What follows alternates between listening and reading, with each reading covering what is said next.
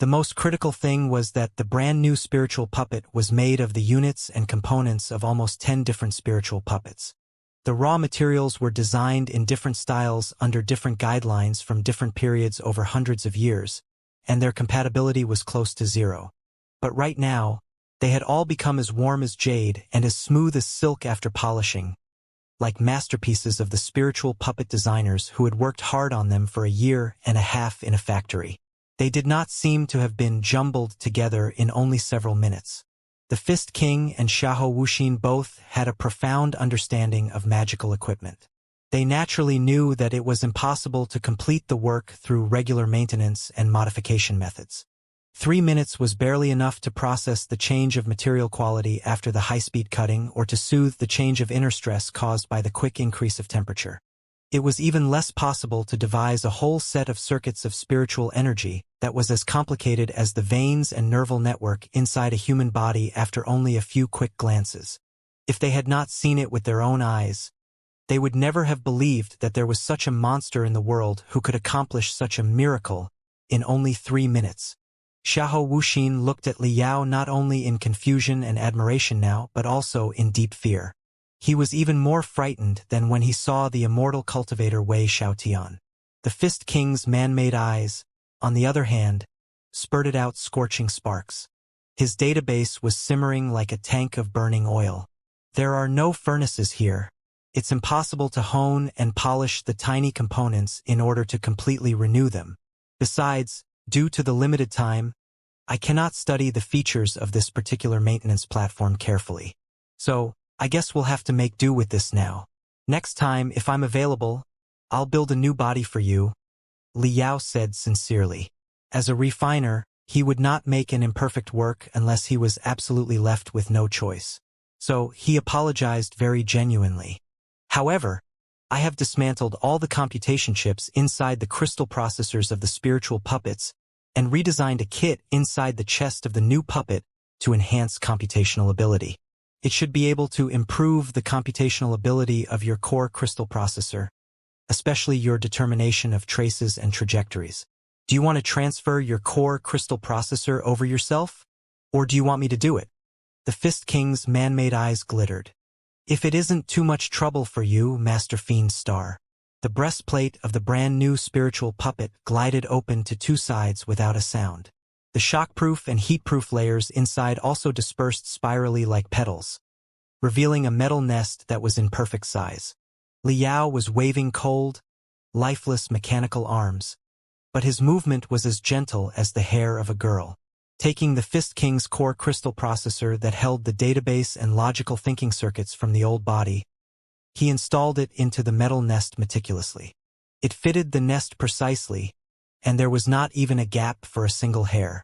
As the breastplate closed again, in the flowing sounds of spiritual energy, ripples slowly spread out from the spiritual puppet that was sitting in midair. Stepping on invisible stairs, he walked to the ground from midair. Looking at the opening and closing of his metal hands at the ends of his 4 arms, he moaned in great satisfaction. Although his body was even smaller than the smallest form that he had demonstrated on the battlefield previously, everybody including Xiahou Wuxin felt that the Fist King seemed more condensed, more energetic, and stronger than half a day ago. I observed your combat pattern carefully, Li Yao said casually. Although the enormous iron fortress was known as your strongest form, it was too large a target, its movements were too clumsy, it consumed astronomical crystals every second, and the enemies could easily crawl into your body to sabotage it.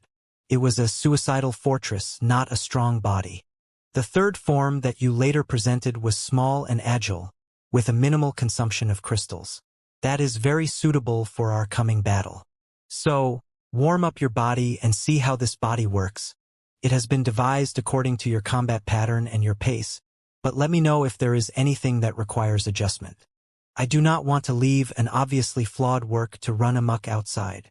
In the new body, the Fist King made several movements that were so bizarre that he essentially twisted himself into a knotted earthworm. Then, his knotted body loosened immediately, and his fist punched out. A series of blurred shadows were triggered in the air. The entire secret warehouse was shaking because of the punch. Centered at the landing point of the punch, Dazzling electric arcs dashed out on the wall.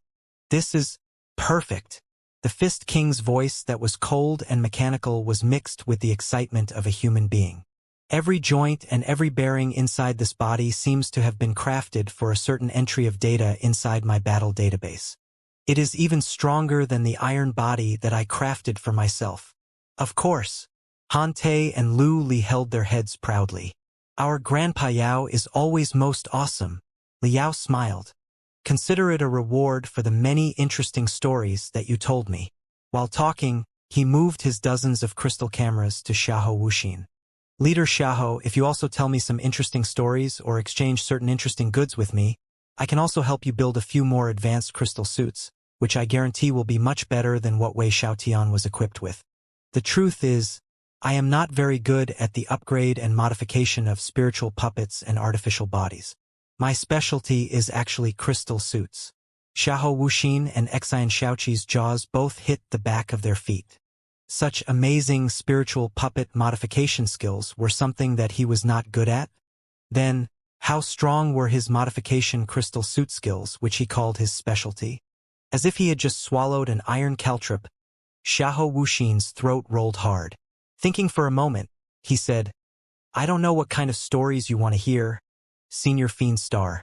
If we are talking about the intelligence of Manjusaka, I will certainly tell everything that I know.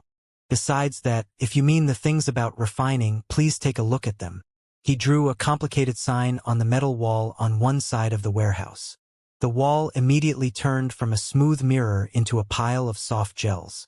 Then, the silver gels faded in all directions, revealing another warehouse that was smaller, in which a hill of ragged, rusty debris of magical equipment and incomplete tools was piled. These remnants were all discovered by me when I explored the underground world, Xiahou Wuxin explained. They were all the relics of the martial meritocrat civilization before Judgment Day. But they were too complicated in structure and too seriously damaged. I could barely recognize what they were built for, much less using, dismantling, or maintaining them. So they have all been left in this place. If you're interested, it's possible that you may find something useful inside. Liao's interest was aroused. His soul darted into the hill of magical equipment remnants through thousands of spiritual threads. Those remnants were truly magnitudes more precise and complicated than the other magical equipment in the warehouse. Exactly as Xiahou Wuxin said. For the same reason, they had been more damaged because of the wars and the corrosion of time. They were nothing more than garbage right now. Not just the sinners in the land of sins like Xiahou Wuxin, even the experts among the immortal cultivators might not be able to repair them. But for Li Yao, wait, what's this? Li Yao's soul released ripples of excitement. His spiritual threads flowed into a piece of magical equipment that was enshrouded in a shell of rust, examining the device from inside to outside carefully. It was a very advanced flaw detector. The mechanism of the device was to release a type of special, highly penetrative ray into metals or other materials to search for the gaps inside them that were invisible for the naked eye. Because it was rather advanced, the flaw detector boasted the function of high molecular layer-by-layer scanning. Even the internal damage of the molecular level could be scanned clearly. Although there is no high molecular layer-by-layer scanning magical equipment, here, this flaw detector boasts similar functions. If I can repair it, together with the magical equipment such as microscopic carver, won't I still do the same things? Of course, such a piece of maintenance magical equipment will be huge after it is assembled. But does it matter? I have already retrieved a cosmos ring that is of paramount importance from Wei Xiaoyan's broken arm. Li Yao immediately got excited. Sensing Li Yao's soul waves, Xiahou Wuxin asked, If I may, Senior, do you come from Starlight? Li Yao was slightly dazed. He was even more overjoyed and asked, What did you say? You know Starlight? Why do you think that I am from Starlight? Xiahou Wuxin did not expect Li Yao to be so thrilled. He hesitated for a moment and did not know what to say. Li Yao realized that he was being too excited, too. After calming down for a moment, he said, I am not from Starlight. However, I am indeed very interested in Starlight. Tell me everything you know about Starlight. It doesn't matter even if they are just groundless tales. Regarding Starlight, there is nothing but groundless tales. Xiahou Wuxin said with a bitter smile. Rumor has it that they were the people who escaped from the martial meritocrats sector before Judgment Day. What? Han Te and Lu Li both grew excited. Some people escaped from the martial meritocrats sector? That is what the rumors say.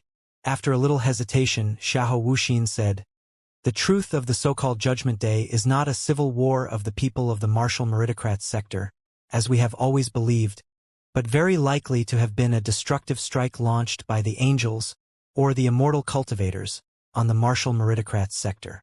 Ha! It was the first time that Xianxia had heard such a theory. She could not help but exclaim in shock. Liao, however, glanced at the Fist King and said, we know that very clearly, as well as the existence of cultivators. You don't need to say much about them. Just get to the point. You know about cultivators, too? Xiahou Wuxin was even more curious about Liao's origins, but he did not pursue it any further. Sorting through his mind, he said, the so-called Judgment Day was in fact a destructive attack initiated by the immortal cultivators against the cultivators in the martial meritocrats sector. In the world-shaking war, the entire planet was burnt to the ground, almost all the cities were razed, and the resistance warriors of the martial meritocrats sector were slaughtered. However, according to legend, a tiny proportion of warriors still persisted in resistance. They either regrouped into unpredictable guerrilla teams among the broken builds and the enormous underground cities, or seized the immortal cultivators' warships and escaped into the depths of the universe beyond the martial meritocrats sector, dealing with the immortal cultivators on a vaster battlefield. Because the heavenly rails in Manjusaka were not established yet at that time, and the super barriers that blocked the sky of the entire planet did not exist, it was relatively easy to escape. The survivors of the martial meritocrats sector, who ran to the Sea of Stars, called themselves Starlight. It is said that they have been contacting other comrades in the universe who are against the immortal cultivators, trying to overthrow the immortal cultivators' reign with the cooperation of the resistors who stayed in the martial meritocrats sector. At the very least, they want to destroy Manjusaka and liberate the entire planet. I speculated that you are from Starlight, Senior Fiend Star, because you were so familiar with the magical equipment of the martial meritocrats sector, as if you had used it a long time ago. Xianxia bulged her eyes and looked at Xiahou Wuxin and Liao. She mumbled, cultivators? Immortal cultivators. Han Te and Lu Li looked at each other and exclaimed in joy, too. So, cultivators do exist, and they have a fairly large resistance organization. Liao smiled in his heart and almost could not wait to tell them that there was not just a fairly large resistance organization, but also a very powerful country. After pondering for a moment, he asked, are you certain of Starlight's existence? I am. Xiahou Wuxin nodded. Of all the instructions given by Manjusaka, the most important one is to investigate the whereabouts of Starlight and cultivators. The intelligence about them is always the top priority, and they must be dealt with before any mutated beasts or test subjects. I imagine that Starlight must have caused a lot of problems for the immortal cultivators and is still fighting to this day. Then, have you ever met anyone from Starlight? Liao asked. Not exactly, Xiahou Wuxin said. Most of the intelligence about Starlight was gathered in secret by me. I have never seen a living cultivator before. On second thought, the organization has existed in the Land of Sins and the space zones nearby for hundreds of years without being completely annihilated by the immortal cultivators. So it must be highly secret. How could a nobody like myself have discovered them? However, I'm told that they tried to sabotage a few other Elysian worlds. Perhaps they intended to sneak into the city in the sky through the towers in those Elysian worlds. But all their attempts failed. After the organization suffered several serious strikes, it became even more taciturn and dangerous. Right? A few years ago, I received a notification from Manjusaka that Starlight was very likely planning an unprecedented sabotage operation. All the Elysian worlds were asked to raise our wariness and increase the defenses. An unprecedented sabotage operation? Liao's man-made eyes glittered with interest. He became even more excited. This is indeed a world-changing moment. Then, Do you know how to sneak into the city in the sky? The Fist King asked coldly. More or less, including part of the structure of the internal areas of the city in the sky. Xiahou Wuxin's lips curled into a weird smile. How did you learn that? Liao asked. It's not like Wei Xiaotian and his pals would inform you of such critical intelligence. Right? The immortal cultivators only treated me like a dog. Naturally, they would not tell me anything important about Manjasaka, the city in the sky. Xiahou Wuxin grinned hideously. However, the trial takers and the experimenters had quite a high death rate during their activities in the land of sins. Some of them were even dragged by mutated beasts into their nests, never to be seen again. The immortal cultivators barely wasted their time searching for the bodies of the victims. Part of the bodies whose brains were not rotten and the victims who were heavily wounded by the mutated beasts but not entirely dead yet fell into my hands. In the darkness several hundred meters below the ground where all communications were blocked, whatever happened couldn't have been seen by Manjasaka. The graveness in his voice made everybody shudder after looking at each other. After a sniff, Xiahou Wuxin went on. I knew that the day would come when I was killed because I was no longer of any value. Should I simply wait for the day to come and do nothing? Of course not. An eye for an eye and a tooth for a tooth. Since the immortal cultivators treated the sinners in the land of sins as test subjects, I performed all the methods I learned from them back on them. It was indeed karma. Master, Xianxia mumbled. I've been wrong about you all the time. Not exactly, Xiahou Wuxin said in a bitter smile. Although I was planning in secret the whole time, I did not have the courage to completely break apart from Manjasaka. The more intelligence I gathered from those guys, the more deeply I feared the enemy that I was faced with. Even if I could blow up Manjasaka, how should we deal with the Imperium of true human beings behind it? That is why I have been hesitating and wavering to this day. I don't know what the Imperium of true human beings is exactly, the Fist King said calmly. However, if it stands on my path to becoming the strongest, I will give my all to blow it up, too. It is not important whether I win or lose, and it is not worthwhile to waste computational ability on that question, either. Xiahou Wuxin's eyes became bloodshot again when he looked at Xianxia, Han Te, and Lu Li, whose faces were nothing but stubbornness, and then at Liao and the Fist King. He said in a low voice, Perhaps you are right. I have been a dog for 50 years. I never knew until today how gratifying it was to hold your head high and be a real man. Whatever the outcome may be, we should try our best and fight for a bright future. Even if we truly die without burial, we will at least be confident to meet those who passed away a long time ago. Rest assured. Liao's voice was filled with absolute confidence, and furious flames that could burn through the crust and stab into the sky were released from his soul. As long as I am here, it will not be us who die without burial but our mutual enemy. Leader Xiahou, bring out all the magical equipment in this place, and let me think carefully for a moment on how to turn them into the most suitable gear for all of you. Liao seized every second in the next 3 hours, not wasting a single moment. He was completely soaked in the world of modification and upgrades of the magical equipment. 3 hours later, when all the mechanical arms of the multipurpose maintenance platform were worn out by him, his work was finally completed. Pertaining to Xiahou Wuxin's specialty in flying swords, Liao modified a crystal suit named Endless Swords for him. The 1,000 tiny flying swords on the crystal suit had all been polished by his soul, and every rune array was renewed by his spiritual threads. The speed and damage of the crystal suit were more than doubled. In the meantime, Xiahou Wuxin had been recuperating inside a medical cabin, and his wounds were more or less cured. After he put on the unbelievably aggressive Endless Swords, he was like a completely different person from the heavily wounded patient a moment ago. Xianxia had always focused on speed, agility, and even stealth.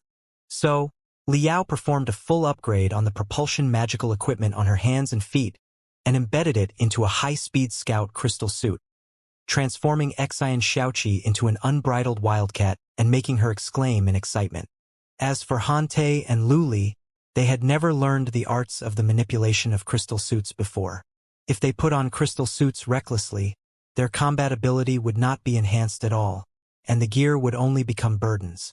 Therefore, Liao selected 2 power combat suits with muscle enhancement functions for them. He then added 9 layers of defense rune arrays on their armor, ensuring that the 2 little fellows could be safe on a fierce battlefield and provide fire support with the guns that were thicker than their thighs. As for Liao himself, he had made other plans. Now that he had found a piece of high molecular layer-by-layer scanning magical equipment and a cosmos ring to ship it out, his main focus was leaving the planet as soon as possible and rejoining his fleshly body. If he stayed on the planet, he would be under the surveillance of the sky the whole time. Hiding below the ground forever would not work out. Therefore, after he was completely melded with his fleshly body and consolidated in the divinity transformation stage, he would be able to find an opportunity to sneak into the city in the sky from space. That would be the best approach to completely destroy it. The tracked spiritual puppet was too cumbersome and too obvious a target. It was even possible that the immortal cultivators had already locked onto it. Therefore, Liao built a small, delicate spiritual puppet in the form of a spider for himself with the remaining materials in the warehouse. It was somewhat similar to the tarantula that he crafted years ago when he took the test for the refiner's certificate. Then, Liao installed a crystal processor that could be remotely controlled inside the heavy tracked spiritual puppet, allowing the 5 pairs of bogey wheels to roll over the enemies as before. But his own soul was actually hiding inside the tarantula, pretending to be a beast puppet. In that case, even if the immortal cultivators traced back to the Village of Peace according to the video files captured on the battlefield and eventually locked onto the tracked spiritual puppet for cleaning and maintenance purposes, they would not be able to find the real Liao. Are you all ready? Liao's soul released ripples of excitement and glanced at everybody as they touched their brand new magical equipment in joy. If you are, let's break out of Liberty City right now and give the immortal cultivators a big surprise. Everybody looked at each other and nodded at the same time, waving the guns and blades in their hands.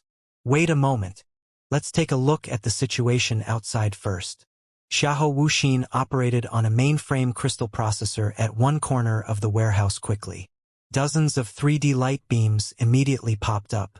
They were all real-time pictures of Liberty City captured from different angles. If the immortal cultivators can monitor the ground from the sky, I can certainly install some surveillance cameras in the inconspicuous corners of the streets and alleys after running Liberty City for decades so that I can observe everything from underground, Xiahou Wuxin explained with a smile. This secret warehouse has 4 exits in total. Let's take a look at the situation outside and escape from where it is most chaotic.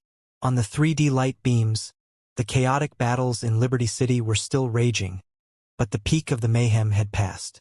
After a large batch of tough bandits perished with each other, the fire of war gradually died down. Gunshots and explosions became scarce. The only sound that could be heard was the occasionally collapsing plazas, which raised lazy dust. The night fell at Liberty City like a black waterfall. The mobsters and the unorganized bandits all suffered heavy casualties and ended up as burnt, broken corpses on the ground. The remaining elites of the gangs, who were relatively large in scale, occupied their own turf and confronted each other in silence and darkness. Liberty City turned from a chaotic ocean of slaughter into a tiny dark forest. Whoever popped up would be killed immediately. This is tricky now, Xiahou Wuxin mumbled. Right now, the territory of most of the gangs is fixed. We will be very eye-catching if we walk down the street openly. Can't we escape Liberty City below the ground? Asked Liao. Xiahou Wuxin shook his head and said, No, it's a dead end in every direction. We have to return to the surface somewhere. If we keep lurking below the ground, if the immortal cultivators drop a large batch of earth penetrators upon us, it will truly be our doom, and there will be nowhere to run. Wait! Liao's soul sensed something. What is it? Something is falling from the sky again. It was true. In the dim sky, hundreds of metal tanks were falling. Due to the long distance in between, it was impossible to tell the size of the metal tanks, but the weird auras inside them could clearly be sensed. Despite the parachutes on them, the metal tanks dropped rather fast and soon raised smoke and dust everywhere in Liberty City. One of the metal tanks fell near a surveillance camera that Xiahou Wuxin had deployed. When the dust settled, the hideous shadow that leapt out of the debris was captured and displayed clearly. Han Te, Lu Li, and Xianxia were all exclaiming in shock. It was a mutated beast similar to an enormous lizard. It was about 3 to 4 meters tall and covered in small, green scales, with bloody stripes extending from its back to the limbs and the sharp claws. Its head was as narrow and long as a viper's. The pale armor covering the head made it seem to be wearing a mask of bones. Deep inside the dark eyes, 2 crimson lights that looked like ghostly fire were rolling non-stop as the creature searched for the prey around. Brutal, cunning, and intelligent, like a hibernation of vipers, crocodiles, jackals, and slaughter machines. That was the first impression the creature left on everyone. Very soon, a team of fully armed, tough-looking bandits were noticed by the skeleton lizard. Swoosh! At an unbelievably high speed, it lunged at the prey, turning into a streak of dark red brilliance instantly. The team of tough bandits had long noticed that something fell from the sky and raised their wariness to the highest. Sensing that a stinky wind was blowing at them, they all raised their hands and opened fire, letting out thousands of snakes of fire. Bow! Bow! Bow! But out of their expectations, the skeleton lizard shook its body, and the green scales rubbed against each other at a high speed, condensing a vague spiritual shield around its body, parrying and blocking all the attacks. A mutated beast that can automatically activate spiritual shields? At this moment, even Liao, the Fist King, and Xiahou Wuxin were somewhat stunned. Some high-level beasts indeed boasted a very high self-defense ability and could perform techniques that were similar to the spiritual shield. However, they were all the unusual ones among their peers, and they were mostly heads or kings of their group. But right now, the immortal cultivators had already projected thousands of skeleton lizards from the heavenly rails. They were apparently minions produced in bulk. Were all of them capable of activating a spiritual shield? That was too horrifying. It all happened too fast. The skeleton lizard's spiritual shield exploded after only resisting 1 round of attacks from the bandits. But it was enough for the creature to cut into the group of the bandits from a weird angle. Swoosh! A streak of bloodiness darted out of its mouth and pierced through the forehead of a bandit like a sharp dagger out of the back of his head, turning out to be a tongue that was as tensile as a whip. Then, the tongue was waved brutally to throw away the bandit's corpse, which hit several other bandits who were in a hurry to aim. Before the bandits realized what was going on, the head of the creature split apart into a man-eating flower that was full of thorns and sharp teeth. The pistols deep inside the throat that were emitting fluorescent light darted out abruptly and stuck to a couple of bandits. The powerful electric arcs that were sent over immediately electrified the tough bandits, whose firearms and blades fell to the ground. Shaking the enormous man-eating flowers on its neck, the skeleton lizard crashed into the bandits like a hungry tiger lunging at lambs. A bloody feast of slaughter was officially on. The creature ripped the bandits into pieces with the sharp teeth at the edge of the man-eating flower, while uttering rhythmed shrieks from the throat. Very soon, another 3 skeleton lizards whose faces were pale emerged from the darkness and looked at the running bandits in hideous cackles. The same bloody and desperate slaughters were happening everywhere in Liberty City at the same time. Even the most ferocious bandits could only struggle to delay their inevitable death faced with the skeleton lizards that were jumping at them incessantly. After seeing their companions being swallowed by the exploding man-eating flowers on the heads of the skeleton lizards and spat out after being chewed up, usually fearless thugs could not keep their legs steady and vomited hard. Screams, moans, and crazy roars from the bandits whose nerves had broken down echoed everywhere in the bloody city. But what was weird was that, when they encountered some of the trial takers or the live streamers, the skeleton lizards would simply let them go after sniffing carefully for a moment, as if a certain special command allowed them to distinguish the immortal cultivators from the sinners from the land of sins. Liao and Xiahou Wuxin both felt that their blood was freezing while they watched. The Fist King's crystal processor was also running at a high speed in an unusual humming sound. After observing carefully for a long time, he remarked, "This is a perfect biochemical weapon. Not only does it boast a high attack and defense ability, Some special control chips must have also been implanted into their heads. They are no longer ignorant animals but have been connected to an enormous war network. They are fighting like wolves. When one skeleton lizard is under attack, it will immediately summon hundreds of companions to help. Exactly. Xiahou Wuxin gnashed his teeth. Isn't the land of sins the best laboratory to create such a perfect monster with the sinners and the mutated beasts? In the control center of the first laboratory in Manjasaka, the biophysical parameters and the real-time battle videos of 3,500 nightmare monsters were displayed on the enormous light beams at the same time. As the data rolled down unstoppably like waterfalls, and the expected goals were overfulfilled, Wu Yinglan's mood gradually got better again. The biochemical beasts we have built this time are not bad. The efficiency of slaughter is very high. Their manipulability is also stable. Sitting on a leather bed comfortably, he was like a supreme emperor who was inspecting his own army as he spoke to Luo Tianxing, the manager of the laboratory. Luo Tianxing rubbed his hands in excitement and smiled. Just as I told you before, my lord, as long as I am given 5,000 fresh test subjects, I will certainly return with a miracle. This time, we have spent a lot of time on the combination of brains and crystal chips as well as information reception and relayed transmission. Now, the nightmare monsters can both kill based on their natural instincts and carry out more than 180 pre-installed tactics accurately. Under the remote control of one command, they will enter the standby state and go to the recycling points automatically like the most docile cattle. The accidents where the crystal chips went out of control and a town of several thousand sinners was entirely eaten up in the mess will never happen again. The audience in the entire Imperium have given positive feedback for the slaughter feast. Our audience rating and the bounties and contests that we have absorbed have reached a new height, too.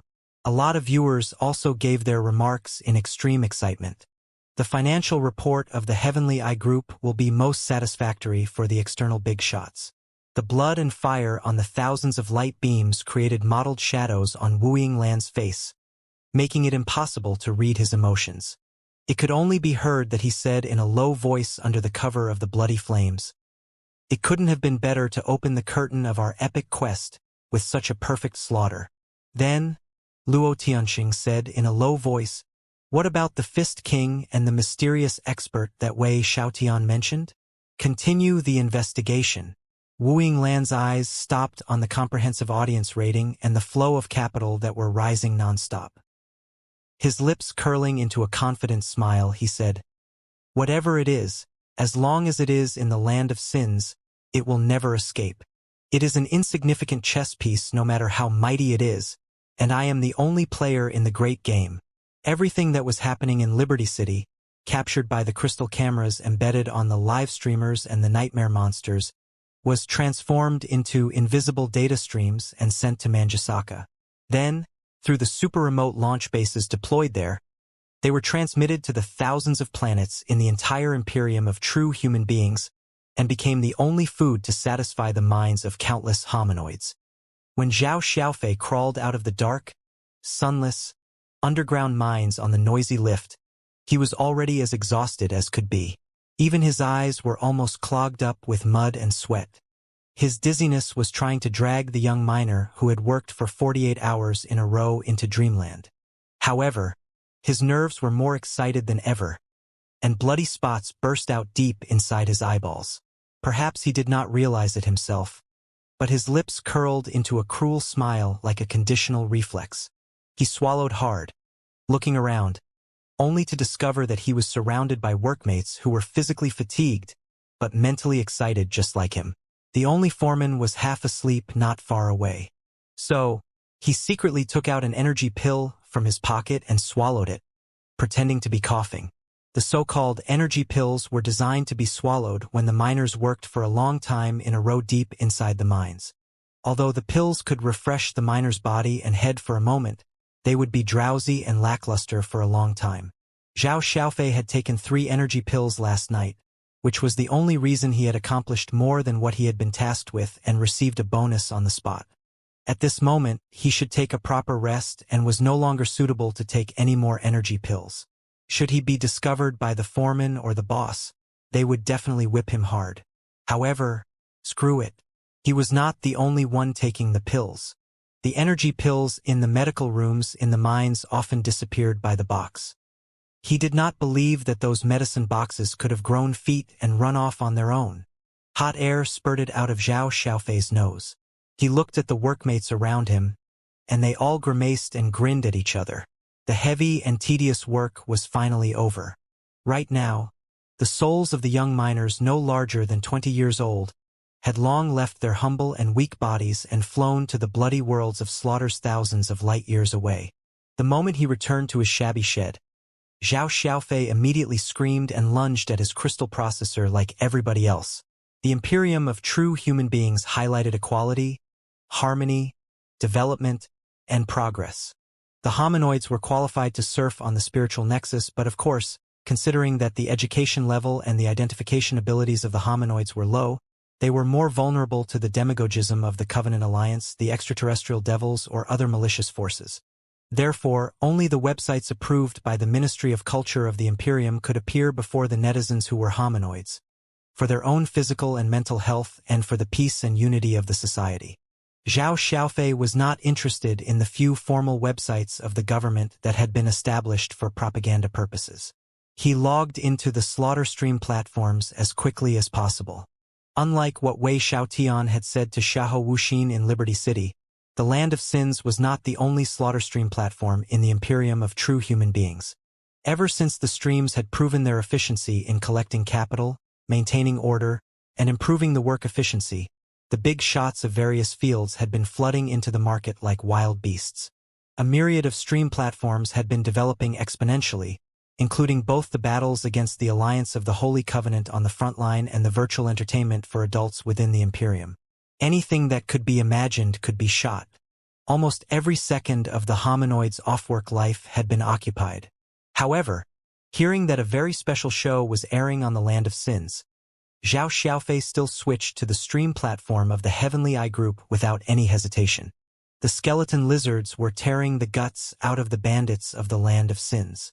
Blood and flesh were flying everywhere. Zhao Xiaofei was immediately fascinated by the thrilling pictures. He could not help but moan like an animal, and hot sweat rolled out of his greasy skin. To him, this was even more enjoyable than taking a hot bath. The other workmates in the same shed roared at the same time. Their bodies, which had been deformed because of years of arduous work, cramped violently, making them look like abnormal beasts. On Zhao Xiaofei's eyeballs, colorful, exciting pictures were revolving quickly, absorbing his soul like an immeasurable kaleidoscope. On the picture, one of the live streamers walked up to a sinner in the Land of Sins who was catching his last breath in a hideous smile, with 2 chainswords in his hands. Kill him! Kill him! Cut his head off and kick it like a ball! Zhao Xiaofei clenched his fists and roared. His temples and the veins on the back of his hand were bouncing at the same frequency. He felt as if he was holding 2 chainswords and galloping on a battlefield. 2. In the picture, one of the live streamers was crushed by a heavy iron-armored tank brutally. The tracks with iron thorns rolled over his body without any mercy. The last picture was the blood-stained mud in the middle of the tracks. Ha ha ha! What an idiot! Why did you become a live streamer when you were so weak? You could have evaded it if you moved slightly to the left. Zhao Xiaofei slapped his thigh and laughed wildly, commenting on the situation in great excitement. On the third picture, a female live streamer who was barely wearing anything was writhing and moaning in the mud, begging for help pitifully like a wounded cat. In front of her was another streamer who was grinning hideously. Through the crystal cameras on both of them, it would be possible to appreciate what was going to happen next from different angles. But it was a shame that the most critical parts had all been blurred into gray mosaics. One had to pay a certain amount in tips to disperse the mosaics. Zhao Xiaofei began to breathe heavily. The effect of the energy pill seemed to have flowed from the upper half of his body to the lower half. Without any hesitation, the bonus that he earned after working for 2 days and 2 nights without any rest was given away as a tip, and his hands went to his pants beyond his control. The air of the small, narrow shed was filled with the stench of sour sweat, smelly feet, and something like shrimp sauce. The breaths, wild laughter, and roars of his workmates were echoing now and then, too. Zhao Xiaofei, however, completely forgot the world around him. His entire world was the fair, shapely body on the light beam. After 5 minutes, Zhao Xiaofei completely loosened and collapsed, like a dead fish that had been blown to the beach. His account was completely empty now. Not only was he unable to pay for the tipping and the private channel, he could not even pay the basic fees to keep the public channel playing. The crazy, bizarre worlds on the light beam were gradually dimming. His brain, on the other hand, was even emptier than his account. All the effects of the energy pill seemed to have been ejaculated together with those other fluids. The fatigue that had been piled as high as a mountain immediately collapsed and buried him inside, making him unable to move. Before he fell into darkness, Zhao Xiaofei secretly made up his mind to ask Laowu the smelly feet for a few more ultimate energy pills so that he could work hard and try to earn double bonuses. Then, instead watching the women's thighs and drooling like a loser, he would take a wild gamble with the double bonuses. He was told that Laoji of the third shift had gotten quite lucky a few days back. The man had wagered the money that he earned after a month of overtime on a rookie streamer whom nobody had hopes on. But as it turned out, the rookie who had just begun his career passed 5 tests in a deathmatch. Laoji won so much money that he enjoyed himself in the city for quite a few days before he returned. After he got back, he would point at his groin whenever he met someone and declare cockily, "Do you see it? It is swollen now because it has been used too much." Zhao Xiaofei was only 17 years old. He wanted to know what the feeling was to use it until it was swollen. Even Laoji, the well-acknowledged idiot, had his day and won such a great amount of money. He was much smarter than him. There was no way why he could lose, right? He had carefully analyzed the rules of the 81 betting options on the Heavenly Eye stream platform, and he had also selected a few very potential streamers. He should have won a lot of money today, but he had himself to blame for his lack of determination. After all, nobody stuck his eyes to the 2 plump, shivering things. He had never done it for real with a woman, not even one from a virtual world. What would it feel like exactly? Certainly much more satisfying than his calloused hands, right? In fact, Zhao Xiaofei had once considered being a live streamer. He was told that after one was admitted into the training camp for the live streamers, not only would they have whatever food and drink they wanted, they would be given however many women they needed. Even if the women were virtual, they could barely be recognized. However, when he thought of the pictures where countless steamers fell apart or were chewed into a pulp by the ferocious beasts, the fire in Zhao Xiaofei's heart and pants perished immediately. He certainly would not do such a stupid thing. His life right now was not half bad. Although his work was tiresome and he might be whipped every now and then, and there were occasionally collapses and explosions, he could keep his belly full. Also, there were certain rules that spared him of the insecure life where the fittest survived, like the land of sins. Every once in a while, he could even have some fun in the virtual world. The sinners of the land of sins were the real miserable ones. Compared to them, his life did not seem bad at all. He was actually rather happy. However, Zhao Xiaofei was not going to pity the sinners just because of that. He was told by the foreman and the boss that all the sinners were the most violent criminals and the enemies who tried to sabotage the peace and unity of the great Imperium. They had themselves to blame for what had become of them. As long as the miners worked dutifully and made contributions to the great Imperium and the civilization of mankind without complaint, they would not need to worry about ending up like the sinners. The Imperium would do its best to ensure their safety and happiness. They deserve it? Zhao Xiaofei mumbled in a low voice, and there was no telling whom he was referring to. Crossing his sticky hands on his chest, he began to snooze in great satisfaction. Boom! A fireball that looked like magma collided with a skeleton lizard almost 5 meters long, making the creature dance wildly in the red and green flames. But the creature's vitality was exceptional. Although its flesh and blood had been burnt into charcoal, falling from the bones, it was still waving its monstrous tail in spluttering noises as it lunged at Li Yao and the rest of them. It was not until the Fist King used up a whole ammunition belt of the machine gun that the creature finally shook and collapsed on the ground after being blown into a beehive. but it was still cramping hysterically on the ground and extending its claws toward Liao and the rest of them. Han Te and Lu Li's faces were so pale that they almost shouted aloud. It was what happened just half a minute after they returned to the surface. As far as their eyes could reach, the whole of Liberty City was occupied by ghostly shadows and scary howls. Skeleton lizards were jumping up and down everywhere, and they were swallowing a few bandits in every lunge, chewing the victims into broken meat before spitting them out mixed in acid and venomous fog. The turbulence of blood flooded in every dilapidated street of Liberty City. Countless bandits were screaming under the savaging of the skeleton lizards. What kind of monster is this? We can't hold it anymore. Let's run. Ah! Arg! Shoot me! Shoot me right now! The bandits were roaring, only to be pierced by the javelin-like tongues the next moment and pulled back to the broken buildings. When they flew into the air again, they had already been reduced to bones and blood. Liao even saw two skeleton lizards attacking a super-heavy crystal tank from two directions. Their heads that had split into man-eating flowers bit the armor of the tank hard and pulled in opposite directions, thereby tearing the crystal tank in half. A third lizard skeleton took advantage of the weakness to sneak in. Like octopi, their bodies were extremely tensile. All they needed was a hole no larger than a fist for them to squeeze in easily and begin a slaughter. In front of the brutality and rapacity of the skeleton lizards, most of the bandits became helpless lambs. Only the few heads of the bandits and the most infamous thugs could retreat while resisting the skeleton lizard's attack.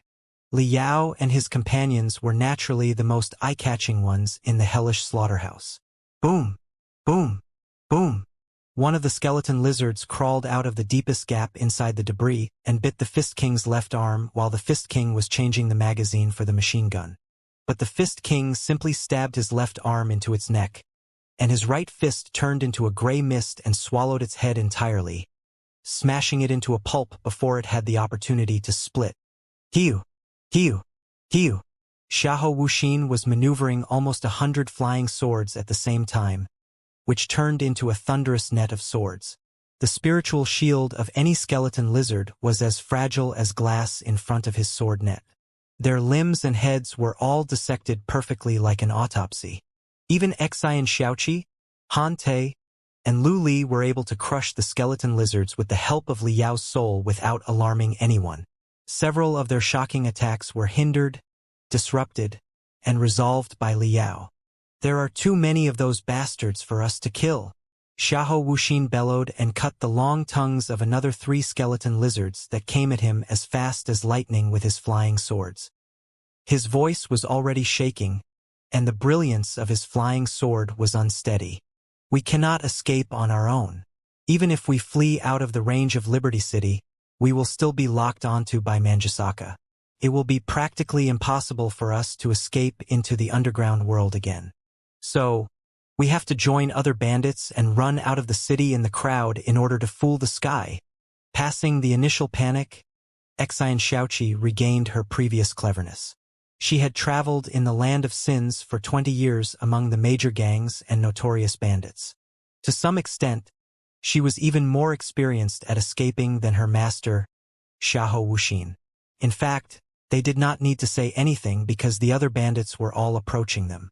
Under the hunting of the skeleton lizards, those who had survived to this point were all the elites of the sinners and the best of the bandits and thugs.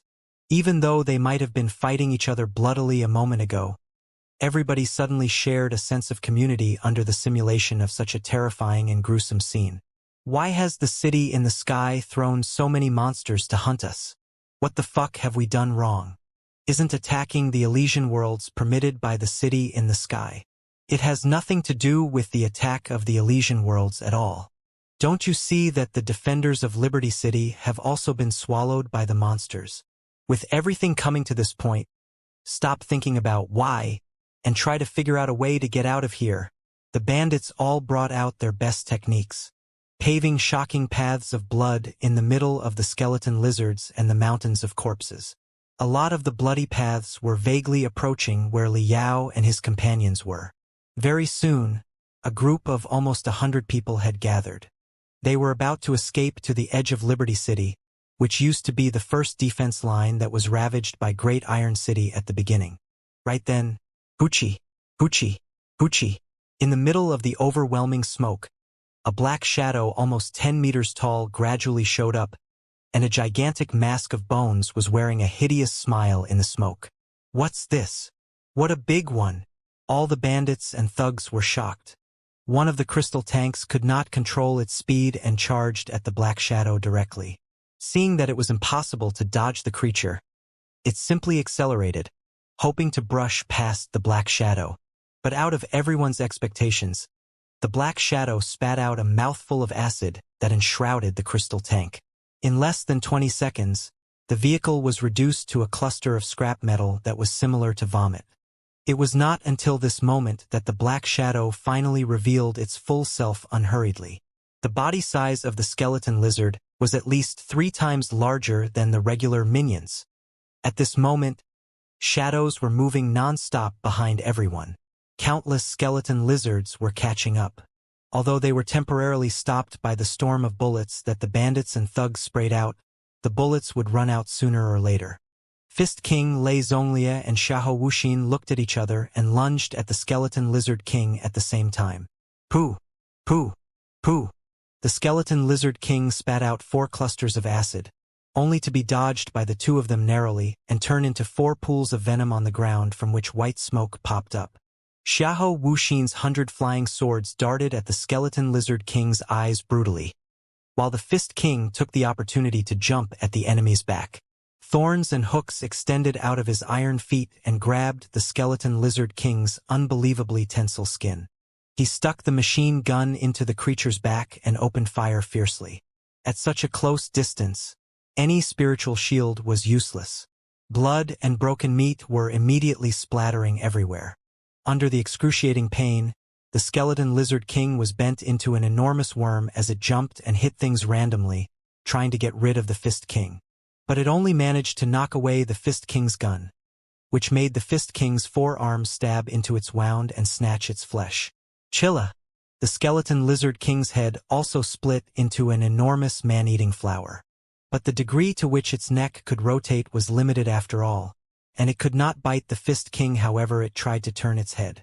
It could only wave its long tongue and shoot at the Fist King on its back blindly. Heu! The long tongue with sharp thorns indeed pierced into the Fist King's chest. But the Fist King was not made of flesh and blood. His iron body was an ultimate product carefully produced by Liao. Not just a tiny hole, even thousands of holes would not completely deprive him of his combat ability. The Fist King simply took the opportunity to grab the creature by its neck and spin it in opposite directions as if he were wringing a towel. The creature was in such agony that it could barely scream. Xiahou Wuxin moved forward and cut off its tongue. When it was mad under the insufferable pain, almost 100 flying swords darted into its eyeballs and throat at the same time. Crack! While the beast's whole body was tightened because of the pain, the Fist King finally found its spine and strangled it brutally, mincing it into pieces. The enormous creature slowly collapsed to the ground. Seeing the toughness of the Fist King and Xiahou Wuxin, and probably because they recognized them, the bandits nearby all cheered for them in embarrassment. The Fist King and Xiahou Wuxin looked at each other. Although they had been sworn enemies half a day ago, and although one of them was an experimental spiritual puppet and the other was a dog for Manjusaka, they sensed the same rhythm in their equally scorching eyes. Liao, pretending to be a beast puppet, was not relaxed at all. Instead, he grew more and more anxious. He stared at the black fog in front of him. Almost 5 gargantuan shadows were approaching them slowly. They were all dead beasts of the same level as the skeleton lizard king just now. Right then, the Fist King, Xiahou Wuxin, Xianxia, Han Te, Luli, and the other bandits and thugs around all sensed the expansion and approaching of several animalistic heirs. Their cheers became frozen breath. The one skeleton lizard king alone took the Fist King and Xiahou Wuxin, who were the top experts in Liberty City, such a long time to kill. If a couple more came, would they stand any chance of survival? There's no choice now. Liao's soul had almost been compressed into a black hole the size of fist. He was finally prepared to bring out all his strength without caring about anything. Even though such a decision might expose himself to Manjusaka or even allow them to evaluate his strength, he did not seem to have a second option. The narrow and long metal limbs of the beast puppet tarantula were deeply folded, and dim redness was beaming from the crystal cameras, turning the entire world into a complicated swirl of data, while Liao calculated the most perfect routes and patterns to attack quickly at the center of the swirl.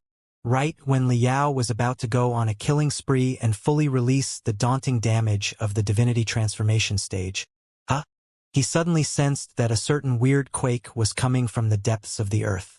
It did not feel like an explosion or a natural earthquake, but more like an artificial earthquake with a fixed pace and rhythm. The source of the quakes moved very quickly upward and was arriving at their feet in no time. Thinking quickly, Liao calmed down his anxious soul again and sent a message to Han Te and Lu Li's heads, asking them to stay alert and hold on a while longer. He also remotely controlled Fiend Star, the tracked spiritual puppet, from the tarantula and lay next to the two little fellows dutifully. In the setting that they had made up, the profession of the two little fellows had been changed into puppeteers. It was a profession to control spiritual puppets and beast puppets and to coordinate human beings and machines. The puppeteers were to their spiritual puppets what the sword cultivators were to their flying swords. They were indispensable for each other. Therefore, it was perfectly reasonable for Han Te and Lu Li to stay close to the two war machines. After Liao reminded them of everything, a lot of bandits and thugs whose senses were keen had felt the quakes from beneath the ground, including the Fist King and Xiahou Wuxin. All the sinners were greatly nervous, fearing that some other terrifying monsters would pop up from the underground world. But out of their expectations, the skeleton lizards around them were circling in agitation or craning their necks to shriek, with their heads slightly shivering. Right then, boom, boom, the earth turned into mud, and soil and stones soared into the sky like a spring before they splashed to the ground. From the crater, an extremely unusual machine crawled out. It was both like a long metal earthworm and an armed crystal train that traveled underground. At the frontmost part was an enormous excavation drill that was similar to a shield tunneling machine. Every whirl on the main drill was like the sharpest chain's word, and dense, complicated runes and circuits of spiritual energy had been carved on the internal side. The glittering rays vaguely shining on the surface suggested that it was a composite drill made of both metals and mystic rays, which was multiple times harder and more efficient than the drill of mystic rays adopted by Sparkle, Liao's multipurpose exploration starship. Next to the main drill that was more than 3 meters in diameter, more than 20 ancillary drills and enormous dust-sucking holes were distributed.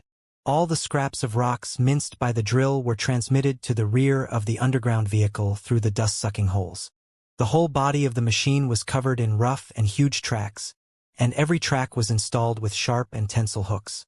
Liao estimated that it must boast an amazing ability in gripping and climbing. Such a structure would even allow it to move vertically in the middle of the underground rocks at a speed no lower than on the ground. What a great penetrator! Liao secretly complimented. Since the technology to build underground cities and to detect and exploit the underground mother lodes had become popular, penetrators that could work for a long time below the ground no longer seemed marvelous. For example, Liao's Neltharion and its prototype, Sparkle, both possessed the ability to dig holes and move below ground. However, the super penetrator in the form of an enormous boa or earthworm was definitely the most advanced magical equipment that Liao had ever seen in the relevant fields.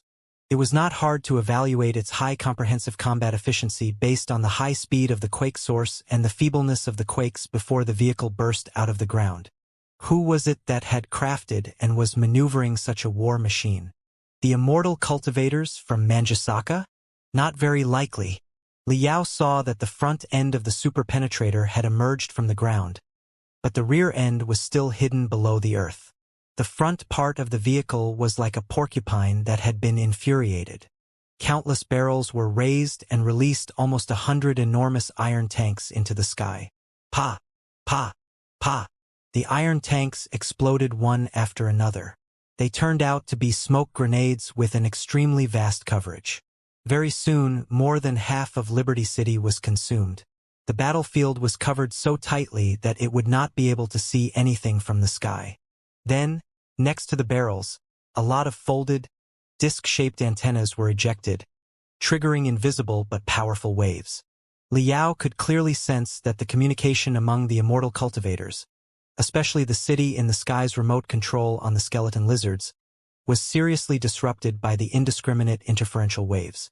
The skeleton lizards were just ignorant animals.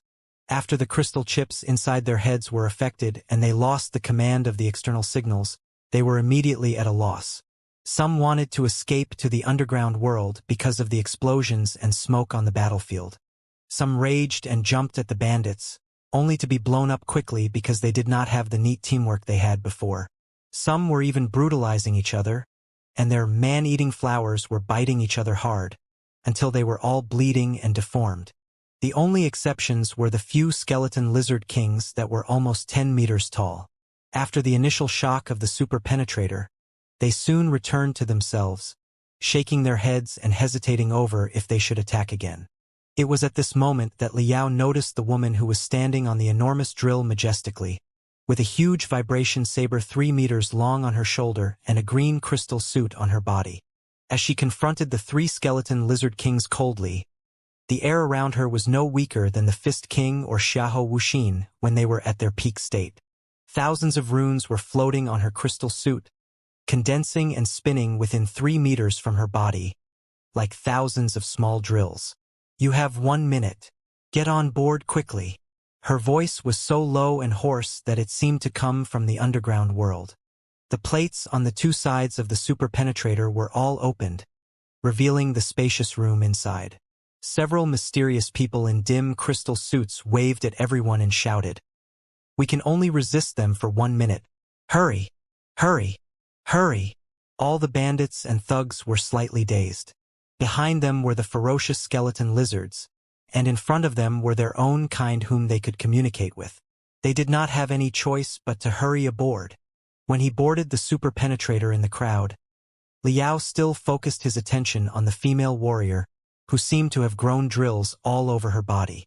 The scanning of his soul happened to capture the picture where she slashed at one of the skeleton lizard kings, blowing up its entire head with the force of high-frequency vibrations, before she crashed into the chest of another skeleton lizard king with the rapidly hovering runes around her, mincing the creature into a pulp.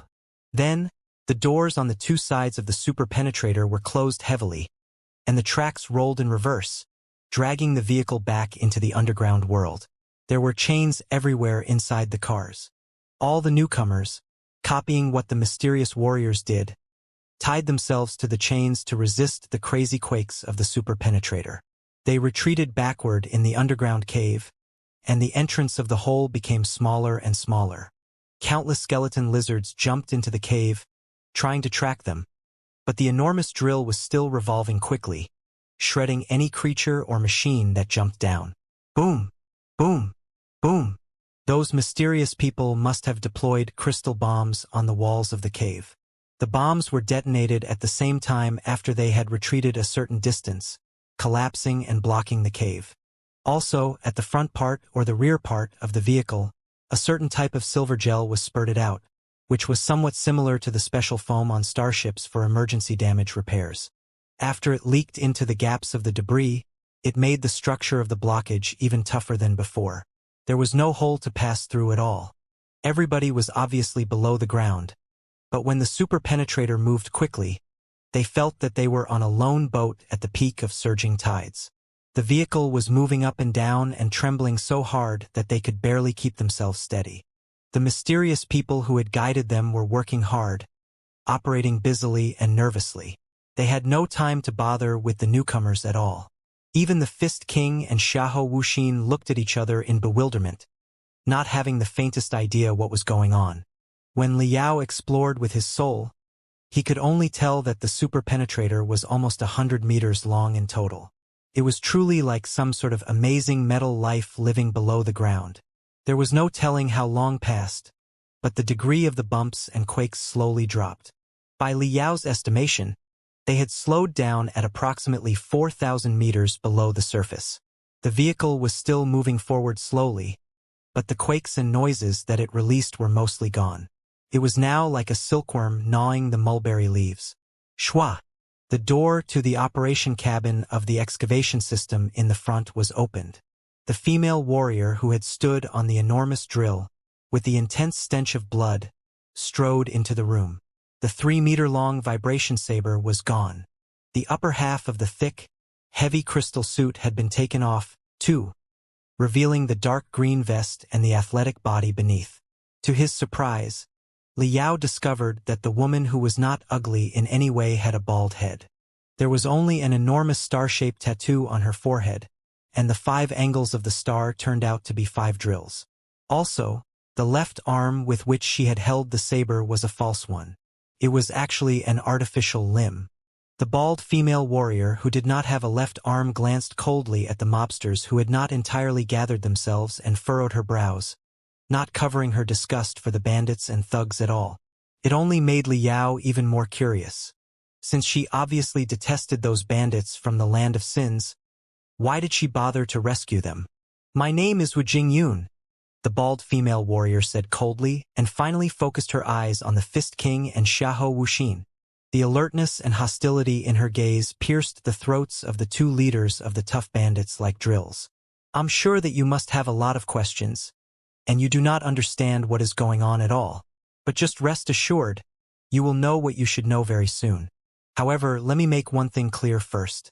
This is Cloud Penetrator, my earthly dragon. In this place, my word is law. Whoever does not obey my rules will be thrown out to live on their own in the debris and rocks thousands of meters below the ground." 2047 Starlight underground. The bandits and thugs all whispered to each other. They had always been tough and arrogant on the surface. Never had anyone treated them so disrespectfully before. However, the brutality of the skeleton lizards a moment ago was still deeply etched to their hearts.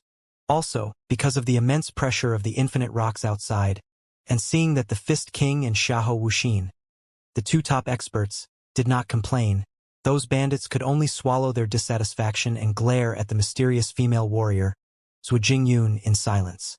Xiahou Wuxin looked at the Fist King and had to greet her. "I am Xiahou Wuxin, the leader of Liberty City. In any case, we must thank Sister Zhua for saving our lives. Of course, you are the leader of Liberty City and a dog of the city in the sky." Intense mockery flowed out of Zhu Jingyun's eyes. She scoffed. "Shouldn't you be credited for what became of Liberty City today and the miserable deaths of so many people in the Angels' Games?" "What?"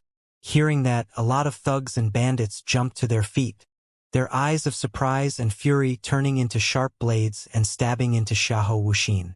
"Leader Xiahou, did you know earlier that the city in the sky would throw those weird monsters down? What has been going on exactly? Xiahou Wuxin, you must explain yourself today. Damn it, is this a trap too? Why do you want us dead? We have always been loyal to the city in the sky." Xiahou Wuxin did not expect the tough vixen to reveal his biggest secret without any hesitation. He was also surprised at Zhu Jingyun's knowledge. For a moment he was lost for words. Liao thought of something. Although it was different from what he had imagined, he had vaguely guessed who the woman was. The Fist King glanced at everybody behind him and commanded them to shut their mouths with his aggressive eyes. Then he continued the conversation. "I am Fist King Lei Zonglia, and I'm not a dog of Manjasaka. I believe that I'm qualified to ask who you are and why you saved us." Many tough bandits who were less perceptive only realized at this moment that Fist King Lei Zonglia's soul was lurking inside the mysterious but relentless iron body. The man had not been killed after blasting Manjasaka with Great Iron City.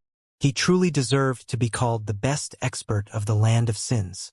Zhu Jingyun was apparently much friendlier to the Fist King. Perhaps because she had seen the scene where the Fist King charged at the city in the sky, she appeared to be quite sympathetic toward him. Lowering her voice, she said, "The entire land of sins is a nightmare, and we are the people who woke up from the nightmare earlier than the rest. That's all. Therefore," the Fist King said coldly, "you also understand that the so-called land of sins is essentially an enormous laboratory, and that we are the chess pieces, the props, the toys, and the test subjects for Manjasaka?" A hint of surprise beamed out of Zhu Jingyun's eyes. She nodded and said, "As expected of the Fist King. You are indeed different from the common bandits of the land of sins. It was certainly worthwhile to rescue you, even though it meant that I had to take away those scoundrels, too. The bandits and thugs naturally could sense the obvious mockery and derision in the woman's words, but their attention was all too deeply attracted by nightmare and laboratory in their conversation for them to bother anything else. They all exclaimed, "What do you mean? What are you talking about? You've known the whole time, haven't you, that the world we are living in is abnormal?" Zhu Jingyun sneered. The desolate, scarred land that is filled with pollution and radiation after hundreds of years of recovery. The relief assets projected from the sky regularly that have more weapons than food, and the old grandpas and the supplementary population who have lost all their memories. If they want to destroy us, all the sinners will be starved to death if no assets are sent down for several years. If they want to save us, just give us some more food, help us figure out a way to clear and revive the land, or even open the sky so that we can escape into space. They are all solutions. No destruction, no salvation, but keeping the land of sins in a storm of blood where the strong prey on the weak through arduous efforts, reducing everybody in the land of sins into animals wearing human skin just like you. Have you never considered the reason for everything and what the sinners mean to the high and mighty angels? Do they have more dangerous and malicious purposes than destruction when they domesticate us in such a way?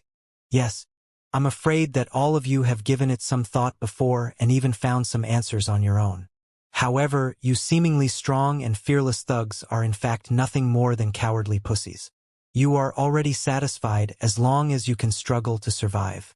You do not have the courage to open your eyes to face the devastating truth, much less fighting against the enemy that can never be defeated. A lot of the bandits were rendered speechless and lowered their heads deeply. Some other people burst into fury and rose up. What's the meaning of this? Explain yourself. Don't think that you are qualified to lecture me just because you saved my life. Oh? Are you throwing a tantrum? Good. It means that there is still a tiny bit of manhood in your heart. Keeping her artificial arm behind her back, Zhu Jingyun said emotionlessly, Fist King Lei Zonglia told you the truth just now. Everybody in the land of sins, including your ancestors and your offspring, is a test subject or a game prop that the angels, or the immortal cultivators, have raised. The angels use you to test the latest magical equipment and techniques. Of course, the weaponized mutated beasts such as the skeleton lizards visit the land of sins occasionally to reap your lives, which is a thrilling game for many people. Do you know what a zoo is?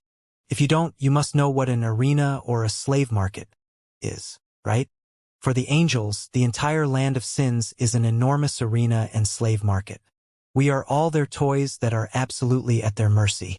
They can ravage and crush us however they want. All the bandits fell silent. The anger of the bandits who burst into fury a moment ago was frozen on their faces. Well, well, well. Hisses were echoing from their throats, like a drunkard deeply mired in a swirl who finally became sober and realized his distressing doom the moment before he was swallowed by the swirl. Zhu Jingyun smiled. If you think that I am exaggerating, I believe that Fist King Lei Zonglia and Xiahou Wuxin can certainly tell you a lot more things from different perspectives. But I think most of you have long sensed something, haven't you? What can you do even if you know it? You only waste away your life with whoring, gambling, and fighting without any courage to face such a truth. A lot of people took a deep breath, as if the bones all over their body had been crushed into powder and spat out with the breath. They collapsed to the floor like mud. With disgust on her face, Zhu Jingyun snorted. I know that people like you who can only bully the weak but never have the courage to challenge the strong will be absolutely useless. If I were the one who made the call, I certainly would never have dug to the surface and rescued you at the risk of being exposed and traced. But it was an order from the organization that I could not change. So, do not think that you are of any significance. You are all garbage in my eyes. Organization. Angry was not a parameter in the Fist King's real logical circuits. He continued his questioning peacefully. What organization? Zhu Jingyun thought even more highly of the Fist King. She replied succinctly, Starlight. Ah! Han Te and Lu Li could not help but exclaim in excitement. Over the past 2 days, they had heard a lot about Starlight and the Cultivators. They were very curious about the mysterious organization. They did not expect that Starlight really existed and even boasted such a powerful earthly dragon as a vehicle while it continued the resistance. Their eyes beamed with interest, and they were full of fondness and respect for Zhu Jingyun. Zhu Jingyun moved her eyes over, only to be slightly dazed. She did not expect to see such two pleasant-looking little fellows among so many hideous, brutal bandits.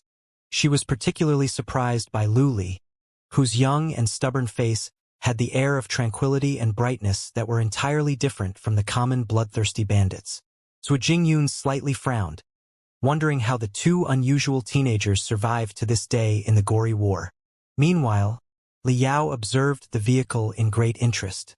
Judging from the technology and the resource consumption in order to build Earthly Dragon, the scale of Starlight certainly far exceeded his imagination, which was quite uncanny. Zhu Jingyun held her head high and said, "We are the real survivors of Judgment Day.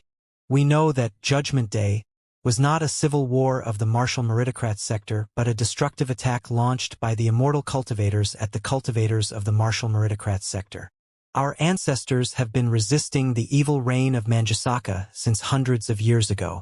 Some of the resistors even escaped into space before the sky was completely sealed and dealt with the enemy in the boundless sea of stars.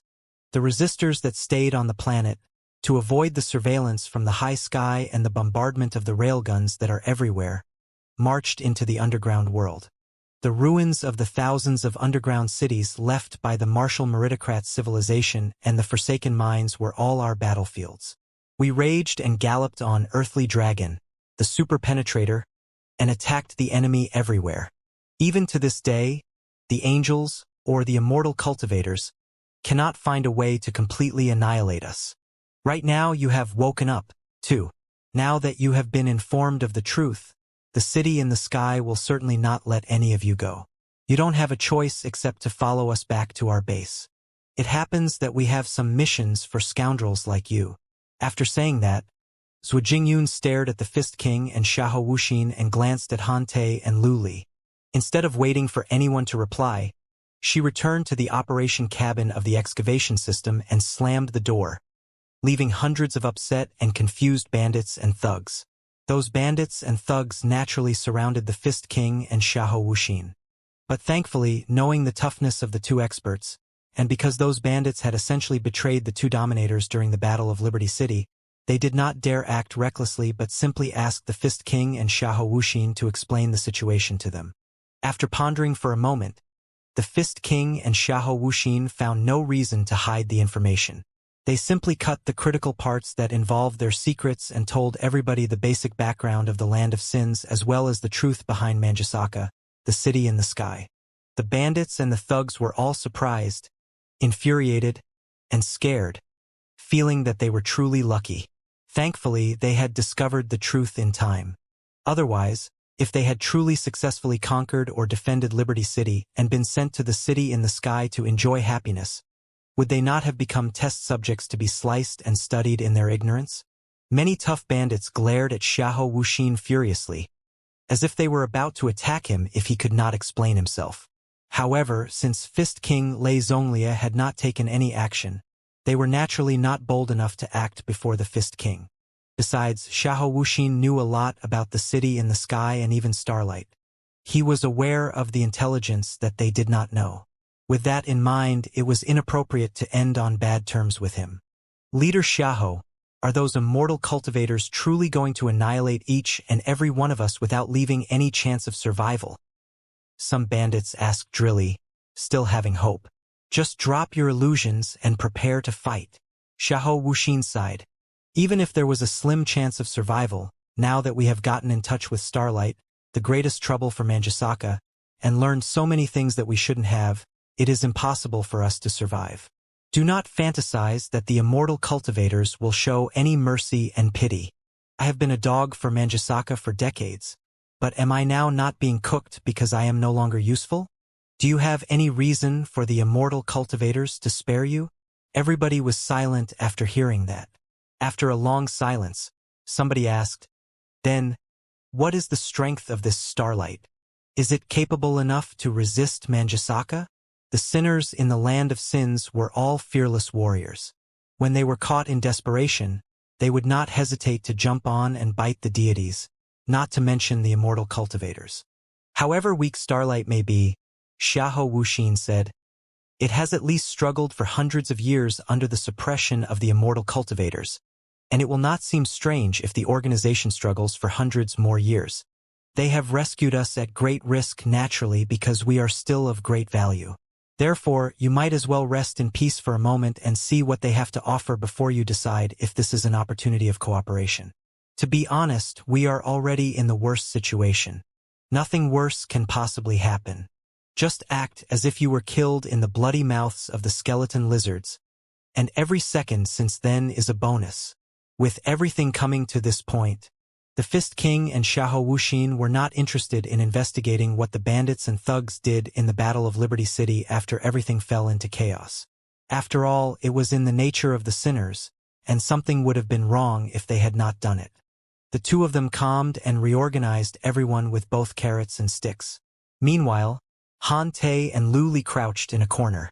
The two little fellows were so excited that they were breathing fast. Their eyes that were as clear as water were filled with stars. Grandpa Yao, Cultivators. We have found the legendary Cultivators. So, Starlight has been resisting Manjasaka for hundreds of years underground. That is really incredible. With the help of Starlight, we will have a better chance of overthrowing the reign of Manjasaka and changing the entire land of sins. Won't we? Sensing the flames of the two little fellows' thrilled souls, Liao smiled thoughtfully and said in a voice that only the two of them could hear, perhaps, you may share your identity, experience, and ambitions with the female warrior of Starlight, and see if she can help you blow up the city in the sky. But keep one thing in mind. Do not expose my existence. Ha! Han Te blinked. Don't you want to sabotage Manjasaka? Too? The immortal cultivators are bad guys, so the cultivators of Starlight must be good guys. We share a common purpose. You revealed your identity to Master Fist King and Leader Xiahou. Why are you hiding yourself from Starlight? Because of my intuition. Liao did not know how he should explain himself. I vaguely feel that something is off. This Sui Jingyun is not necessarily a bad guy, but as for Starlight, I need to learn more about it to figure out what moves they have planned. The bottom line is we are getting closer and closer to the truth now. It never hurts to be extra careful. The quakes of the earthly dragon grew weaker and weaker, and it gradually slowed down. For most of the time, they were not digging holes on the rocks blindly because there were interconnected natural caves and man-made tunnels below the ground that were as sophisticated as a maze, as well as the debris of the underground cities left from the prime days of the martial meritocrat civilization 1,000 years ago. They traveled among the gaps as easily as on the ground at an amazingly high speed. After driving for more than half a day, the earthly dragon finally released gas and came to a stop. The cabin doors on two sides were folded and opened. Mixed in the middle of the many bandits and thugs, Liao, Han Te, and Lu Li got off the vehicle dizzily, only to find themselves in the middle of a vast underground town. Perhaps the place had been the center of a super-enormous underground mine 1,000 years ago. All the shacks there had been shattered and emptied, leaving a cave as deep as an abyss. It was impossible to see the end of the cave or the edge of the other side of the cave. Inside the cave that led downward in the shape of a spiral, countless airborne metal buildings that were connected by chains, hoists, and rails had been established. Around them were channels that made the place look like a honeycomb. A lot of the channels were ablaze with lights, showing that many earthly dragons were being maintained. Some of the earthly dragons were hung in midair by chains and connected to other earthly dragons, forming a chain of earthly dragons thousands of meters long from the head to the tail. They were essentially a mobile town that was narrow and long. Several thousand workers were busy doing their job. Sparks and electric arcs were spurting, vaporizing their sweat into hazy mist, which was illuminated into different hues by the dim lights. Liao sensed many intimidating exos lurking in the darkness. There were also firing points whose locations had been carefully calculated. He even smelled the scent of crystal bombs from many forsaken tunnels. It was almost a fully armed arsenal. This place used to be known as Azure City. A long, long time ago, there was a blue crystal mine here with abundant reserves, but by the time we discovered it, absolutely nothing could be found here. Zhu Jingyun had shown up again. This time, she had completely removed the heavy and clumsy crystal suit and put on more convenient, soft armor. The vibration saber was folded on her back like a pair of sharp wings. She said, "In the rock stratums between 3,000 and 6,000 meters below the ground, there are too many such forsaken mines. It is practically impossible for the immortal cultivators to examine all of them one by one. So, this is our temporary base now. Even if we are indeed discovered by the immortal cultivators, there's nothing to be worried about. We will simply board our respective earthly dragons and run off. The truth is, the earthly dragons are our actual bases and homes. Such temporary bases are merely meant for maintenance and supplies." Looking at the emotionless workers who were dedicated to maintenance and modification and hearing Zhu Jingyun's calm description, Liao was caught in mixed feelings. Are they the cultivators who have resisted for 1,000 years stubbornly at the heartland of the Imperium of true human beings? Liao had thought that the survival and development of the cultivators at the edge of the cosmos was already difficult enough. But when he saw the fellow cultivators who had lurked underground for 1,000 years and were ready to jump on the earthly dragons to escape like shocked rabbits if anything went wrong, he truly understood what dead end meant. What kind of spirit and belief could possibly have supported the fellow cultivators to persist in the resistance for hundreds of years in hopeless and lightless desperation? While he was pondering, the noises of chains being pulled echoed at the edge of the abyss in front of them. A muscular man slowly showed up on a metal lift. He is Wei Longtao, the leader of Starlight in the underground world of the Land of Sins. Zhu Jingyun did not hide the admiration in her eyes at all. She said, "He is a real hero and a super expert at the earthly dragons. He has escaped the sieges and blockages of the immortal cultivators countless times and killed too many immortal cultivators and their accomplices to count. You must be well aware of that, Leader Xiahou, right?" Xiahou Wuxin trembled and put on a solemn expression. He nodded. "I did not know his name, but it is true that Manjusaka once sent a highly confidential warrant, wanting a man that was 100 times more dreadful than mutated beasts. We were even asked not to surround and hunt the man recklessly after discovering his tracks. As long as we reported the intelligence, we would be considered the greatest contributor. It was strictly forbidden to make any move that would alarm him. The man on the warrant seems to be exactly like this." Hee. Zhu Jingyun smiled and approached Xiahou Wuxin intentionally. She said in a low voice, "Wei Longtao has assassinated 4 masters of Elysian worlds who were exactly like you, Leader Xiahou. His success rate is 100%. 2049 Temple of Cultivators." While they were talking, the metal lift pulled by chains had ascended to everyone's feet. Before it came to a full stop, Wei Longtao jumped up almost 5 meters and dashed over to everyone. His legs were like 2 thick nails that were smashed into the ground. Liao eyed the general commander of Starlight in the underground world of the Land of Sins in silence. He was a majestic, bearded man more than 2 meters tall. Huge scars could be found everywhere on the bulging muscles all over his body, as if his infinite vitality could not be restrained by his magnificent body and had torn apart his skin. What was most eye-catching of all was his big eyes that looked like the lamps of the earthly dragons. Although they were in the deepest and most profound underground world, the pair of eyes were still radiating like a sun, making him look like a man who was dreaming all the time, a real dreamer. "Brothers from the Land of Sins, welcome to the temporary camp of Starlight. This place is a little bit shabby. Please try to overcome the difficulties." Before he landed, heartening laughter echoed from midair.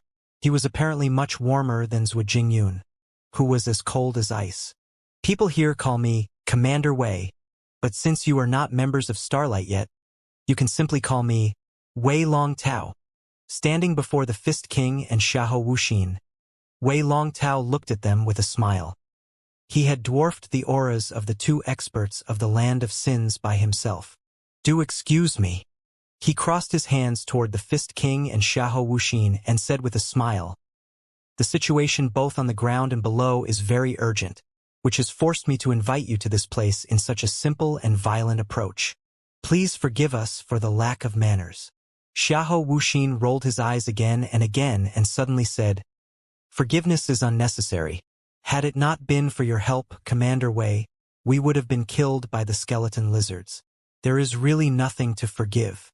However, did you have eyes in Liberty City that could see us?" "Exactly. He was indeed spying on us." The Fist King was much more straightforward and directly changed "see" to "spy." Otherwise, it would have been impossible for him to command the earthly dragon to save the exact number of people he needed, who happened to be the best of the best among the thousands of bandits, exactly before the moment we were to be annihilated. The Fist King is right. Not just in Liberty City, Starlight has inconspicuous eyes in all the Elysian worlds and even many gangs in the land of sins. Wei Longtao did not deny it at all. Baring his white teeth from his fluffy beard, he said, "Fist King Leader Xiahou, you must understand the dominance of the city in the sky better than anybody else. If we did not have eyes and ears and were less informed, Starlight would have been demolished 10,000 times. How could we have resisted for hundreds of years below the ground? Therefore," Xiahou Wuxin narrowed his eyes, "you simply watched the monsters projected from Manjusaka slaughter most of us and rescued us when only the last of us were left? I did not have any choice," Wei Longtao admitted frankly and confidently, as if it were not a scheme at all. "First of all, Starlight is the greatest trouble for the immortal cultivators. Should our traces be revealed, we will certainly suffer incessant hunting and sieges. So, it was impossible for me to dispatch a large batch of earthly dragons to save you. I could only send Zhu Jingyun, our most awesome conductor of earthly dragons. Only she was confident in getting rid of all the hunters during the escape below the ground. One earthly dragon has a limited capacity. Could it have loaded the entire Liberty City? Secondly, and more importantly, we have to ensure the purity of our team. We learned that lesson the hard way many times in the past. We paid a gory price to rescue the brothers on the ground, hoping to invite them to join Starlight, only to discover that a lot of spies from Manjusaka were among them. They caused severe damage to our organization. The operation this time is Starlight's counterattack of the largest scale in the recent 100 years. Dozens of earthly dragons have been gathered. There will be dire consequences if several spies are among us. So, we could only observe in secret and make sure that Manjusaka was really trying to kill each and every one of you before we could completely trust you and rescue you. Leader Xiahou, in your place, you know 100 times more intelligence than the regular brothers from the land of sins do. You must understand our dilemma very well." Xiahou Wuxin was lost for words for a moment and could not help but nod. "Thirdly," Wei Longtao said casually, "we are faced with massive pressure from Manjusaka ourselves, and we just had a bloody battle 3 days ago. Trust me, the approaches through which Manjusaka deals with us are 100 times crueler than what was used on you just now. They are absolutely beyond your imagination. After all, in the eyes of the immortal cultivators, you are merely chess pieces and toys, while we, the cultivators of Starlight, are the real enemies." "Cultivators?" Chewing on the word, the Fist King said, "So, Commander Wei, you came to our rescue at such great risks because you want us to join you. Join us." Zhu Jingyun, who was standing nearby, could not help but chuckle. "I'm afraid that you are not qualified." "What?" A lot of the bandits rose and glared at her. "Jingyun," Wei Longtao frowned and scolded her. He then crossed his hands at the Fist King and Xiahou Wuxin. Truth be told, when Starlight recruited new people and transformed sinners into cultivators, we were indeed very cautious, and it was not a common practice to enlist people from the gangs directly. For our organization, the size and the number of our crew are not important. What matters most is dignity, loyalty, and everlasting dedication to our cause. The life underground is unbelievably bitter and barren. Everybody is faced with the pressure of being buried alive by tons of rocks every second. which is hard for the experts in the land of sins, who are used to an exuberant and extravagant life, to adapt to. But the situation this time is a bit different. Since you have all come here, I do not want to keep anything from you. We were planning a once-in-100 years counterattack, and dozens of earthly dragons are all set to go. But in the unexpected encounter with the immortal cultivators 3 days ago, we lost a great number of hands, mostly warriors. We are in dire need of a batch of new blood to accomplish our mission, which was the biggest reason why we saved you at great risks. The Fist King nodded. What kind of mission? The mission to search for the temple, Wei Longtao said. Legend has it that a temple of cultivators has been sealed for 1,000 years somewhere below the land of sins. The strongest cultivator in legends is sleeping inside the temple, and it has the power to destroy Manjasaka. As long as we locate the temple, we will be able to change the land of sins. Xiahou Wuxin was amused. A legendary temple? A sleeping cultivator? Is such a groundless tale worth your efforts? Indeed, such a legend is illogical, the Fist King remarked. Manjasaka blocked the sky several hundred years ago. If the temple has been sealed since 1,000 years ago, how could it possibly boast the power to destroy the city in the sky? We have naturally analyzed all of your suspicions. Cultivators are not superstitious, and we do not believe in any tradition or legend blindly. The so-called temple is of course not as simple as its literal sense. With his hands behind his back, Wei Longtao spoke unhurriedly. Just now, in the earthly dragon, Sui Jingyun must have introduced the truth of Judgment Day to you, or maybe you learned about it a long time ago, that it was not a civil war within the Martial Meritocrat sector but a war between the cultivators of the Martial Meritocrat sector and the alien immortal cultivators. According to our intelligence, before the Judgment War took place, the Martial Meritocrat civilization arrived at the peak. It secretly established a global automatic defense network, whose central forces were the super-enormous autopiloting flying sword systems buried in every part of the entire planet.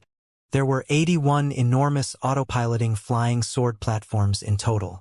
Once activated, they could perform destructive strikes automatically on intruders from outer space, such as starships or assault cabins. They would essentially enshroud the entire planet in an impenetrable net of swords. Think about it carefully. If they could blow up the starships that are moving at a high speed, isn't Manjasaka, which is fixed above the atmosphere, like a dummy target that will be shot down in no time? In that case, doesn't the control center of the global sword net count as a powerful temple? Inside such an enormous secret control center, some of the operators in the old days chose artificial hibernation and went to the standby state together with the control center. Doesn't it make perfect sense? As long as we can find the control center and activate the global sword net again, we will have a good chance of blowing up the city in the sky. What do you think? The Fist King and Xiahou Wuxin were both slightly dazed. Looking at each other, they fell deep in thought. Even Liao was quite surprised. He did not expect the truth of the cultivators who had been lost for 1,000 years to be like that.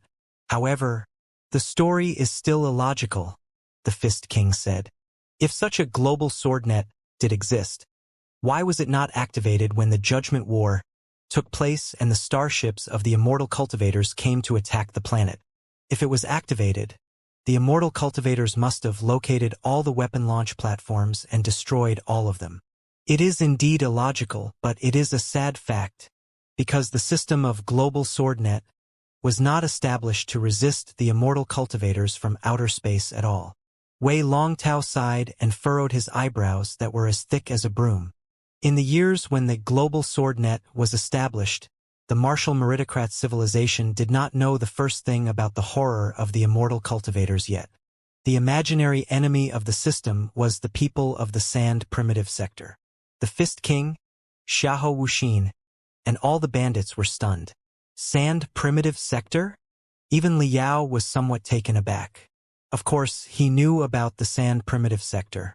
Years ago, the Martial Meritocrat sector, which was relatively developed, discovered the Sand Primitive sector, which was relatively uncivilized and underdeveloped. A lot of bottom-level workers were introduced from the Sand Primitive sector and given excessive rights. Eventually, the contradictions in various aspects escalated. which led to such an evil freak named Blackstar the Great, and his even eviler imperium of true human beings. Once he heard the familiar name from Wei Longtao's mouth, it was at least evident enough that what he said was partly trustworthy. The Sand Primitive Sector is a world very close to the Martial Meritocrat Sector, Wei Longtao explained. You may understand it as a habitable planet next door. When the two parties were most intimate with each other, the Martial Meritocrat Sector and the Sand Primitive Sector almost entirely merged. But in the end, they somehow ended on bad terms and tried to destroy each other through whatever means possible. The Sand Primitive Sector was far weaker than the Martial Meritocrat Sector in terms of civilization level and technology reserves, but it had a greater population who were good at fighting skills. It had also received tremendous military aid from the Martial Meritocrat Sector, which allowed it to build a swarm of starships that were like locusts. Although the starships were crude and nothing more than iron coffins, they would still deal a heavy blow to the Martial Meritocrat Sector if a war of attrition arose. That was why the Martial Meritocrat Sector built such an enormous global sword net, after so much trouble, hoping to resist the assault of the Sand Primitive Sector that would be like pestilence.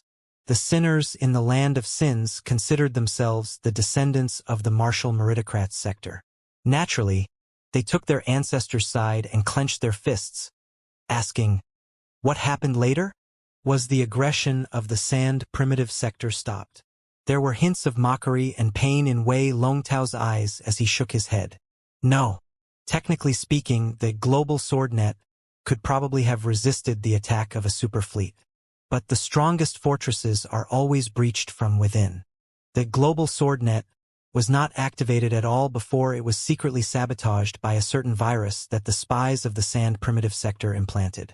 Another theory holds that the plan to build a global sword net was a scheme of the Sand Primitive Sector after all. The gigantic, wasteful supersystem was meant to drain whatever remained of the resources of the Martial Meritocrat Sector after 100 years of struggles. But everything happened 1,000 years ago. Who can tell what really happened? All in all, there is no need to sigh for the idiocies of the people of the Martial Meritocrat Sector or loathe people of the Sand Primitive Sector. Firstly, soon after the Sand Primitive Sector completely defeated the Martial Meritocrat Sector and controlled it, they were all brutally suppressed by the immortal cultivators from outer space. Almost all of them were slaughtered. They became the victims of their own scheme.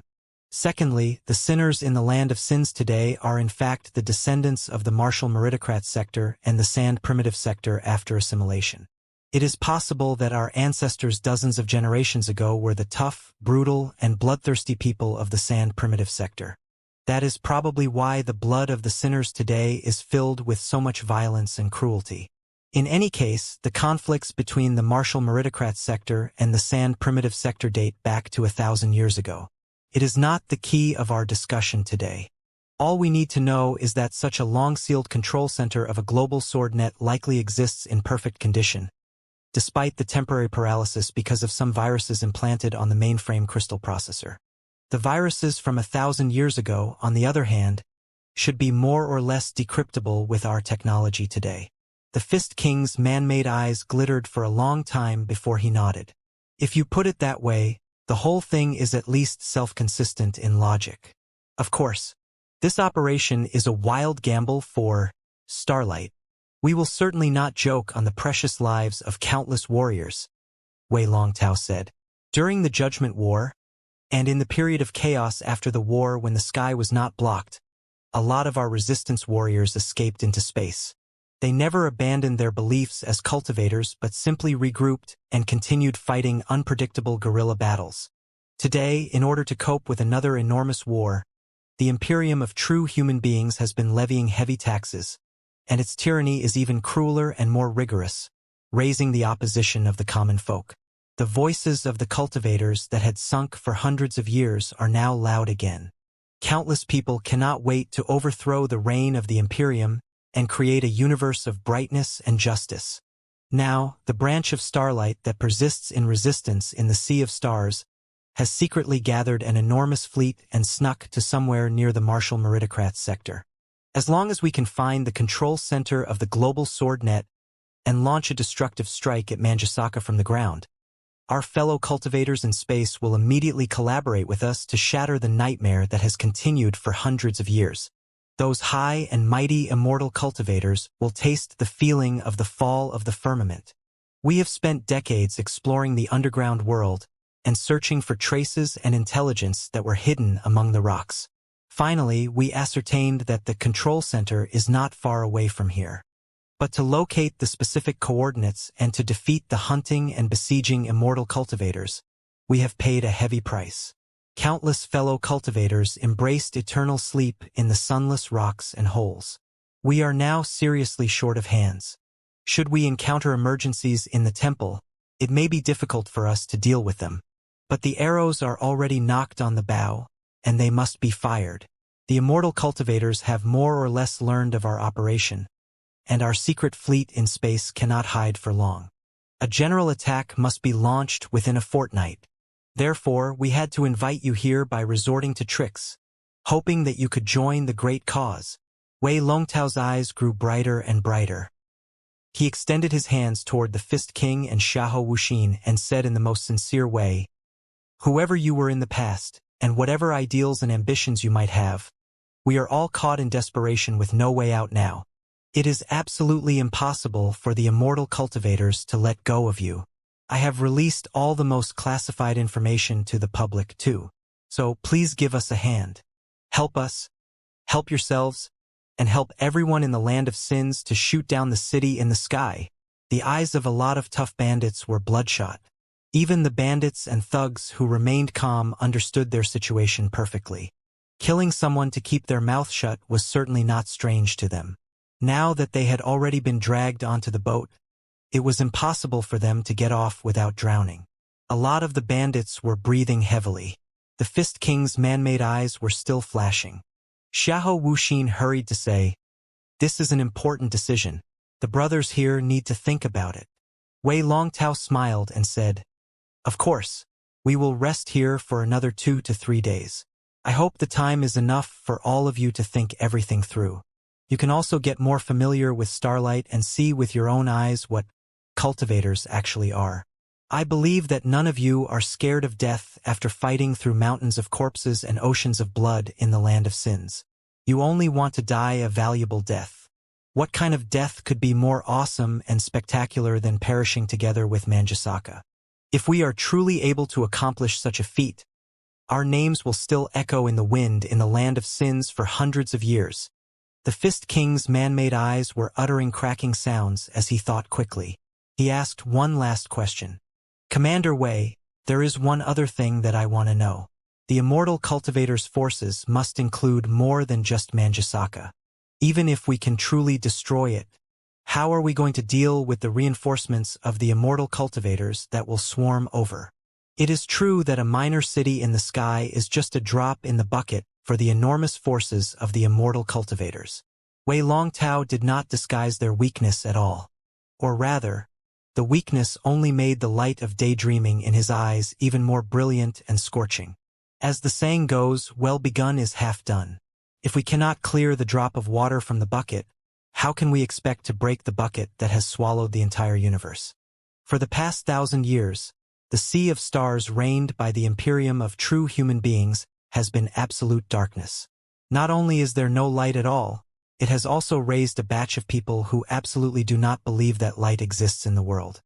Our operation to destroy Manjusaka may not be enough to drive away all the darkness, but it will at least raise several feeble sparks, which will tell the people who are living in the darkness that light does exist.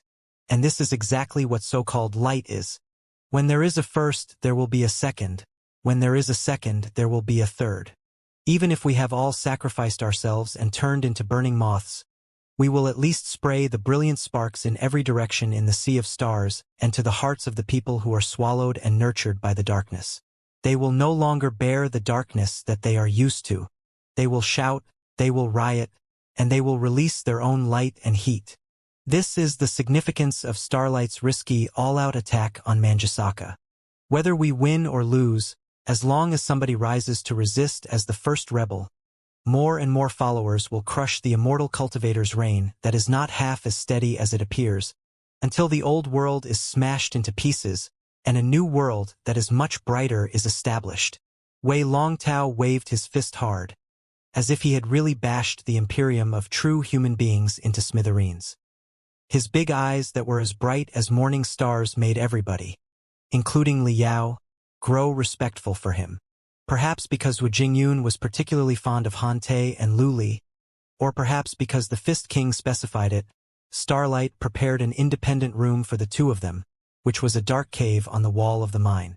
Although the cave was dark and narrow, with broken rocks occasionally falling from above, the environment was still much better than the company of other bandits and thugs, where the stench of sweat and blood was disgusting. After the bloody battles in Liberty City, Han Te and Lu Li had grown a lot in only a few days. They did not have the naivety they had when they just left the Village of Peace. At this moment, they were not panicked or confused at all. They simply bulged their black, glittering eyes while observing the starry light outside, which belonged to the pale-skinned members of Starlight, who were busy attending to their earthly dragons. Li Yao observed the two of them from the back in silence, capturing every subtle change of feelings on their faces. He noticed a lot of mixed feelings within himself again. Once upon a time, he had thought that he was the unluckiest man in the world, and his rise against all the unfavorable circumstances in the past was a soul-stirring legend. He did not think that he could find a second being in the entire universe who had as abundant and unique experience as him. However, compared to Han Te and Lu Li, his harsh life in the magical equipment graveyard in the past could almost be called peaceful. The sea of stars was too vast and boundless. Everybody living among the stars had their own bizarre, soul-stirring stories. If the two little fellows were lucky enough to escape from the land of sins, who could say that they would not have more exciting adventures in the future and accomplish greater achievements than Vulture Li Yao? Seeing the two of them jumping from confused to exclaiming to excitement, Li Yao secretly made up his mind. Even if he could not save everybody in the land of sins, he would at least try his best to bring a whole different future to Han Te and Lu Li. After everything we've been through, do you have no surprise or fear at all? Li Yao could not help but smile. Your nerves are rather thick. Ha! Han Te and Lu Li turned back. The boy scratched his hair and looked at the girl. What's there to be surprised about and feared? Everything, Li Yao said. For example, Fist King Lei Zhonglia as an artificial intelligence, the truths of the land of sins and the city in the sky, and the desperate counterattack that is about to be launched by Starlight. To be honest, at your age, I seem to be occupied with love struggles with other people. Never in my dreams would I have imagined that someone at my age could be involved in such great events. Love struggles. Brilliance that looked like colliding brooks emitted out of Lu Li's eyes. She asked with both surprise and delight, Grandpa, have you recovered your memories? Li Yao was immediately lost for words. If his soul could cough, he would certainly cough for half a minute to cover his embarrassment. I was indeed a bit feared at the beginning, but on second thought, there was really nothing to be scared and worried about. We are the children of the land of sins after all, and we have seen too many such scenes. Han Te held his head high, pretending that he was a knowledgeable person. I do not know much about artificial intelligences, but the Fist King does not strike me as a bad person. He is at least no worse than other people. Indeed. Sitting against the wall, Lu Li held her knees and crouched, saying thoughtfully, I don't know what artificial intelligence actually is, or how they are different from real human beings, but we have seen too many heinous guys in the land of sins.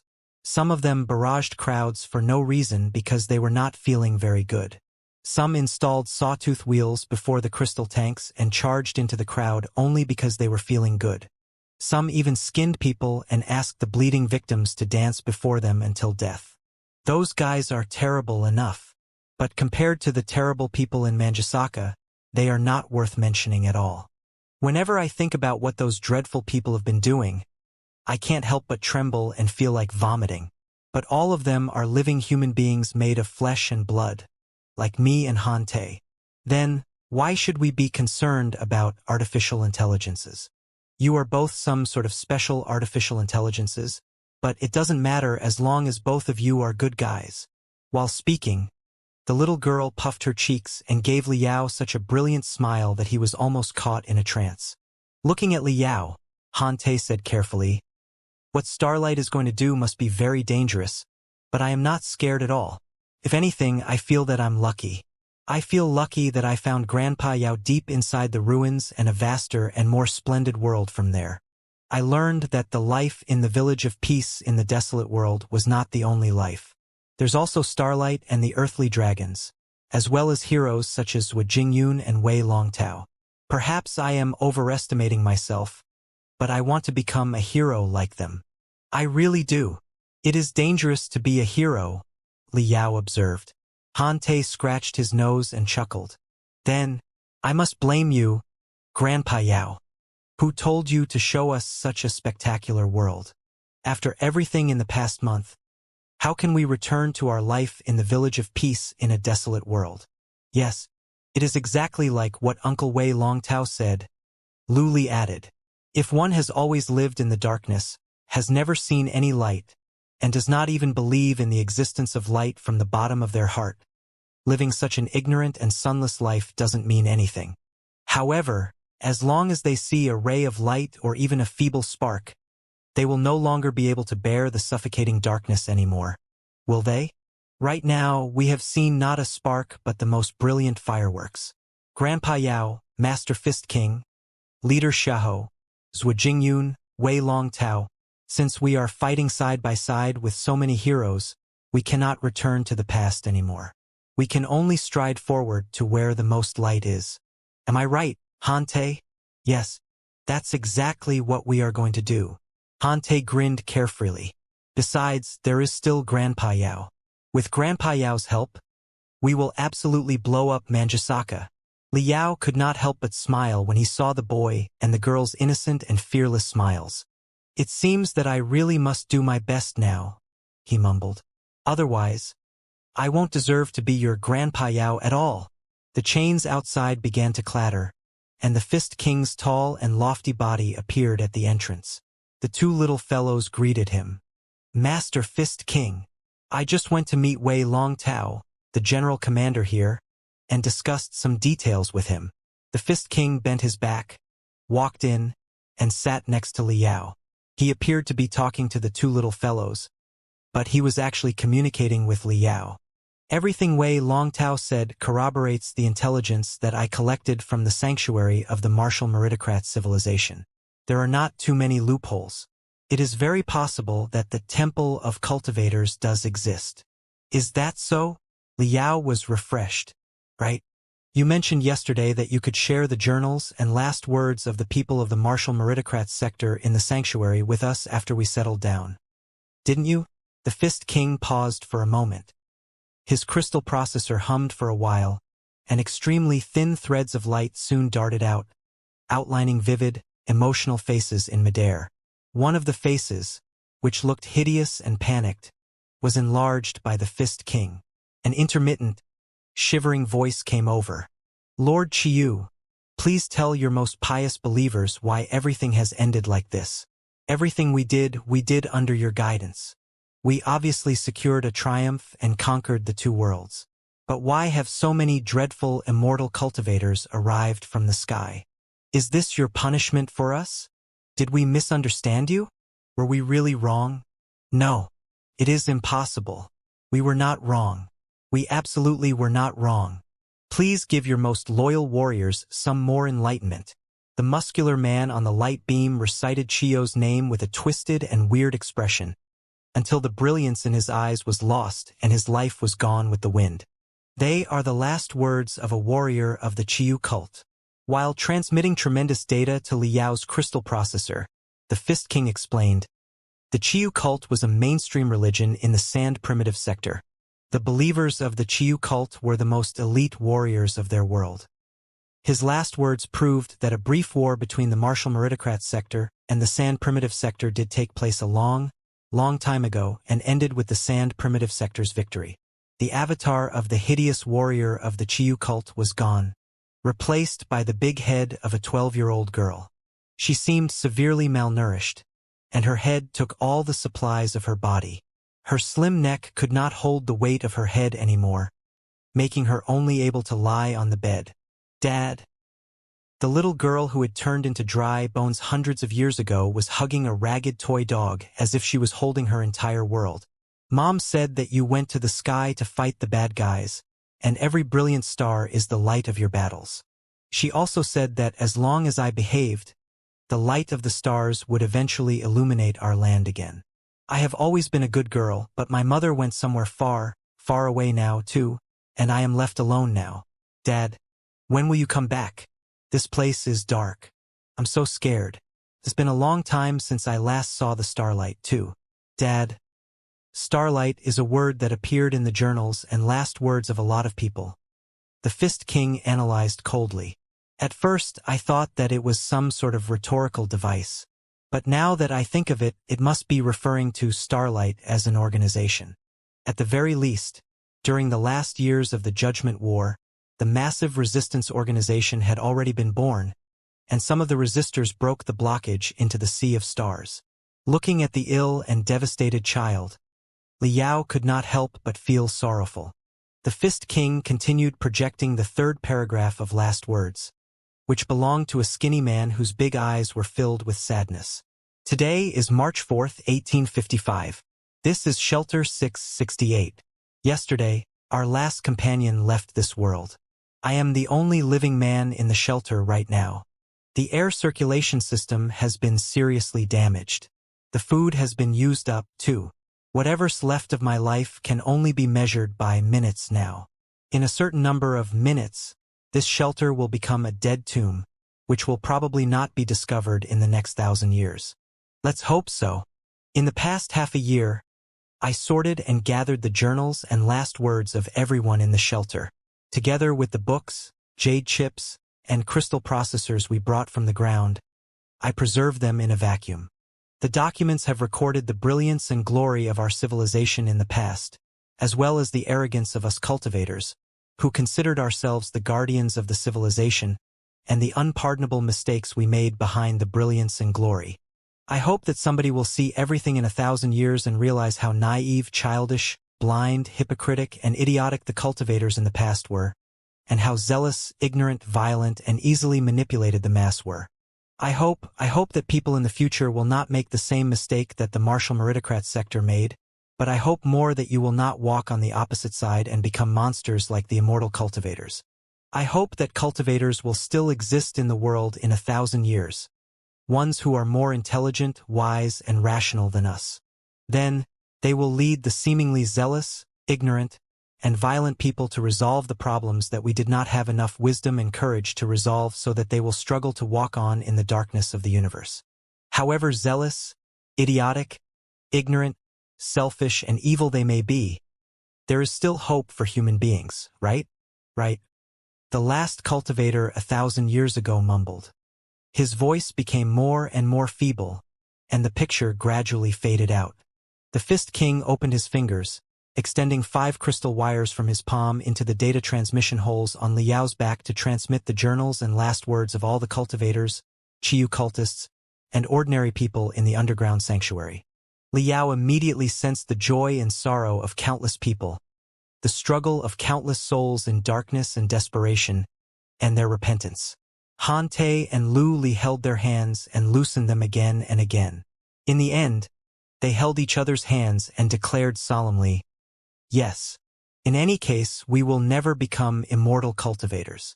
Never." Calming himself down, Liao pondered for a moment and asked, "So, was Wei Long Tao speaking the truth?" 99.5% of what he said must be true," the Fist King said. "However, he seems to be overenthusiastic about my current iron body.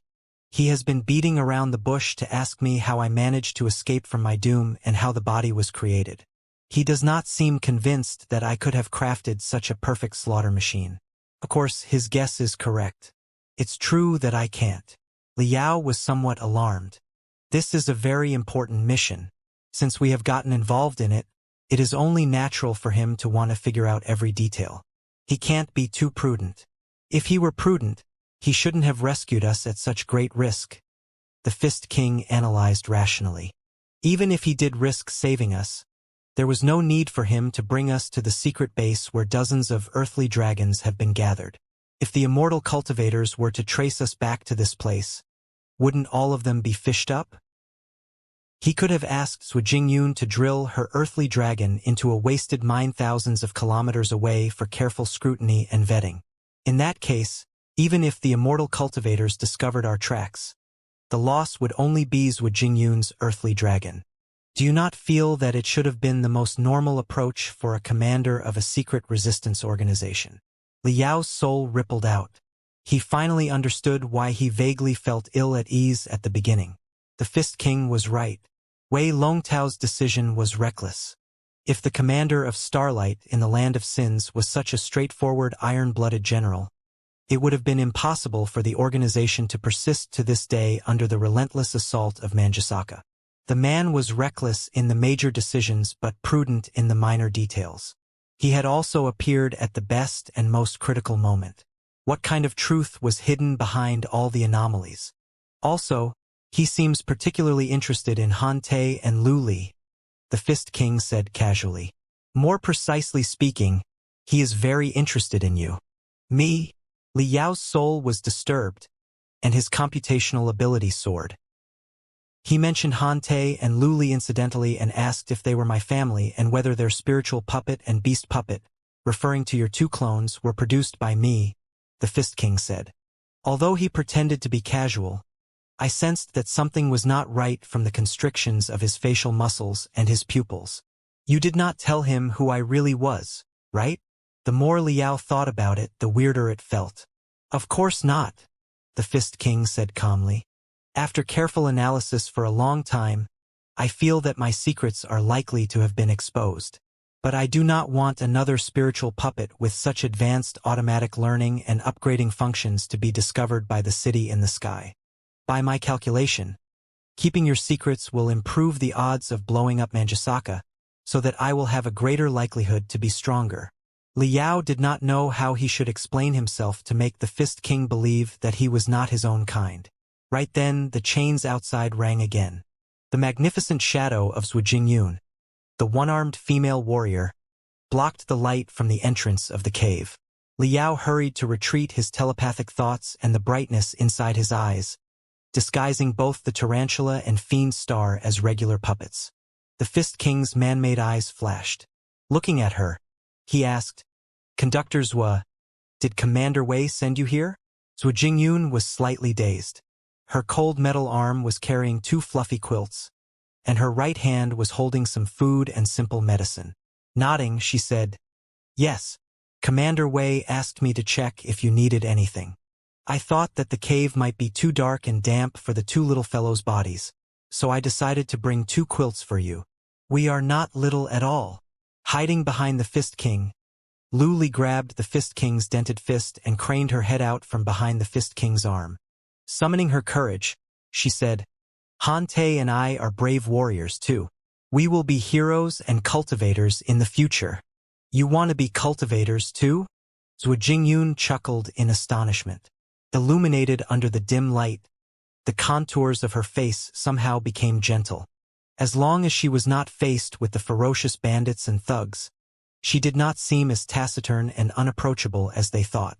She helped the two little fellows make their beds and open the food boxes, revealing the hot, synthesized food inside. Naturally, it did not taste as good as the pure natural ingredients that the Fist King treated them to the previous night, but it did smell delicious enough. You are hurt. Come here. Let me clean your injury for you. She beckoned Lu Li over, but then she seized Lu Li impatiently and pressed her on her round and healthy legs. Smiling casually, she asked, Do you even know what a cultivator is when you are talking your nonsense? I'm rather curious. You are obviously from the desolate worlds.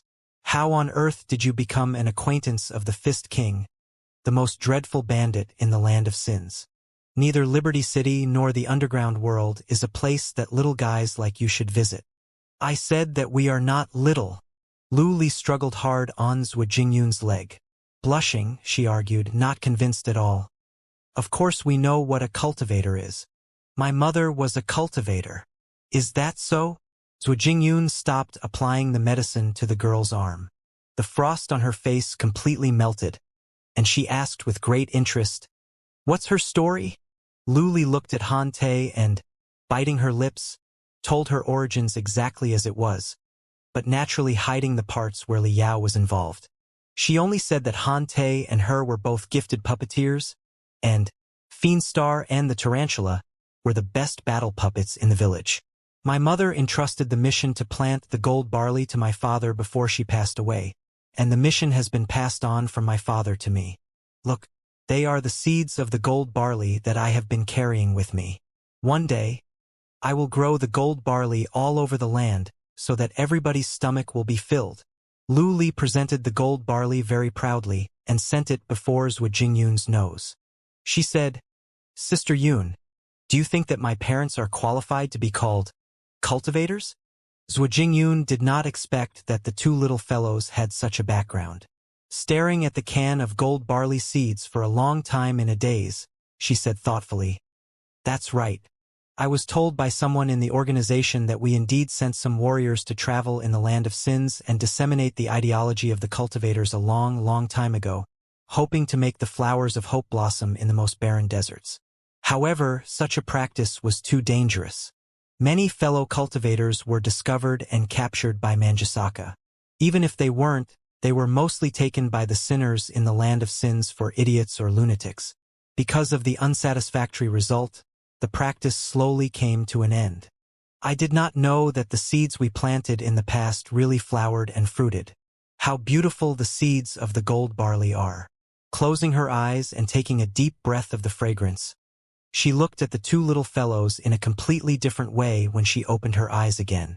"Of course your father and your mother are qualified to be called cultivators. I believe that the two of you will grow into awesome cultivators in the future, too." "Great!" Lu Li exclaimed in joy, only to grimace in pain because she accidentally moved the bruise on her body. She then winked at Han Te and said, "Did you hear? Sister Yun believes that we will grow into cultivators." "Sister Yun?" Gulping down the synthesized food that Zhuo Jingyun had brought over, Han Te smiled, somewhat embarrassed. "I did not expect you to be such an amiable person. When we saw you on the earthly dragon earlier, we thought that you were a real mean woman. Speaking of which, other than my masteress, you are the first real-life cultivator that we have met. There is so much we want to know about the cultivators and Starlight. Can you tell us more about them?" "Yes," Lu Li said. "We only know a thing or two about the cultivators. What exactly do we need to do in order to become cultivators? What can we possibly change the world into? Can you tell us the answers, Sister Yun?" Zhuo Jingyun coughed lightly and began to hesitate. With a bitter smile, she replied, "In fact, I do not know much more about the cultivators than you. I often question whether or not someone like me is qualified to be called a real cultivator, or if I'm just a counterfeit among those great people. Sometimes, I also wonder about the significance of Starlight's struggle." "Well?" Lu Li and Han Te looked at each other in bewilderment. Then, they glimpsed at Liao in confusion, too. "Why? The dull theories are always boring to talk about. How about this? Let me tell you my story." Zhuo Jingyun combed Lu Li's hair with her cold, rigid metal fingers subconsciously. "Do you want to hear it?" "Yes, of course we do." Lu Li and Han Te nodded at the same time. "I was sort of born into Starlight. Unlike you, who were born and raised under the violent and vicious sunlight in the land of sins, I grew up inside a fulminating earthly dragon deep below ground. Caught in the memories from a long time ago, Zhuo Jingyun was somewhat in a daze. She mumbled, "My hometown was a very, very long earthly dragon. My mother was a mechanic of the vehicle, and my father was a warrior and an explorer. Ever since I can remember, the noise of drills shattering rocks has filled my ears. There was nothing but bumps and quakes below my feet. As far as my eyes could reach, the whole world was a long, narrow pathway, and it was the pitch-dark rocks outside of the pathway. Occasionally, the starry, colorful minerals could be found. Do you know? For a long time, I even thought that the whole world was just a hard and suffocating rock, and human beings made their living by digging holes in the rocks like metal bugs. I could not imagine mountains, rivers, the blue sky, or the white clouds, not to mention the infinite sea of stars that's millions of times vaster than the sky. My whole world was exactly such a long, narrow channel, with the complicated gears and dials, the leaky tubes, and the flavorless synthesized food. The adults were busy at work 24 hours a day. The earthly dragon would encounter all kinds of bizarre faults every second, and we often encountered rocks or even metals that were too hard to pass through. Everybody screamed and shouted in the middle of the steam, banging their wrenches and drills loudly. The children like me would follow them and learn how to maintain and maneuver the earthly dragon and how to distinguish the thousands of minerals and metal resources from the moment we knew how to talk. At that time, everybody was occupied with only two things. Visit our comic site webnovel.live, firstly, drilling the underground world and searching for the mines and city ruins left by the Martial Meritocrat sector 1,000 years ago. The pitiful fuel, food, and other resources that we excavated maintained the functioning of the earthly dragon and our internal organs. Secondly, avoiding the penetrators sent by Manjasaka. If we could not, we would be engaged in fierce battles with them in the underground world. The penetrators sent by the immortal cultivators did not need to carry civilians but only accommodated the most fundamental warriors. So they were much swifter and more violent. But after all, they were searching a large range. All we needed to do was lurk and hide in silence.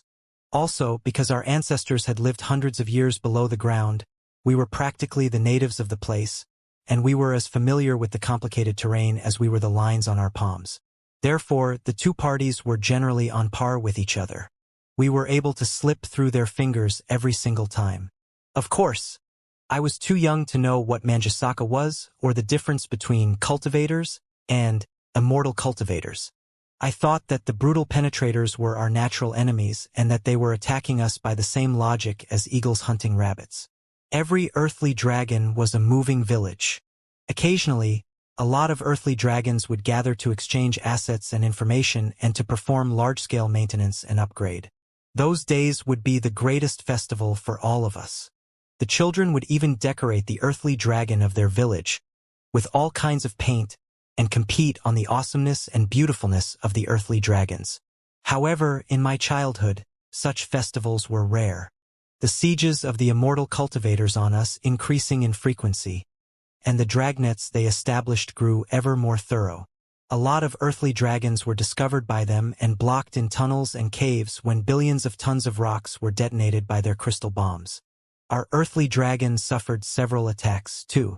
We lost a third of our cars and almost half of the crew. In such a desperate war, I gradually learned everything from my parents. I learned about the glorious history of the cultivators and starlight, and how foul the immortal cultivators from Manjasaka were. At that time, I laughed at many of my parents' theories, and I did not think that the cultivators or starlight were glorious at all. My parents told me that the cultivators were the pride and hope for the civilization of mankind, and starlight would certainly deal a heavy blow to the immortal cultivators after resisting for hundreds of years below the ground. At that time, I was younger than you are right now, but I could vaguely tell that my parents were bluffing. There was the blue sky, the white clouds, and the boundless sea of stars outside, as well as countless sinners suffering miserable tortures who were waiting for us to come to their salvation. But we were pressed and beaten hard in the underground world like tortoises, living nomadic, panicked lives every day. What kind of pride and hope could such cultivators have brought? And how were they glorious in any sense? Also, we were attacked all the time, and the situation looked worse and worse. I met a lot of my friends only once in the gatherings before I heard that their earthly dragons had been discovered by the immortal cultivators and crushed together with themselves. Then what kind of heavy blow did we deal to the immortal cultivators? Was it the drills and the fuel of the enemies that we forced them to consume? All in all, I was in the rebellious phase of my life. I did not feel that being a cultivator was anything remarkable. I even thought that I was terribly unlucky to have been born in an earthly dragon of starlight, and to be forced to live such a lackluster and hopeless life. I dreamed every day of escaping from the underground world, from starlight, and from the goddamn cultivators, to the brilliant sunlight where I could live an unburdened, unrestrained, and entirely different life. Such a day finally came. Because of the serious shortage of hands, we were forced to recruit new members on the surface. It was the first time I had gotten in touch with real sunlight, breathed fresh air, and seen the large, fluffy clouds in the sky. I screamed and roared in such ecstasy that my voice must have flown to the horizon. To this day, I cannot forget the feeling when the first ray of sunlight pierced through my pupils and made me blind for 10 minutes.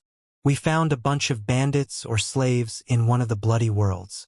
They used to be a very influential gang in the local area, but because they were too big, they were annihilated by the coalition of almost 10 gangs. The few survivors left had turned into slaves. We destroyed the gangs and rescued the slaves. After interrogation and vetting, some of them who could be educated were brought to the underground world with us. After that, Zhu Jingyun's voice became hoarse and disrupted.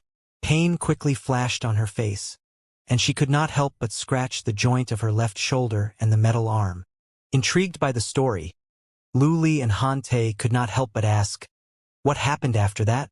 Frowning, Zhu Jingyun said, "Later, one of the slaves betrayed us and led a large batch of immortal cultivators to us. The earthly dragon that I was born and raised in was completely destroyed. Both of my parents died in fighting. I lost my left arm but struggled to escape to the ruins of an underground city, managing to survive the disaster." Ah! Lu Li's eyes widened as she lowered her head somewhat in embarrassment. Thinking for a moment, she grabbed Zhu Jingyun's right hand and said, "I'm sorry, Sister Yun." It was not until this moment that Li Yao and the Fist King finally realized why Zhu Jingyun was so hostile to the bandits and thugs from the Land of Sins. They could not help but grow fonder of the one-armed female warrior. Zhu Jingyun smiled and touched Lu Li's head with her artificial arm. She said, "It was something that happened a long, long time ago, which I have almost forgotten. You have nothing to feel sorry for. Ever since that moment, I have stopped thinking of the golden sunlight, the blue sky, the white clouds, and the winds of freedom. All that is on my mind is revenge. Although I do not understand the concept of being a cultivator very well, it can't be wrong to go against the immortal cultivators and butcher them as well as their accomplices, right?" Lu Li watched the scar on Zhu Jingyun's left shoulder, where the flesh was connected to the metal arm, pitifully.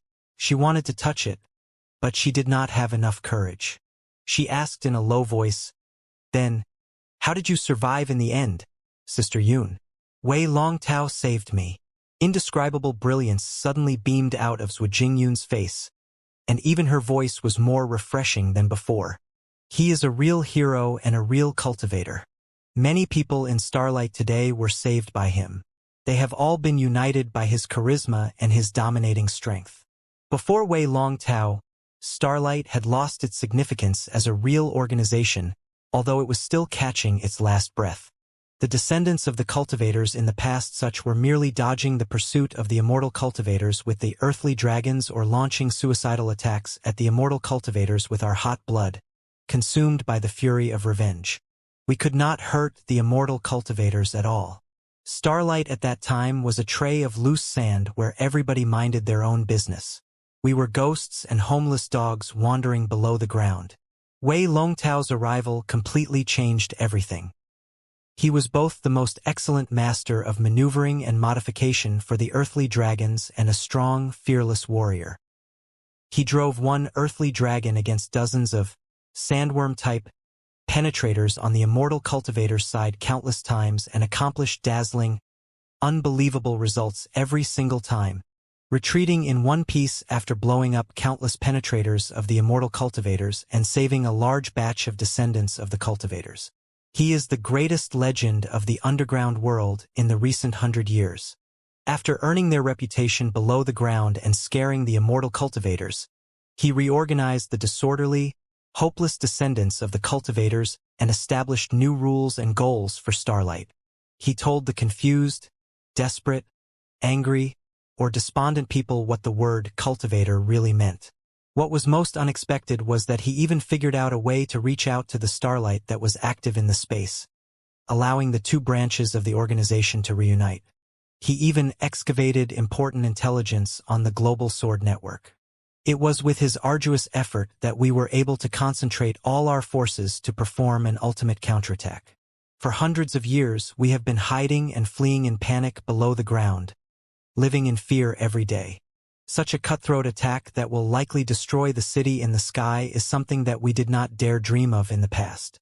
So, if you ask me what it means to be a cultivator, I don't think that I can give you an answer. But I can bring the two of you to Wei Longtao if we have the opportunity so that he can explain it to you in person. Don't be intimidated by his eyes that are bigger than lamps. He looks rather ferocious, but he is actually quite friendly. So, I am not the only one who thinks that Commander Wei Longtao's eyes are like lamps. Han Te blurted out. Everybody laughed. Biting her lips, Luli said, "That explains a lot. With the leadership of such a great hero like Commander Wei, we will certainly be able to shoot down Manjusaka." Zhuo Jingyun glanced at the Fist King. With a complicated expression, she said gloomily, "Perhaps you will think that our plan is a bit rash, bordering on daydreaming, but we do not have a choice. In fact, the immortal cultivators' searches and sieges in the underground world of the Land of Sins were much weaker more than 100 years ago. There were even decades when they bothered little about what was going on below the ground. Something happened among them, which gave us an opportunity for a brief development. Visit our comic site webnovel.live, however. In the recent decades, Manjusaka has been supervised by a new leader named Wu Yinglan. This is a very tough guy. He has been building up the forces of the sky every day like magic tricks, and the sieges over the underground world are intensifying on a daily basis. Even though such a smart and brave expert like Wei Longtao has been leading us to deal with the immortal cultivators headed by Wu Yinglan, our strength is being diminished every day like a person whose blood is being let out. If we do not perform a counterattack right now, we will die. Now that we have reached out to the cultivators in space and discovered the control center of the global sword network, the legendary Temple of Cultivators, this is certainly the best opportunity we have right now. If we do not take our chances while we still can, we will not even have the strength to fight a desperate counterattack in the future even if we want to. Of course, the difficulties and dangers of this mission have been well considered. Everybody is prepared to die a hero's death. We are scared of neither death nor failure. Even if we fail this time, I believe that everything we've been doing will spread into the sea of stars like burning dandelions and into the hearts of countless people. One day, new cultivators will be born and accomplish what we failed to, overthrowing the evil tyranny of the immortal cultivators. Han Te and Lu Li were deeply fascinated. They looked at Zhuo Jingyun even more admiringly. Zhuo Jingyun smiled, somewhat embarrassed. She pinched Lu Li's cheeks softly and said, "I seem to be bluffing about us. In fact, we might not be so influential, but we have been hiding below the ground for hundreds of years like turtles, mining and scavenging in the dust or fleeing in panic every day. If we are going to live such a life for another hundreds of years, what kind of cultivators will we be qualified as?" Han Te waved his fists and declared solemnly, "Sister Yun, you do have a point. Then, let's fight side by side with you and shoot down Manjusaka together." "You?" Zhuo Jingyun was amused. Looking at the Fist King, she remarked, "We were only thinking to recruit some bandits who were caught in a dead end to build up our forces. After all, we thought that everybody involved in the chaos of Liberty City was an atrocious bandit who had also been pushed into desperation by the immortal cultivators. Even if they were indeed killed in our mission, that would not be the worst outcome for them, right? But I did not expect that the Fist King would grow interested in your spiritual puppets and even bring you with him. As a result, you have been involved in the perilous mission that you do not deserve at all." Pouting her lips, Luli said, "Please don't say that, Sister Yun. If you hadn't shown up in time to rescue us, we would have been swallowed by the disgusting giant lizards. In that case," Zhuo Jingyun said, "I cannot watch you be killed for nothing. Let me think how I should deal with you."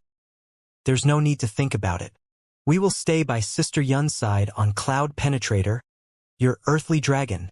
Han Te bulged his eyes, full of expectation. "This is the Land of Sins. No place is absolutely safe until Manjusaka is blown up. We swear that we will obey your words and never add to your trouble. So, please bring us with you. I want to see Manjusaka falling from the sky with my own eyes. Yes, we will certainly be of great help." Lu Li also clung to Zhuo Jingyun's clothes and begged, "Let us stay on your train, Sister Yun." Zhuo Jingyun obviously did not have much experience with kids. Frowning and thinking for a long time, she hesitated. "Well, just get some rest. Let's talk about it tomorrow. We'll see what Commander Wei thinks." She put Lu Li aside softly and was about to turn around and leave. Han Te, however, suddenly put on a weird expression and asked abruptly, "Right, Sister Yun, how did you decide to recruit new blood from Liberty City? Was it Commander Wei who came up with the idea?" "Yes, we would not have done it. After all, if a lot of disobedient guys of unknown backgrounds join our team in a hurry, they will bring forth many unstable factors, which can be even more severe than the inadequacy of personnel." Zhuo Jingyun looked at Han Te suspiciously. However, since it was Commander Wei's proposal, there must be deeper meanings to his plan that we cannot understand just yet. But it doesn't matter whether or not we understand it. Commander Wei is never wrong. Before, he proposed many suggestions that sounded even more ridiculous, but the suggestions achieved amazing results every time. It shouldn't be an exception this time. "Why do you ask, my young friend?" "Nothing important." Han Te scratched his hair rather unnaturally. "I'm just asking because I suddenly thought of the question. Also, about the branch of starlight in space. How did you reach out to it exactly? Have you seen the cultivators from space in person? What do they look like?" "Sort of. Yes." Zhuo Jingyun nodded, somewhat hesitantly. For safety reasons, Commander Wei has always been talking to the cultivators in space single-handedly. The less we know, the better. After all, the immortal cultivators have too much technology that can force the critical intelligence from us. However, Commander Wei has brought us a lot of video files and promotional pamphlets. I think that it means I have sort of seen the fellow cultivators from space, haven't I? Except for being slimmer and lighter, they do not look very different from us. You can stop your random thoughts, kid. Han Te stuck out his tongue and then yawned so hard that he almost squeezed out his tears. "I have disrupted your rest for too long. I believe that there will be a long time before the two of you can digest and absorb everything that you've been through over the past few days." Zhuo Jingyun smiled and grabbed the chains at the entrance of the cave, disappearing in the abyss of the mine. The Fist King looked at Han Te and then at Liao. He walked to the entrance of the cave and said casually while observing the situation outside, "Why did you make Han Te ask the question? What are you suspicious of?" "Huh." The two little fellows bulged their cheeks and eyeballs again and stared at Liao in confusion. Pondering for a moment, Liao said, "Can I trust you, Fist King?" "Of course not. You know that I am just a puppet, an artificial intelligence, that does not have any concept of morals or integrity. Everything I do is based on the guideline and for the purpose of getting stronger. As long as it is favorable for my ultimate goal, I will not hesitate to betray and even kill the three of you at all. So, how on earth can you trust me?" The Fist King furrowed his metal eyebrow and looked at Liao in obvious bewilderment. "I am really puzzled how your logical circuits are devised. You appear shrewd one moment and then silly the next. How can you not come to such a simple conclusion?" Liao was choked for a long time. Then he said, "Allow me to rephrase it. I can tell that you are a strong-willed man in any sense. So why don't we make a deal? Your goal is to be the strongest, isn't it? I don't know what exactly the level of strongest is, but as long as there are enough resources, time, and refining facilities, I can help you build a super iron body whose comprehensive battle performance will be 5 times greater than that of your current one. It will certainly be able to keep up with your ever-expanding battle database.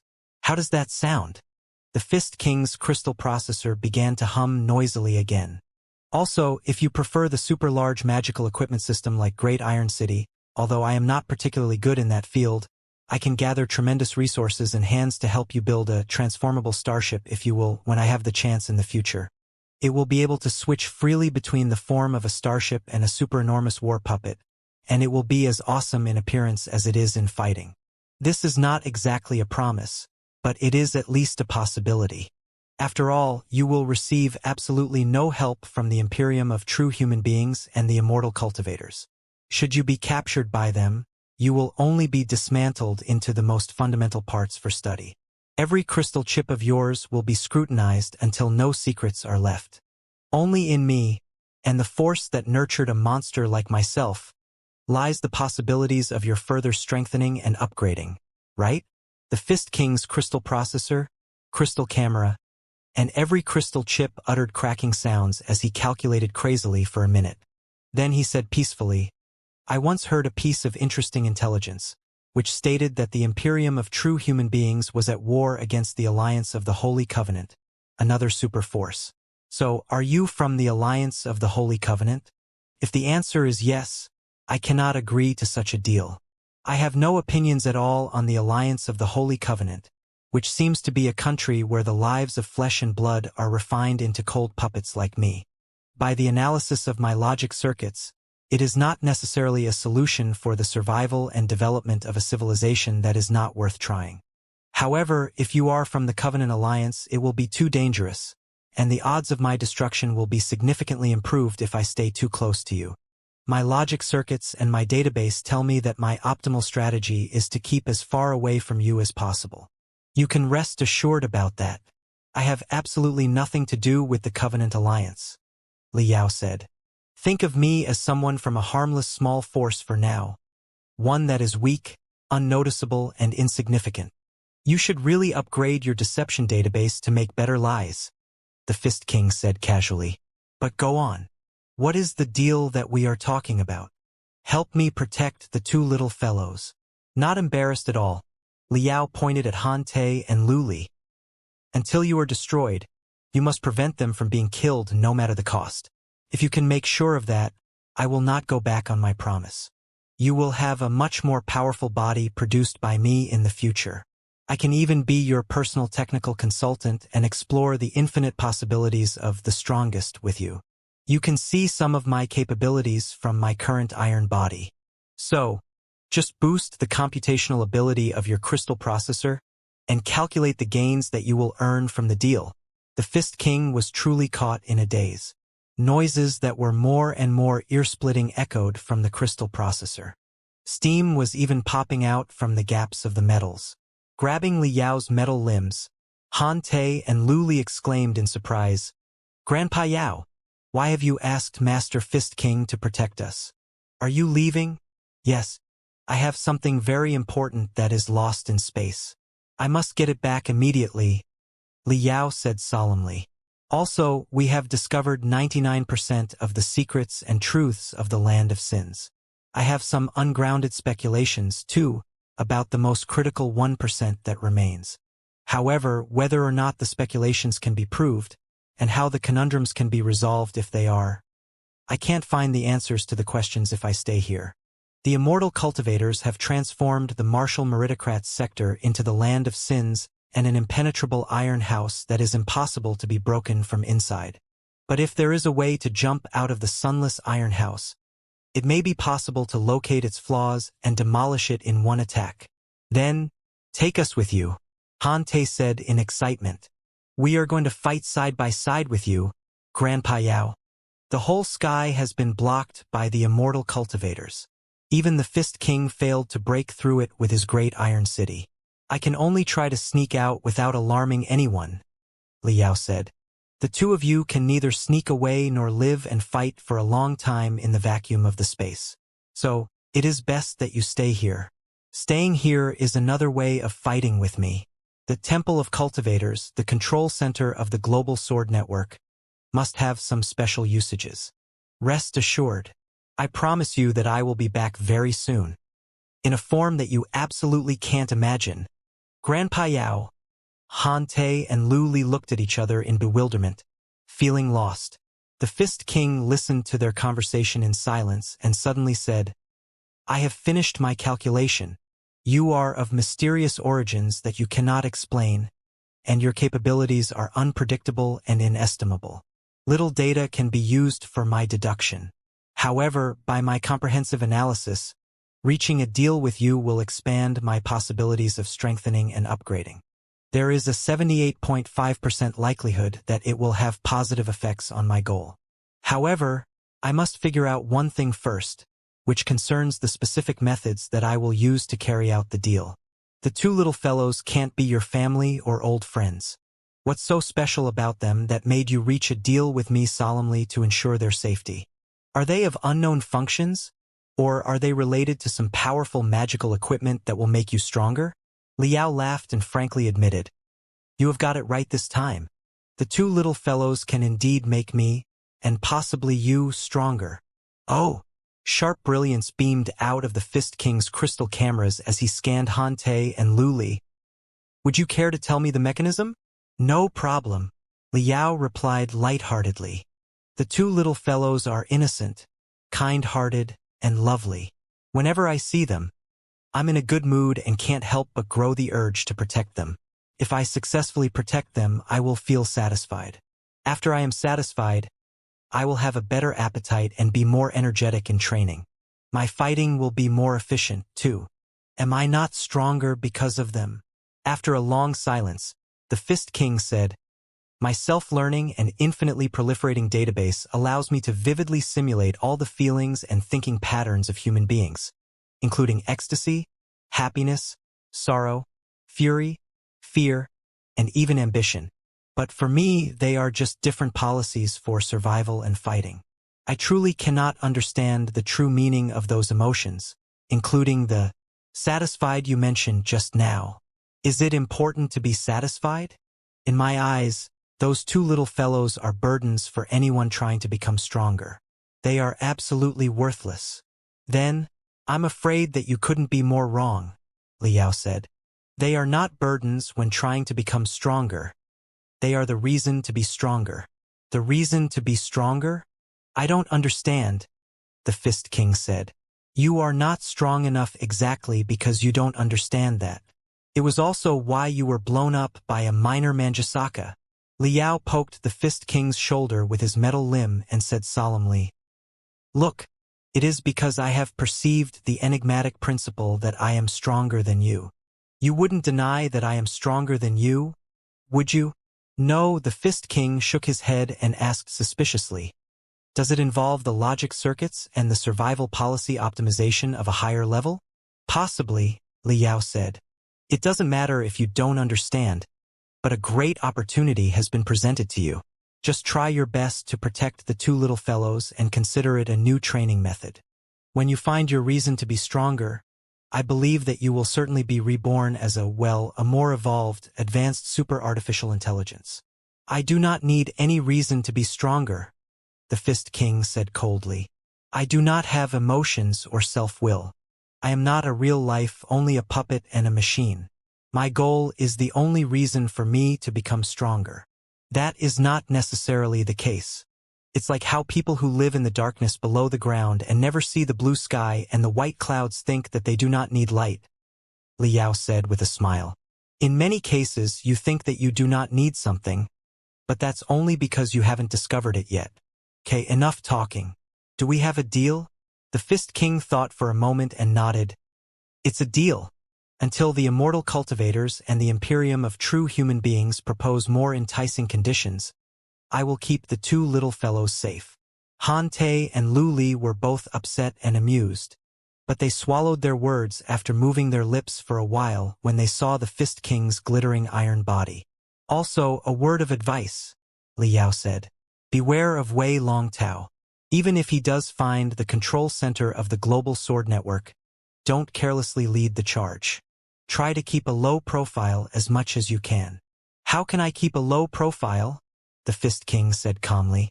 "There is a 95% likelihood that the immortal cultivators have discovered my secrets. It's impossible for me to keep a low profile.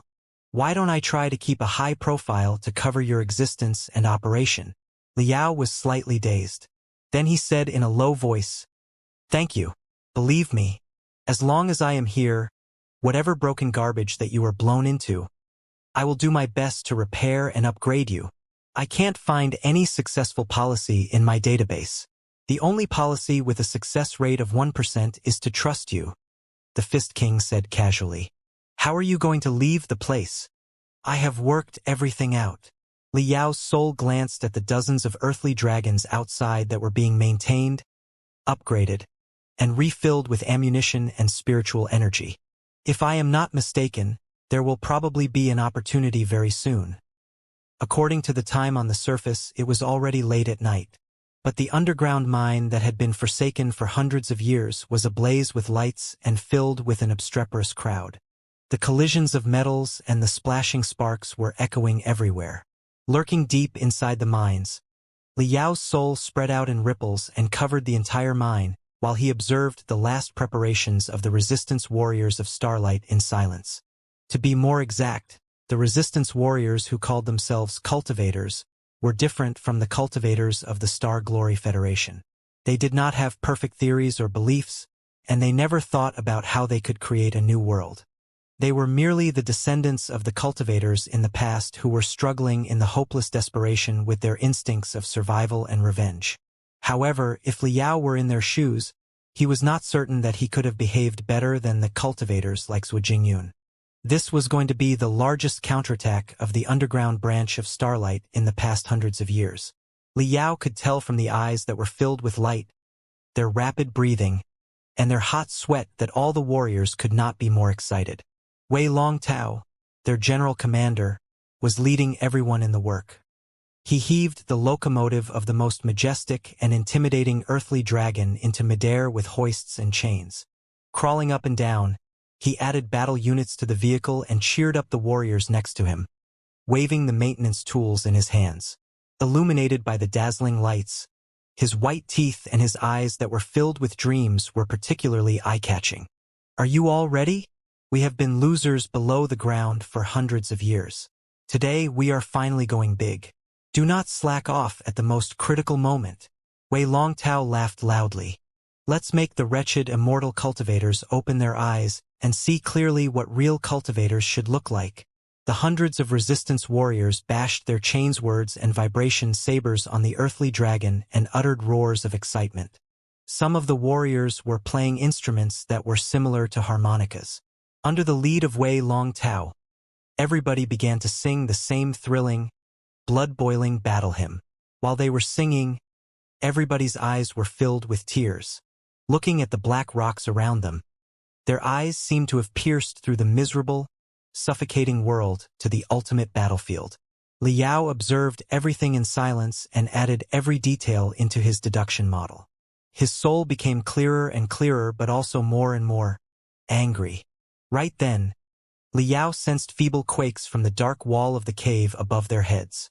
Cracks unnoticeable to the naked eye appeared on the wall quickly, spraying dust that was as small as sand. "They're really here." Liao thought something and sent 2 warnings into Han Te and Luli quickly. "Wake up now. Bring all the food, medicine, and ammunition. Be ready to retreat with the Fist King." The Fist King stuck his metal palm to the wall and sensed something. Ominous brilliance beamed out of his man-made eyes as he said, "Intruders." "Exactly," Liao said coldly. "The intruders that have drilled into the ground." Hardly had he concluded his sentence when devastating alarms began to ring. "Enemy incoming! Enemy incoming! Enemy incoming! The immortal cultivators' penetrators are approaching us quickly from above. They are less than 3 kilometers away from us. The index of quakes is so high, it must be a super drill of an extremely huge size. Also, there is no stopping and adjusting at all. They have obviously discovered our accurate coordinates." Panicked exclamations were echoing everywhere, mixed with the alarms each higher than the last, which only made everyone even more panicked, especially the bandits and thugs who had just been guided to the underground world. If the place had not been an underground mine with no escape at all, they would have held their heads and fled in a hurry. "Don't panic, everybody. Listen to my command." At the critical moment, Wei Longtao roared like a bell being tolled. 80% of the earthly dragons have completed the final upgrading and loading of ammunition. The basic position of the temple has been transmitted to your respective crystal processor. 2. There is no time to delay anymore. All conductors, set off immediately and search for the precise coordinates of the temple in a grid as we planned before. As for this place, I will cover the retreat for everybody. Not a single immortal cultivator will catch you. The final war has come. Take action now, warriors of starlight. Let's meet again at the temple.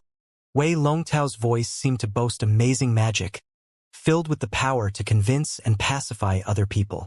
Under his roars, the chaotic atmosphere in the place had entirely vanished. All the resistance warriors jumped to their feet like fully wound machines that were full of fuel. Boom! Boom! Boom! The drill-shaped excavation systems before the earthly dragons began to revolve slowly in deafening fulminations, releasing unstoppable mystic rays and high-frequency vibration fields that were enough to shatter the hardest rocks and minerals. Countless warriors leapt out of their respective caves, moving on the chains and the rails as steadily as if they were running on the ground. They soon jumped into their own earthly dragons. This place is about to be breached. Zhuo Jingyun showed up before Liao and the rest of them again. She extended her hands to Han Te and Lu Li and said, "Let's go to my cloud penetrator." Quite a few earthly dragons had long finished their maintenance and modification and were standing by in their respective tunnels. They took off before other people and soon disappeared into the depths of the soil with the tracks all over their bodies rotating crazily. Boom! Boom! Boom! After they drove into the depths of the tunnels were all blown up by the crystal bombs that had been planted earlier. Materials similar to gels had been mixed into the crystal bombs, which stuck the collapses and made them as tough as iron. It was practically impossible to drill through the same way. In the meantime, unpredictable explosions also echoed from everywhere in the vast mine. They were the interferential quake sources that Starlight deployed. For the hide-and-seek thousands of meters into the sunless rocks, optical senses were of little use. Sound waves and the perception of quakes from the enemy's drills and tracks were much more important to lock onto the target. Right now, the earthly dragons of Starlight were in a hurry to escape.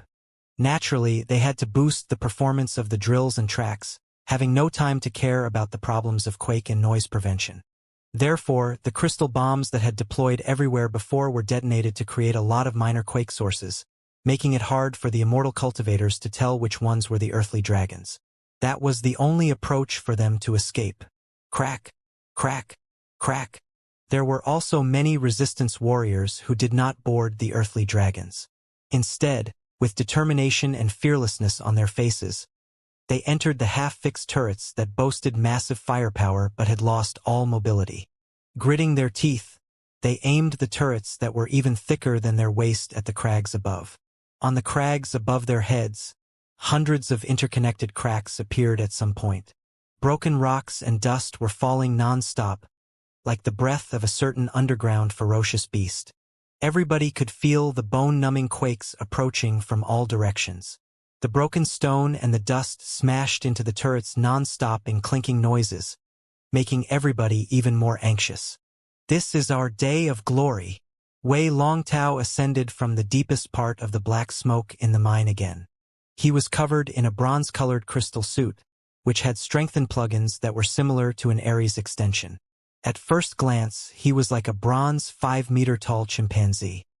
His eyes were bloodshot, and the steam popping up from his head was even more intense than the waste spurted out by the earthly dragons. His volume was raised to a higher level too as he shouted with explosive strength. Hundreds of years of being attacked, hundreds of years of running, and hundreds of years of failures have made almost everyone including ourselves forget the name. The proud and glorious name. But after the battle today, whether we win or we lose, nobody will ever forget us. The light of the stars beyond the firmament will be our eyewitnesses, telling everyone in the entire universe that there used to be a group of fearless warriors who called themselves Cultivators. Cultivators. Cultivator. Cultivators. All the resistance warriors screamed their most hoarse but most loud voices that had been mixed with blood. Cultivators. Zhuo Jingyun escorted Han Te and Lu Li into the train.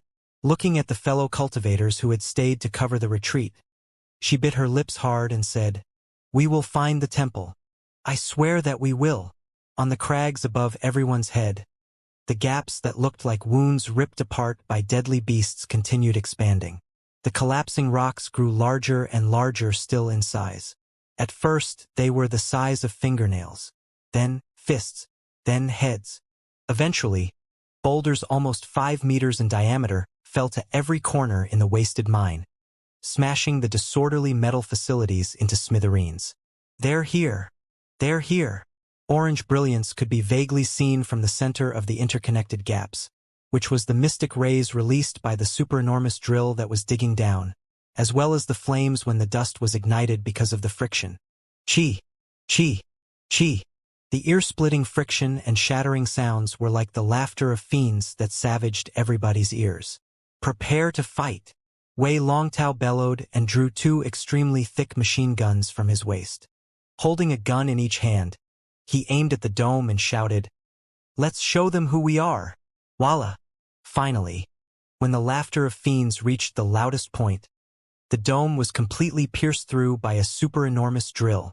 The drill was more than 10 meters in diameter, filled with sharp teeth and mincers on the surface, which were still rotating at a high speed and transforming broken rocks and dust into orange flames.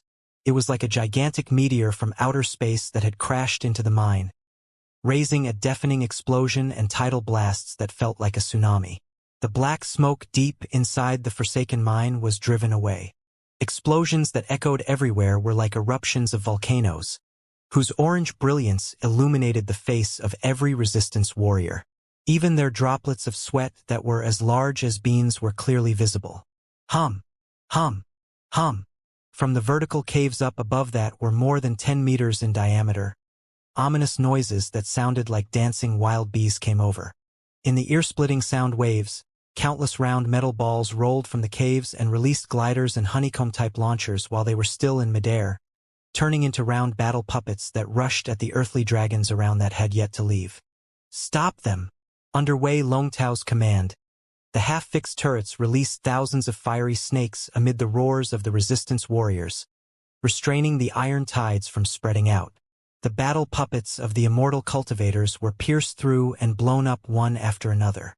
Dazzling fireballs were blossoming at the bottom of the earth. Sensing the massive firepower of the resistance warriors, the battle puppets immediately changed their patterns. They turned into round balls again and gathered together, activating tiny spiritual shields and integrating with each other into a solid wall. The entrance of the cave up above was well protected by them. Now that the entrance was protected, countless battle puppets were able to flood in, soon surpassing the threshold that the warriors of Starlight could deal with. They were also mixed with the lizard skeletons that had ravaged Liberty City the previous day. Such biological weapons that were almost perfect lunged at the resistance warriors in weird routes the moment they landed, so fast and agilely that the storm bolters and the crystal cannons could not take care of them over the long distance at all. Several half-fixed turrets were too focused on the war puppets to spare enough firepower to deal with the skeleton lizards that came at them at a high speed. They were surrounded by a couple of skeleton lizards, which corroded the gaps and the shield with acid and dragged the resistance warriors out from inside, before the heads of the creatures that looked like man-eating flowers crowded forward and chewed the prey into blood and bones. One last earthly dragon was already fully loaded with crew members, ammunition, and fuel. They were about to leave when several skeleton lizards crawled into the cabin doors that were not entirely closed. A storm of blood was immediately raised in the cars. A lot of turrets and resistance warriors were forced to shift their firepower to the skeleton lizards. As a result, the war puppets of the immortal cultivators in midair were able to lock onto and shoot their targets unhurriedly. The spiritual shields of the resistance warriors were all sparking and shaking. Exclamations, explosions, moans, and curses were echoing non-stop. The situation could not have been more dangerous. Bastards, go to hell. Wei Longtao took action. The general commander of the underground branch of Starlight, with the Ares extension that looked like a bronze chimpanzee, was truly like a dominating, unstoppable god of war when he leapt forward and crashed into where the war puppets were most populated on his own. Despite his body, which was so brawny that it bordered on clumsy, he danced a most swift and perfect battle dance. He was carrying two machine guns that were supposed to suppress the enemy with the stormy firepower, but they were like two sniper rifles in his hands. Almost none of the bullets missed their target.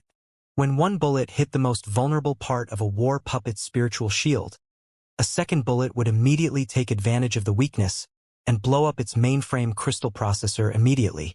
Next to Wei Longtao, The immortal cultivators' war puppets all turned into burning garbage that fell like hail. The two machine guns that were roaring crazily in his hands gradually turned from yellow to crimson in spurting sounds, requiring a cooldown because of the overloaded rune arrays. Dozens of war puppets and almost 10 skeleton lizards lunged at him immediately. Wei Longtao burst into laughter. He picked up 2 burning axes that seemed to be made of magma. Waving them up and down crazily, he delayed the attack of almost 100 enemies like a butcher that was dissecting bulls. In the middle of the soaring flames and smoke, his back was particularly daunting and majestic. One could not find a greater hero than him. Go! Go now!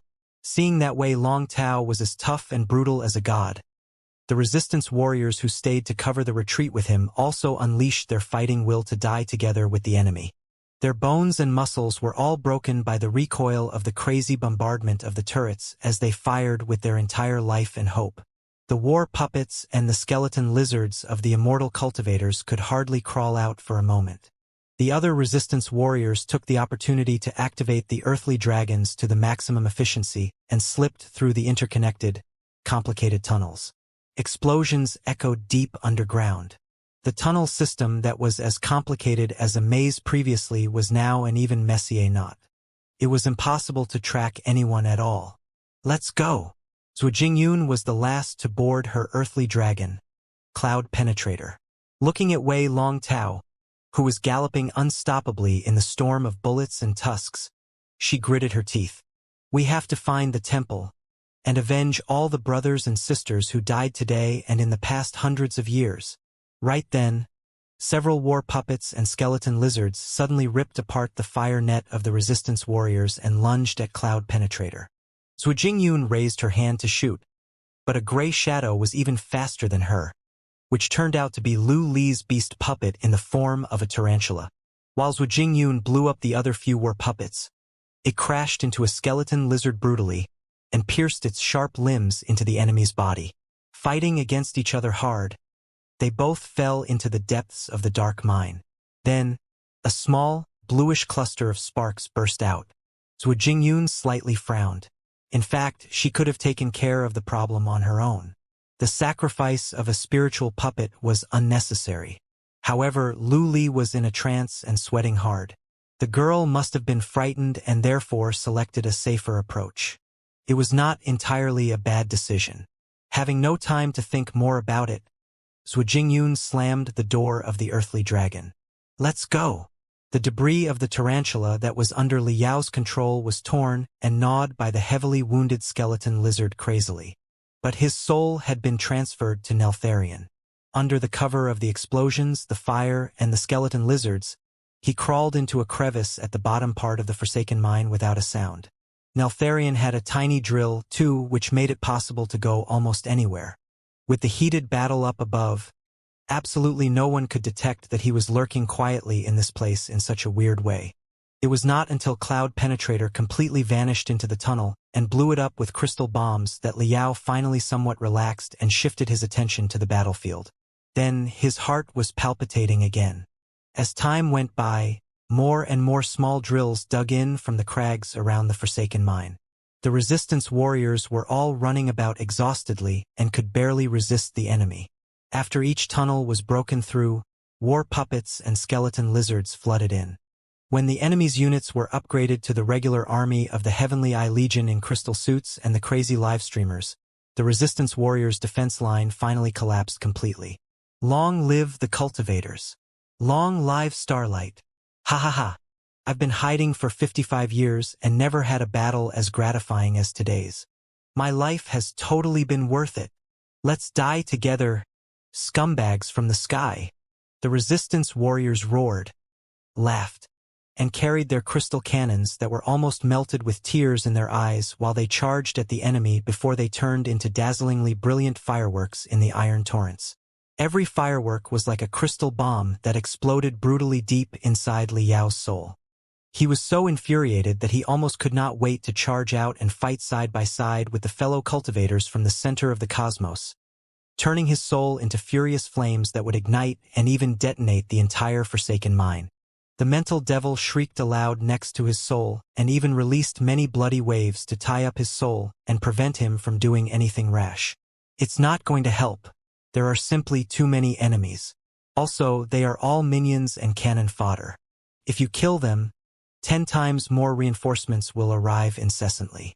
If we expose our existence, the whole area will be bombarded by railguns and turned into a living hell. There's no reason we should die with the small fries of such a level, right? Besides, our soul has not been completely melted with the body yet. Even if you do your best right now, you can only bring out 10% of your combat ability at best. How is that going to help? After the soul returns to the position and is armed with the crystal suit and the colossus, and after the culprit hiding behind the curtain of Manjusaka is revealed, you can always go on a rampage then. I know, Liao said slowly. His telepathic thoughts locked onto Wei Longtao, who was still fighting a bloody battle like unpredictable spider threads. The man seemed to be really fulfilling his promise to cover the retreat. He waved his burning axes crazily, safeguarding the resistance warriors next to him into the tunnels. How brave, how tough, how great, and how selfless he was. At this moment, even the most cold-hearted bandit or thug would have had to raise their thumbs for Wei Longtao if they saw this and praised that he was a real man. Liao, however, did not feel moved or awed at all. He really seemed to have become a human-shaped crystal processor that had focused all his computational ability on Wei Longtao. To be more exact, it was focused on the bullets, flying swords, and mystic rays that brushed past Wei Longtao narrowly. Wei Longtao should be an expert in the nascent soul stage, probably at the middle level or even the high level, Liao observed coldly. But even the peak of the nascent soul stage is still far from invincible. Faced with the iron tides, the overwhelming number of the enemies, and the tornado-like firepower, he should still be injured. However, although Wei Longtao has been fighting enemies while heavily outnumbered for such a long time, he can still perform such perfect dodging movements, as if he can predict the trajectory of the enemy's attacks. This is truly talented and incredible. Look, didn't you see that? The gunshot at such a close distance was very likely to have hit his head, blowing up or at least blocking the crystal cameras on his helmet. But the shooter somehow trembled and missed the target. What's your take on the situation? Well, the mental devil said, there are 3 possibilities. Firstly, Wei Longtao is adept at mental attacks and has imposed interference on the minds and the sights of the hundreds of immortal cultivators as well as their puppets without them knowing it. Secondly, the immortal cultivators and spiritual puppets that are attacking Wei Longtao are all blind, which explains why they missed the critical parts at such a close distance. Thirdly, it's very simple. The immortal cultivators are going easy on him. 2058 Beginning of the Epic Quest. On the surface, the immortal cultivators did not seem to be going easy on him at all. Instead, the battle was rather fierce. Few resistance warriors were hanging on in the Forsaken Mine at this moment, but Wei Longtao was definitely the most ruthless and dazzling one of them. He attracted almost half of the immortal cultivators' firepower. All kinds of bullets and colorful mystic rays were coming at him, triggering the most glamorous sound and visual effects around him. His Ares extension that looked like a bronze chimpanzee were riddled with holes and bordering on collapse. The pieces and components erupted, flying into the air crazily. Wei Longtao seemed determined to die together with his enemy. 2. Without caring about his seemingly devastating wounds at all, he threw himself into the immortal cultivators like a cannonball time and time again, and he did take down a few opponents. When the resistance warriors who fell back to the tunnels under his cover looked back, they happened to see him mired in the ocean of immortal cultivators but still fighting relentlessly without backing off at all. They could not help but feel moved, their nostrils and chests burning. "Commander!" The resistance warriors roared desperately. "Leave me. Just go." Wei Longtao's voice turned extremely hoarse, as if his throat had been stuffed with frozen blood. "I will break out of the siege. I promise." Boom, boom, boom. A number of fireballs enshrouded Wei Longtao and blocked his voice. The last image that he left to all the resistance warriors was him waving his axes in the flames on a killing spree like a god incarnate. However, Such sound and visual effects and such a gory battle could only deceive the common cultivators but not the senses of a divinity transformation stage cultivator. Liao focused his attention on analyzing the endless data that he had collected, building new models deep inside his soul until the whole battlefield was reconstructed virtually. Firstly, he analyzed the spiritual puppets on the immortal cultivator side in terms of speed, ballistic trajectories and firepower, thereby reaching a value of standard battle performance for the spiritual puppets. Then, based on the squad tactics of the Grand Illusionary soldiers in the Star Glory Federation, he estimated the comprehensive combat ability when the 100 spiritual puppets were teamed up. In the end, he compared the result of his deduction to the performance of the immortal cultivators when they were besieging Wei Longtao. He immediately noticed that something was wrong. Assuming that the value of the combat ability of the battle puppets is 100 when they are dealing with the regular resistance warriors, it has dropped to 82 when they are fighting Wei Longtao. To put it more simply, they are slower, more sluggish, and weaker in firepower. Even the accuracy of their shooting has plummeted by at least 30%.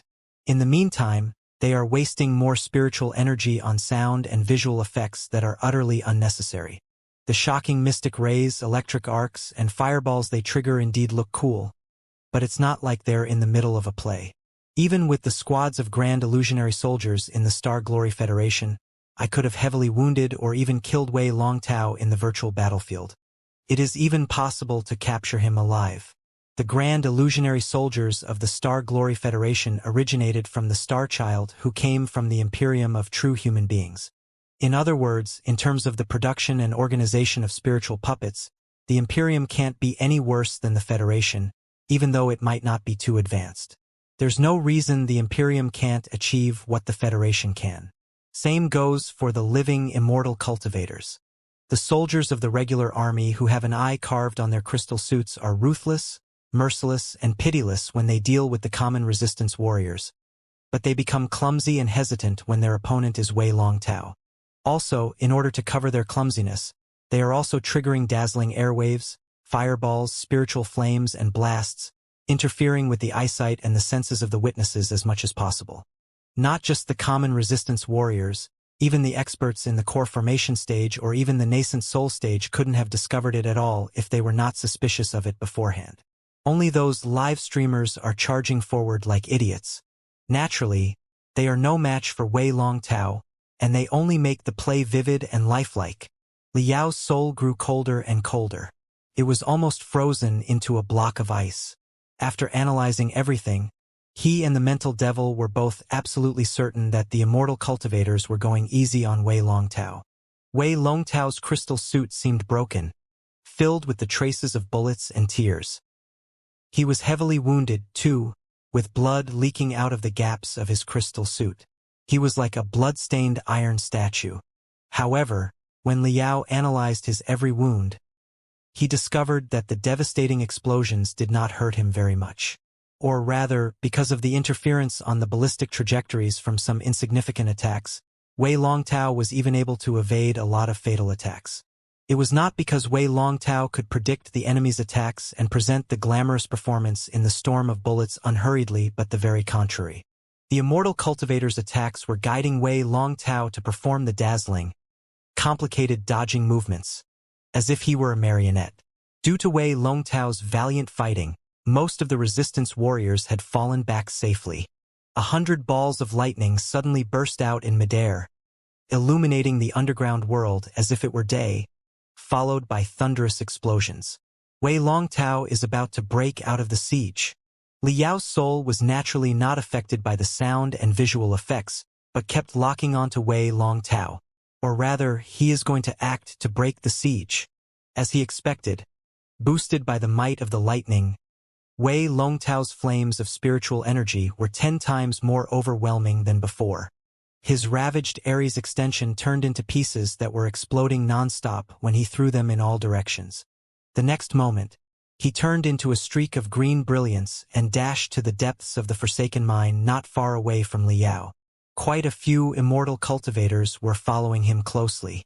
They seemed unstoppable and determined to catch the enemy, but with the senses of the divinity transformation stage, Liao could vaguely tell that they did not really mean to accomplish that. The few live streamers and trial takers among them were the only ones who were roaring crazily and really wanted Wei Longtao dead. However, under the intentional or unintentional blockage and interference of the regular army, their fatal attacks all missed the target and only caused tremendous scorching fireballs around Wei Longtao, making the scene even more soul-stirring than before. Shua, one of the live streamers or trial takers, was extremely fast and approached Wei Longtao before anybody else did. But Wei Longtao simply turned around and slashed him in half from the waist. His internal organs had been burnt into ash by the heated axes before they were spurted out. The gruesome scene made all the immortal cultivators dazed for a moment, or at the very least, the regular army appeared to be dazed. The regular army became sluggish and panicked, and they happened to stand before the trial takers and live streamers, delaying them for half a second. Wei Longtao took the opportunity to accelerate and sprint into an inconspicuous tunnel at the bottom level of the Forsaken Mine. Then, explosions echoed from the tunnel, and it completely collapsed. The immortal cultivators rushed over, only to see that flames were soaring from the collapsed tunnel. They gnashed their teeth and whined in fury, but it never occurred to them that an enemy 10,000 times more dangerous than Wei Longtao was lurking right next to them. The brief but ghastly battle in the underground world was finally over. The bodies of the resistance warriors and the burning turrets were melted into burning garbage, rolling down from the top and crashing at the bottom of the mine, turning the place into an anonymous graveyard. The immortal cultivators had controlled the entire Forsaken Mine. They seemed to be rebuilding the place into a temporary command center. All kinds of engineering facilities and materials were shipped, and many renovation projects were already underway up above. As for the earthly dragons that had fled into the depths of the underground world, they did not seem to be chasing after them. Or rather, there was even no sign that they were preparing to chase after the enemy. It was almost like they were already certain where they could wait for the resistance warriors to step into the trap on their own. They were not in a hurry to chase after the enemy at all. Liao locked onto the few trial takers and live streamers who had tried hard to kill and capture Wei Longtao just now. He vaguely had a feeling that he could gather critical information from those guys. As he expected, the young and arrogant immortal cultivators thought that all the resistance warriors in the Forsaken Mine had been hunted. They took off their helmets and breathed in the air that was filled with the stink of blood while they looked at the messy battlefield, not without regret. Is this the legendary epic quest? One of the immortal cultivators, who was handsome and looked rather young, licked his blood-stained lips and smiled. It does not seem to be much an improvement compared to the Platinum quest in Liberty City. This is just another whack-a-mole game. Why are you so impatient? A female immortal cultivator, who had a blood mole at the center of her forehead, eyed him and said, "The first level is just an appetizer. Isn't there still the Battle of the Temple later? Even that is not the final level. I'm told that a splendid and thrilling battle in space has been arranged at the end. That will be the real great meal. There will be a time that you will enjoy enough killing." It makes sense. The first immortal cultivator rubbed his hands. Come to think of it, you can kill as many people of the Covenant Alliance who are emotionless and as cold as wood as possible today. But the naive and idiotic creatures like cultivators are harder to come by than three-legged toads. They are definitely state-level endangered animals. Killing endangered animals feels different from butchering chicken and dogs. Did you see their looks before they were killed? They could cry, burst into fury, or roar out gallant words.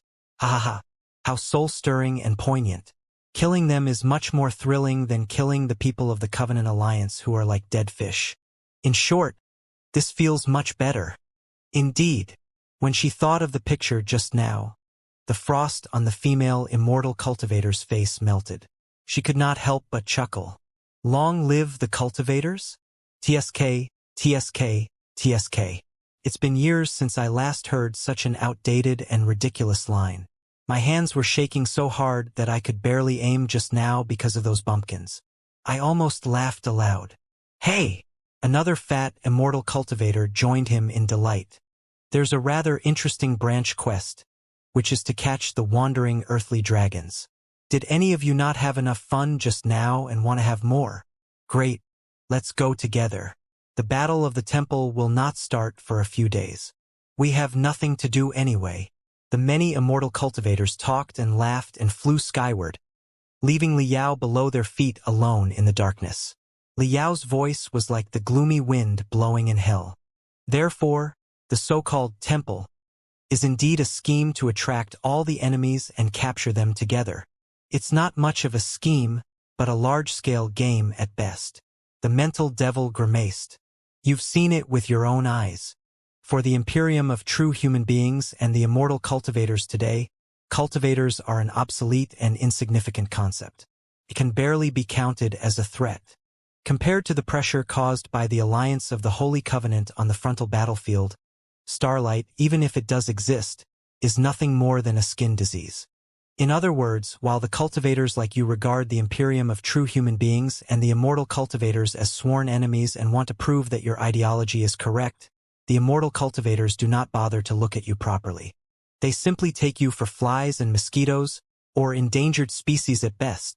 Yes, in the eyes of the immortal cultivators, the cultivators are exactly like flies and mosquitoes, which, although unable to cause much harm, can be quite annoying when they keep humming around you.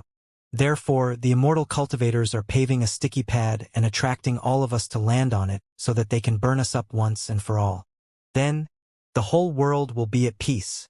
Liao pondered for a moment and said, such a plan is exactly the same as how the Star Glory Federation established the Dragon Snake Space Zone and sent Lu Qingchen to set up CFIA. Wei Longtao of Starlight in the Land of Sins is exactly like Lu Qingchen of the CFIA in the Federation. He is not a legendary hero who fights hard in the underground world at all, but a puppet idol that the immortal cultivators have intentionally fabricated. He elaborated on the Temple of Cultivators and the control center of the Global Sword Network, as if they were real. Even if they are, the place must have been heavily surrounded by the immortal cultivators, who are waiting for the ignorant members of Starlight to enter it and be killed. No, we have to save them. Of course, they must be saved, the mental devil said slowly. Not those in the underground temple, but those in space. The space. Liao was deep in thought.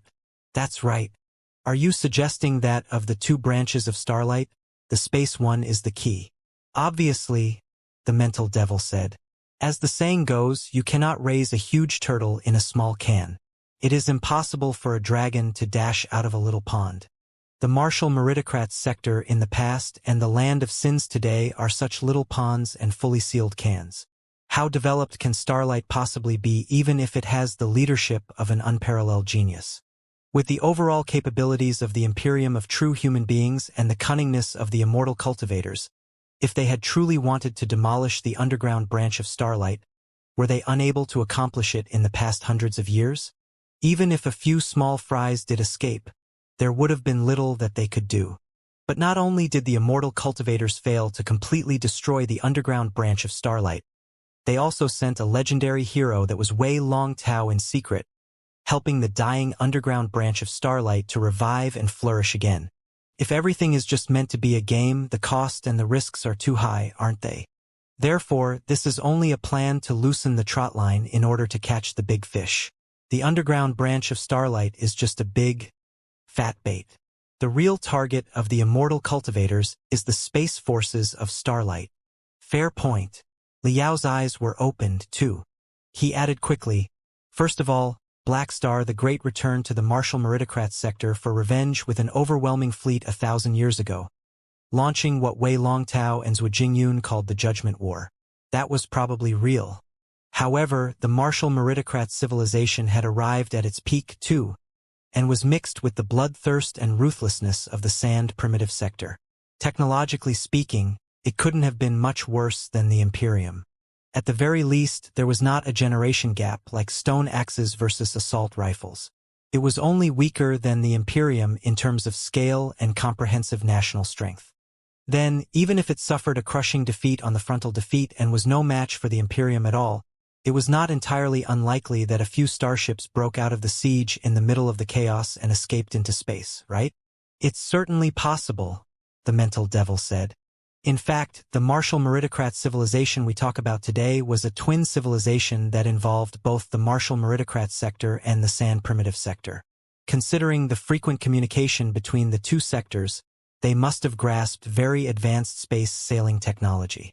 Also, don't forget that the Fist King mentioned that the Martial Meritocrat sector and the Sand Primitive sector had a minor war before the arrival of Blackstar the Great. War would naturally greatly damage the comprehensive strength of the Martial Meritocrat civilization, but it would also boost part of the cutting-edge technology and weapons. For example, the forces of the entire world might be focused in order to produce a few extremely advanced super starships, whose comprehensive battle performance might reach 70 to 80% of what the starships of the Imperium had. It seems to be a reasonable assumption. If such advanced starships did exist, it's very possible that a few survivors escaped from the siege even though they could not defeat the fleet of the Imperium. The universe is boundless. Once they escaped from the planet, they would be like dragons unchained. It would be practically impossible for them to be locked onto and annihilated. The space pirates in the Flying Star sector were on a rampage for thousands of years, Liao said solemnly. Firefly of the government in exile of the Star Ocean Republic fled for 1,000 years. So, it's not entirely impossible for Starlight, a resistance organization of the cultivators of the Martial Meritocrat sector, to act unpredictably in the peripheral space zones of the Imperium and shine for hundreds of years, which also agrees with the intelligence that D. Faywin shared with us. Think about it. D. Faywin and the Black Wind Fleet took off more than 100 years ago, at which time the Land of Sins was entirely different from what it is today. But rumors of Starlight already existed at that time. It is highly unlikely that the immortal cultivators have planned the game for 100 years, right? All in all, the Starlight in space should be the real deal. It also boasts certain forces that caused some trouble for the immortal cultivators before. In order to resolve the headache once and for all, the immortal cultivators have fabricated the legendary hero that is Wei Long Tao. They supported the underground branch of Starlight and made them try to reach out to the fellow cultivators in space. Then, a magnificent plan for an ultimate counterattack with all the available forces was proposed. After the main forces of Starlight are all mobilized, they will be annihilated completely. Just like the immortal cultivators said, the Battle of the Temple will not begin for several days. But it was still not going to be the final level. A battle in space that follows it will be the star of the show. Therefore, the mental devil said, it is useless to catch up to Han Te and Lu Li right now. On one hand, we are of unknown origins, and the resistance warriors including Zhu Jingyun have seen Wei Longtao sacrificing himself to cover the retreat fearlessly with their own eyes. It is impossible that they will believe a mysterious freak like you and doubt their general commander. On the other hand, even if you do break Wei Longtao's mask with all the tricks possible, so what? Wei Longtao is just a puppet. It won't solve the problem even if he is minced into pieces. Or rather, the entire underground branch of Starlight, including the temple, does not matter. Space is the key to the conundrum. It's just like I said before. We are now no better than ghosts with only the level of the divinity transformation stage but not the corresponding combat ability. It is not like we can simply blow up all the immortal cultivators in Manjusaka with just our tongues, right? It is not going to help anybody to stay here. Return to the sky as soon as possible and get back our body, crystal suits, and Colossus. Swallow all the high-energy nutrition drugs and the heavenly materials and earthly treasures to release the most violent forces of the divinity transformation stage. Sneak into Manjusaka before the army of the space branch of Starlight arrives. That is the only opportunity to crack the trap. Let's go now. Liao made the decision immediately. We don't have much time left. Neltharion was no larger than a finger. The gaps that the enormous penetrators could not enter could not stop the small multipurpose exploration starship at all. Zigzagging in the underground tunnels for a long time, Liao activated the drill of mystic rays and began to drill upward. Naturally, he did not plan to drill up to the surface, which would consume too much of his time. He was searching for the vertical channels dug out by the immortal cultivators. Very soon, he located one. A lot of penetrators and spiritual puppets were still shipping assets in the vertical channels. Their controllers were mostly immortal cultivators in the refinement stage or the building foundation stage. Even those in the core formation stage were few. It would be the greatest joke if Liao was discovered by them as a divinity transformation stage cultivator. Hiding in the gaps of the tracks of one of the penetrators, Neltharion returned to the ground successfully half an hour later. The surface there was a restricted area. Further beyond, it was a desolate and bleak land, with no sign of a single bandit. There was no telling whether they had been driven away or simply killed. Liao released his telepathic thoughts and scanned everybody and their vehicles in the restricted area. Very soon, he located a small transporter. The vehicle that was similar to a rocket was specially designed to get rid of gravity and commute between the ground and outside the celestial object's gravitational pull. When a few immortal cultivators walked into the transporter, talking and laughing, Liao flew Neltharion to the bottom of the stabilizer fins of the vehicle. Neltharion was capable of getting rid of gravity on its own. Liao was only doing this to deceive the defense rune array that blocked the sky. Whew! Flames and smoke spurted out of the transporter, pushing it to beyond the atmosphere. Half an hour later, Neltharion silently escaped the gravitational pull of the Martial Meritocrats planet. Liao perceived the rusty planet and Manjasaka, which was like a cancer and a parasite residing on the planet. Now that he had learned the truth about the land of sins and the city in the sky, his mood was naturally different from when he dived into it at the beginning. So, the Imperium of true human beings has truly forgotten your old friends. The cultivators are no longer your enemies but toys, clowns, puppets, and endangered animals that exist for your daily entertainment. Staring at the bleeding Manjasaka, Liao mumbled, "It's all right. I will remind you of everything about the cultivators. A space battle to shoot flies and mosquitoes? Very good. I promise you that the cultivators will show up on the magnificent stage at the center of the cosmos again after the battle. We are back after 1,000 years. 2060 Extreme Evolution. Inside the hibernation capsule of Jingle Bell, the stealth exploration starship of the Star Glory Federation, on the 9th satellite of the 5th planet in the Martial Meritocrat sector. Hiss! Liao leapt up from the hibernation capsule, breathing in the recycled air so deeply that Jingle Bell was almost absorbed into a vacuum. Enjoying the both familiar and strange feeling when air entered the windpipe and expanded the lung lobes, Liao finally confirmed that his soul had returned to his body. It truly feels weird to look at my body again after my soul has been out of the body for such a long time. Half narrowing his eyes, Liao warmed up his fingers somewhat sluggishly and sensed the rhythm of his veins, muscle fibers, and nerve endings with a lot of mysterious and indescribable feelings. After breaking into the divinity transformation stage, the fleshly body would no longer be one's sole reliance, but only a rather important and unique tool. The path to a brand new life form had been completely paved through. Above the divinity transformation stage, it is the divinity branching stage, where I can split the soul into thousands of parts and control all of them at the same time. One single person will be a whole army. What an amazing and enticing level it is. Before the divinity branching stage, there are even more bizarre and incredible levels. Some can even travel in the four-dimensional space and swim across the sea of stars without any protection. It is almost like a myth. I wonder if it is true. Just let me keep on training until the end of my line. Let's see what my limits are when I finally collapse in the end. Liao was more excited and enthusiastic than ever. However, a burning feeling of drought came over from his brain.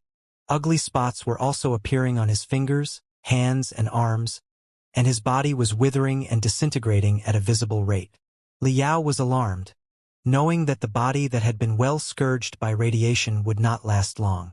In the meantime, if he could be refilled with abundant resources so that his collapsed body could be completely reconstructed and upgraded, it would be possible for him to enter the ultimate levels beyond the middle level of the divinity transformation stage. With a telepathic thought, thousands of spiritual threads spread out from his pores and retrieved all the broken cosmos rings, which revolved around him like shooting stars. Inside the tiny storage cabin of Neltharion was a cosmos ring that he had looted from the immortal cultivator Wei Xiaotian. The cosmos ring stored the flaw detector from Xiahou Wuxin that boasted the function of high molecular layer-by-layer scanning and a microscopic carver of mystic rays after his modification. After they were connected, the device more or less had the ability to repair the crystal chips on the molecular level. Liao took out the ugly scanning and maintenance device that he had thrown together with all the parts exposed to the air. Calming himself down, he placed the first damaged cosmos ring on the octagonal platform at the center and inputted a stream of spiritual energy to activate the equipment. Instantly, almost 100 bright gold electric arcs thinner than a hair were triggered around the device, which lifted the cosmos rings like the hands of elves. Several of the electric arcs submerged into the complicated crystal chip groups on the surface of the cosmos ring. Liao's eyes were half closed, but his eyeballs were shaking. Sweat the size of beans was leaking out of his forehead, and the steam around his body seemed to be foretelling a volcanic eruption. That indicated that his brain was in the middle of the extreme functioning state. 20 minutes later, he released a mouthful of air with a confident smile on his face. Picking up the cosmos ring with 3 fingers, he blew at it softly before activating the release rune array of the cosmos ring with a telepathic thought. Ripples spread out in midair, and high-energy nutrition drugs and medical drugs as high as a hill immediately appeared before him. Liao whistled in a low voice. Baring his white teeth, he poured a can of high-energy nutrition drugs into his throat ravenously. Squeaky sounds as if ice had been poured into melted steel immediately echoed from his abdomen. Every muscle, every vein, every nerve, and every cell in his body was shrieking in hunger and thirst. After chugging almost 20 cans of high-energy nutrition drugs, Liao finally felt that his starved body had been somewhat comforted. The first cosmos ring was only meant to test the performance of the high molecular layer-by-layer detector and maintainer. The job was much easier after that. Liao spent 3 hours fixing all the cosmos rings. Except for the cosmos rings that stored the crystal suits, the weapons and ammunition, and the colossus, he took out all the cosmos rings and retrieved all the edible nutrition drugs, medical drugs, and heavenly materials and earthly treasures in them, which were piled up into an enormous mountain. "Are you really going to swallow such a mountain?" The mental devil's voice was rather shaky. "Isn't this a bit too much?" "Of course it is too much. How else can I show the demeanor of a divinity transformation stage cultivator?" Recalling the biting and mauling of the sinners in the land of sins in the oceans of blood like hungry dogs, the valiant sacrifices of the resistance warriors of starlight, and how hilarious the immortal cultivators thought them to be, Liao felt that infinite fury was rolling up in his chest and turning into appetite. "I am going to blow up the heads of a lot of people in the next couple of days. How can I beat anybody up without a full belly?" Han Te, Lu Li, Fist King, Xiahou Wuxin, Xianxia, Zhuijing Yun, all the fellow cultivators of starlight who are fooled, and everybody in the land of sins, just wait for me. I'll be back soon. Clenching his fists, Liao bellowed and jumped at the mountain, with a beast-like hunger beaming out of his eyes. An hour later, at the bottom of the deepest fold on the 9th satellite of the 5th planet of the Martial Meritocrat sector, a very strange creature showed up. His body size had expanded to almost 5 meters tall. His flesh had withered and ulcerated, but new bones, veins, nerves, and muscles were growing non-stop. Visible flames of spiritual energy were also flooding out of his veins and surrounded his body like wings, capes, and armor, fluctuating at the same pace as his breath with soul-stirring magic. It almost felt like a supernova had been embedded into his chest, which was releasing the most violent forces that made him unable to control himself and roar like a primeval beast. Even the vacuum of silence was almost shaken by his furious roars. Boom! Without a crystal suit, without power knuckles, just barehanded, he punched at the deepest part of the fold with his fist that was still growing and bleeding when the skin was torn apart, raising an appalling dust cloud that was similar to a meteor shower. The broken rocks and the dust were all blown away, revealing a crater almost 5 meters in diameter. The monster did not stop at all but punched as fast as lightning with both fists in turn. His fleshly body was like a super-heavy penetrator or a pile hammer of the highest level as he pushed into the crater. The crater that was almost 5 meters deep was blown into a vertical tunnel by him. Just like that, he blew all the way into the depths of the 9th satellite several hundred meters from the ground. Boom! Boom! Boom! After he arrived at the place, the auras from his fists spread out like blossoming flowers, creating an underground space hundreds of meters in diameter in the rocks that were as hard as iron to be his temporary secret residence. With his surging spiritual energy and the explosions of his soul, his wounds were gradually healed, and his body was constricted and condensed again into what appeared to be made of jade and bronze. The magnificent body was so perfect that even Fist King Lei Zhonglia's iron body would have felt dwarfed in front of him. This is what a real divinity transformation stage cultivator should be like. It is much better than the state when my soul was out of my body. Liao looked at his plump palms in satisfaction and pressed the wall of the cave. After he exerted his strength casually, an enormous trace more than 1 meter in diameter immediately appeared on the wall without a sound. If such a trace is discovered by a civilization that has just sprouted, it will certainly be worshipped as the miracle of a god. No wonder this is called the divinity transformation stage. With a telepathic thought, Liao's body turned into a streak of brilliance that occupied the entire underground residence in a breath. 180 vivid blurred shadows in different forms were condensed in a row in space.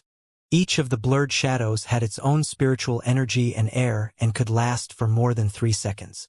They were absolutely enough to trick the aiming system of most aggressive magical equipment. Shua! He retrieved a mystic skeleton battlesuit from the Cosmos Ring.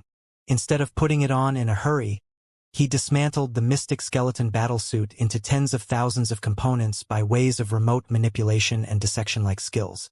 Attaching his telepathic thoughts into it and examining every stroke of the rune arrays on every component, he finally assembled the crystal suit unhurriedly and put it on. The crystal suit was no longer cold metal but more like his second skin. He could not have felt more relaxed and comfortable. Shua! Shua! Shua! With the enhancement of the crystal suit, Liao's speed was accelerated to higher than ever. This time, even the blurred shadows and the streaks of brightness were no longer visible. He seemed to have completely vanished from the cave, but the dents on the wall that were caused by his brute punches were disappearing and paved at a visible speed, until the wall became as smooth as a mirror, as if it had been polished carefully with a quickly rotating grinding wheel. When Liao stopped at the center of the cave, it had already become a flawless, absolutely perfect sphere. If other civilizations were to find the cave billions of years later, they would certainly be astounded and exclaim in disbelief. Liao chuckled and touched the most important Cosmos Ring, which stored his old friend Little Black and the Tartarian skeleton, a colossus dating back to the primeval era. The lowest level to make use of a colossus is the nascent soul stage. The higher one's level is, the more likely it will be to unlock the new techniques and moves of the colossus. Now that I have ascended to the divinity transformation stage from the nascent soul stage, what kind of surprises can you bring to me, Little Black and Tartarian skeleton? Liao licked his lips and raised his fist that was wearing the Cosmos Ring, clenching it hard. At first, a stream of black mucus that was as thick as a swamp and as dark as night enshrouded him from head to toe. Then, ripples that ripped apart the three-dimensional space appeared. An enormous shadow more than 30 meters tall, like the most hideous devil in hell, crawled out of the ripples in the middle of the furiously burning flames of revenge. Under the cold starlight, above the orbit of the third planet that was not far away from the Martial Meritocrats planet, a small space gate made of an array of 88 star beacons in the form a rhombus was revolving slowly and emitting lackluster redness. Centered at the space gate that looked like a bloody diamond, void ripples flooded out of the vacuum, and starships jumped to the Martial Meritocrats sector like whales and giant squids that had just surfaced from the deep ocean. The lightning trident emblem on the head of their starships looked even creepier under the illumination of the red light, suggesting that they were all from the Imperium of true human beings. The Martial Meritocrats sector was not a world that could sustain itself. Because of years of experiments on advanced magical equipment and techniques, the only habitable planet in the region had been scarred and reduced to a mess, making it absolutely impossible to maintain a stable ecological system and a material and energy recycling system. Although there were some experimental plantations in Manjusaka and the enormous heavenly rail, it was far from enough to meet the demand of all the immortal cultivators, sinners, and biological weapons. Therefore, countless carriers shipped assets from every part of the Imperium to this place, transmitting the daily necessities to Manjusaka. perhaps because the epic quest had been activated and a soul-stirring space battle would break out very soon. An even greater number of carriers were moving between the Martial Meritocrats sector and the heartland of the Imperium during the recent couple of days. Perhaps some of the most advanced warships under the disguise of carriages were hiding among them. The carriers, large and small from different worlds in a myriad of shapes and styles, swarmed toward the tentacles that Manjusaka extended into space. Each of the tentacles was an enormous spaceport. But none of the carriers noticed that a crystal suit that was almost transparent was standing in the vacuum right next to them and observing them coldly, as if it had been completely melted into the dark space. The almost transparent crystal suit was surrounded by a unique twisting field that blocked all scanning and detection. Even though a few alarm satellites of the Imperium just brushed past it, they failed to discover its existence. Liao stared at the space gate for an hour and a half before he finally locked onto a target. He did not want to sneak into Manjusaka directly because he did not know what defense measures the immortal cultivators had. Even his cultivation of the divinity transformation stage was not enough to break into a space fortress by brute force. The carriers of the latest models that were large and elegantly designed, protected by luminous spiritual shields, were not his prey. After all, he was going to sneak aboard from space. It would be practically impossible for him to avoid their attention. The old, ragged carrier that seemed to have just been scourged by a cosmic storm was his best target. Making up his mind, Liao turned into an almost invisible ripple and moved at the carrier that had the logo of a black bear painted on its flank. Like a dry leaf or a dandelion, he landed on the rear of the target starship next to the spurts of the power rune arrays. The temperature in the spurts area was well above 5,000 degrees, mixed with all kinds of violent radiation and particles. Liao would not have been able to last a few minutes in the past, but he was now as comfortable as if he were drinking iced beverages in the cool breeze on a summer day. Liao smiled and stuck his hands against the shell of the old carrier. His telepathic thoughts turned into waves, leaking and expanding into the engine compartment of the old carrier.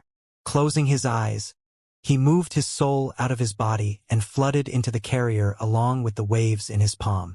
Every tube and every crystal wire in the engine compartment was clearly displayed inside his brain before they were connected to each other quickly and established a perfectly accurate virtual model of the engine compartment.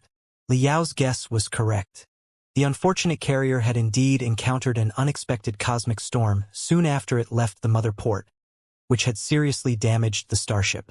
The evidence was the liquid metal fixers that had filled the gaps and holes everywhere on the shell of the starship. Although such fixers boasted a lot of advantages, such as flexible forms and rapid consolidation when exposed to air or a vacuum, they could not maintain their solid form for long and therefore could only be used as temporary materials in emergencies. Generally speaking, after a voyage, all the fixers would need to be cleaned after the damaged vehicle was pulled into a dock, before they were replaced with legitimate materials whose durability was better. The Sea of Stars was always treacherous. Nobody would dare joke with their lives. Therefore, the liquid metal fixers must have been spurted out recently. Also, almost all the power units in the engine part were showing signs of being overloaded. Several power units were on the brink of collapse and would reach the tipping point at any moment. It meant that the commander of the carrier had just performed very violent operations, say, competing against a cosmic storm and struggling to get away from its pull. It was truly the most perfect prey. Liao's telepathic thoughts, like vipers in the vacuum, snuck into the most severely damaged and the most unstable power unit, where he focused his attention, interfering with the circuits of spiritual energy that were already on the verge of short-circuiting. In the meantime, he crushed dozens of sensors inside the power unit so that the crew members in the engine compartment would not notice anything wrong with the power unit on the operation interface of their crystal processors. All the values on the operation interface were normal. In their ignorance, the crew members even thought that victory was close at hand after seeing Manjusaka not far away. They were all relaxed and put on a smile now that the heavy burden had been removed. Right then, boom! The power unit that Liao had messed with exploded. The high-energy fuel was spurted everywhere, leading to a series of explosions that even spread to the shell of the carrier. A devastating hole was formed, and scraps, fuel, and severed limbs of the crew members darted out like a spring. Damn it! Another explosion. Put on the fire. Repair the damage immediately. Hurry up. The fucking cosmic storm. The entire carrier fell into chaos once more. The damage control team began their action in an orderly fashion. First of all, they prevented the fire and the fuel from further spreading with high-density anti-fire foam. Then, abundant liquid metal that looked like gel was sprayed onto the damaged parts, where it froze into a silver shell immediately. In the end, a large batch of fully armed crew members moved toward the explosion area, cursing and complaining. The Level 7 carrier of the Imperium named Black Bear seemed to have been haunted by bad luck ever since it encountered a cosmic storm soon after it set sail. For minor explosions had already taken place. The members of the damage control team were already used to it.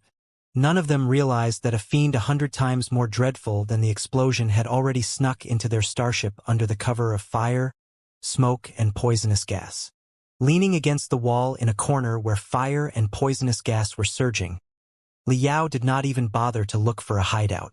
On this ragged carrier, the best of the immortal cultivators were only in the refinement stage or the building foundation stage, and those in the core formation stage were few to none. It was almost impossible for them to discover Liao at his level. After he snuck into the starship, the speed and efficiency of the expansion of his telepathic thoughts were further improved. He figured out the overall structure and the distribution of the passengers in the blink of an eye. It was a rather shabby carrier even for the standard of the Star Glory Federation. In front of the engine compartment were 4 enormous warehouses. Below the warehouses were the asset and fuel areas. Further ahead, there was the rest area for the crew members and the bridge. Only from the bridge did Liao detect several auras that were rather impressive, but they did not pose any threat to Liao. All that attracted his attention were the goods in the warehouses. They were not regular goods but about 1,000 human beings, curled up inside hibernation cabins like babies, their faces in pain and their bodies twisted and covered in frost. The hibernation cabins that they were using were also rusty and ragged, surrounded by thick spiral tubes. They were even less developed than the cabins in which the Black Wind Fleet carried the immigrants and seemed more like narrow iron coffins. The 1,000 iron coffins were placed on 2 sides of the warehouses neatly. Illuminated by the pale light, they gave out a creepy air of horror, as if the place was a weird cemetery in space. Liao noticed that the warehouses had been scourged by the cosmic storm. 2. Many tiny meteoroids had broken the defense of the carrier and pierced through almost 100 hibernation cabins. The hibernators inside them were already deformed and lost their lives. Every hibernation cabin was connected to a small crystal processor, on which a thin light beam was floating. Liao submerged part of his telepathic thoughts into one of the crystal processors and read the information on the light beam curiously, only to discover a few rows of simple data. No. 11546. Female, 44 years old. Health good. Guilty of instigation, insurgency, and jeopardy to national security. Then, there was her physical data, but not too many personal features were involved. They were only used to prove the health level of her body. Dazed, Liao continued to sense the female inside the hibernation cabin, whose hair had turned white with wrinkles all over her face even though she was only 44. He could tell at first glance that the female's spiritual root had not awoken. She was a standard ordinary person, or in the words of the Imperium of true human beings, a hominoid. Liao could not understand how a hominoid whose spiritual root was not awakened could commit a crime that jeopardized the national security of the Imperium of true human beings. The remaining hundreds of hibernation cabins were the same. Those sealed inside were mostly ordinary people whose spiritual roots had not awoken. Their genders and ages varied, but most of them were brawny young adults. Despite their impressive body figures, their tendons and joints were slightly twisted, which suggested that their bodies were not formed by working out but came from years of heavy work. All of them had similar crimes: instigation, insurgency, and jeopardy to national security. They did not have names but only cold numbers. At the frontmost part of the place that seemed both like a prison and a cemetery were 36 hibernation cabins that were streamlined and larger. They looked much more advanced. Observing through the translucent holes on them, it could be seen that 36 hibernators were also crouching inside like babies. But different from those who were found guilty of instigation, insurgency, and jeopardy to national security, the hibernators had complicated, shining nails smashed all the way down from the back of their head to their spine every few centimeters. The tops of the nails were connected to each other with solid and complicated mechanical structures. They also spread to their limbs and extended to their fingertips like some sort of weird external skeleton. Liao thought for a moment and realized that the nails were probably bashed into the gaps on their spines in order to control their spine, their central nerves, and all their limbs and organs. Even if they escaped hibernation, there would barely be any room for their resistance when their spine was confined in such a shackle. In conclusion, they were not passengers but prisoners. It did make sense on second thought. This was a carrier that jumped and sailed among different sectors in the heartland of the imperium of true human beings. Judging from the structure and the performance of the engine compartment, it was not suitable for carrying out a super-long space jump mission. Its voyages would not take very long, and there was no need for the crew members to hibernate. Liao keenly sensed vague spiritual energy from the hibernators. He was particularly drawn to the cluster at the center of their eyebrows that was still bouncing feebly like virtual neurons even though they were deep asleep. It was the place where the spiritual root was located. Their spiritual roots are all awakened. Are they cultivators or are they... There was a small crystal processor next to the hibernation cabin of each of the 36 people whose spiritual roots were awakened. The physical information recorded on them was much more detailed than that of the ordinary people. It included their major level, minor level, familiar arts, and even a few clips of their battle videos. However, their name and background were not included. There were only simple numbers, as well as new crimes: dereliction of duty, treason, and crimes against humanity. Most of the prisoners whose spiritual root was awakened were found guilty of one or two of those crimes. One of them was even charged with all three. He also happened to be the strongest of them and was at the beginning level of the core formation stage. He was bound tightly by a particularly thick shackle. 100 crystal wires extended out of the topmost part of the shackle and reached his face from the back of his head, piercing into his brain through his nostrils, ears, and eyes. Judging from the horrible look on his face and his rapidly shivering eyeballs, his soul was still suffering indescribable torture in the frozen hell even though his fleshly body had been sealed in the extremely low temperature. If he is a cultivator, it will be understandable that he committed treason and crimes against humanity, Liao thought to himself. But what about dereliction of duty? Even if they were just fabricating crimes for him, such a crime should still be too weird for a cultivator, right? The warehouse that was as cold and gloomy as a refrigerator was utterly silent. Only several spiritual puppets were patrolling mechanically according to the routes that they were preset with, which only added to the creepy and rejective atmosphere of the place. After thinking for a moment, Liao retracted his telepathic thoughts and focused his attention back on the engine compartment at the rear of the starship that was drowned in smoke, fire, and poisonous air. The whole engine compartment had no secrets at all before him. The lick of every flame, the explosion of every fuel transmission tube, and the action of every immortal cultivator in the damage control team disintegrated and separated like translucent virtual pictures and appeared in his brain in the most fundamental data and models. Boom! When a squad of the damage control team ran past the pathway next to the engine compartment, Liao made up his mind. One of the tubes of ancillary catalysts that he had sabotaged earlier by remote manipulation immediately broke apart. The catalysts immediately expanded by thousands of times after they were vaporized and led to new explosions when they collided with the poisonous gas. Everybody was swallowed by the venomous flames. Some were even blown dozens of meters away because of the blast and hit the end of the pathway brutally. The spot turned into chaos. Explosions and screams were everywhere. All the lights and surveillance systems were in disorder. The wounded fled from the fire with their crippled arms or legs. Those who were lucky enough to be unhurt had breathed in poisonous air, too, because of the damage to their crystal suit. Confused and lightheaded, they ran amok in the gas and the fire like headless flies. In such turmoil, none of them noticed that their captain disappeared into the poisonous air that was as intense as ink the moment he was blown to the end of the pathway by the blast. Liao opened his fingers and grabbed the captain by his head, with such force that the helmet of his crystal suit was squeaking and seemed to be on the verge of exploding. Spiritual energy slithered over like vipers, cutting off all the rune arrays and the crystal chips on the crystal suit that could transmit information to the outside world.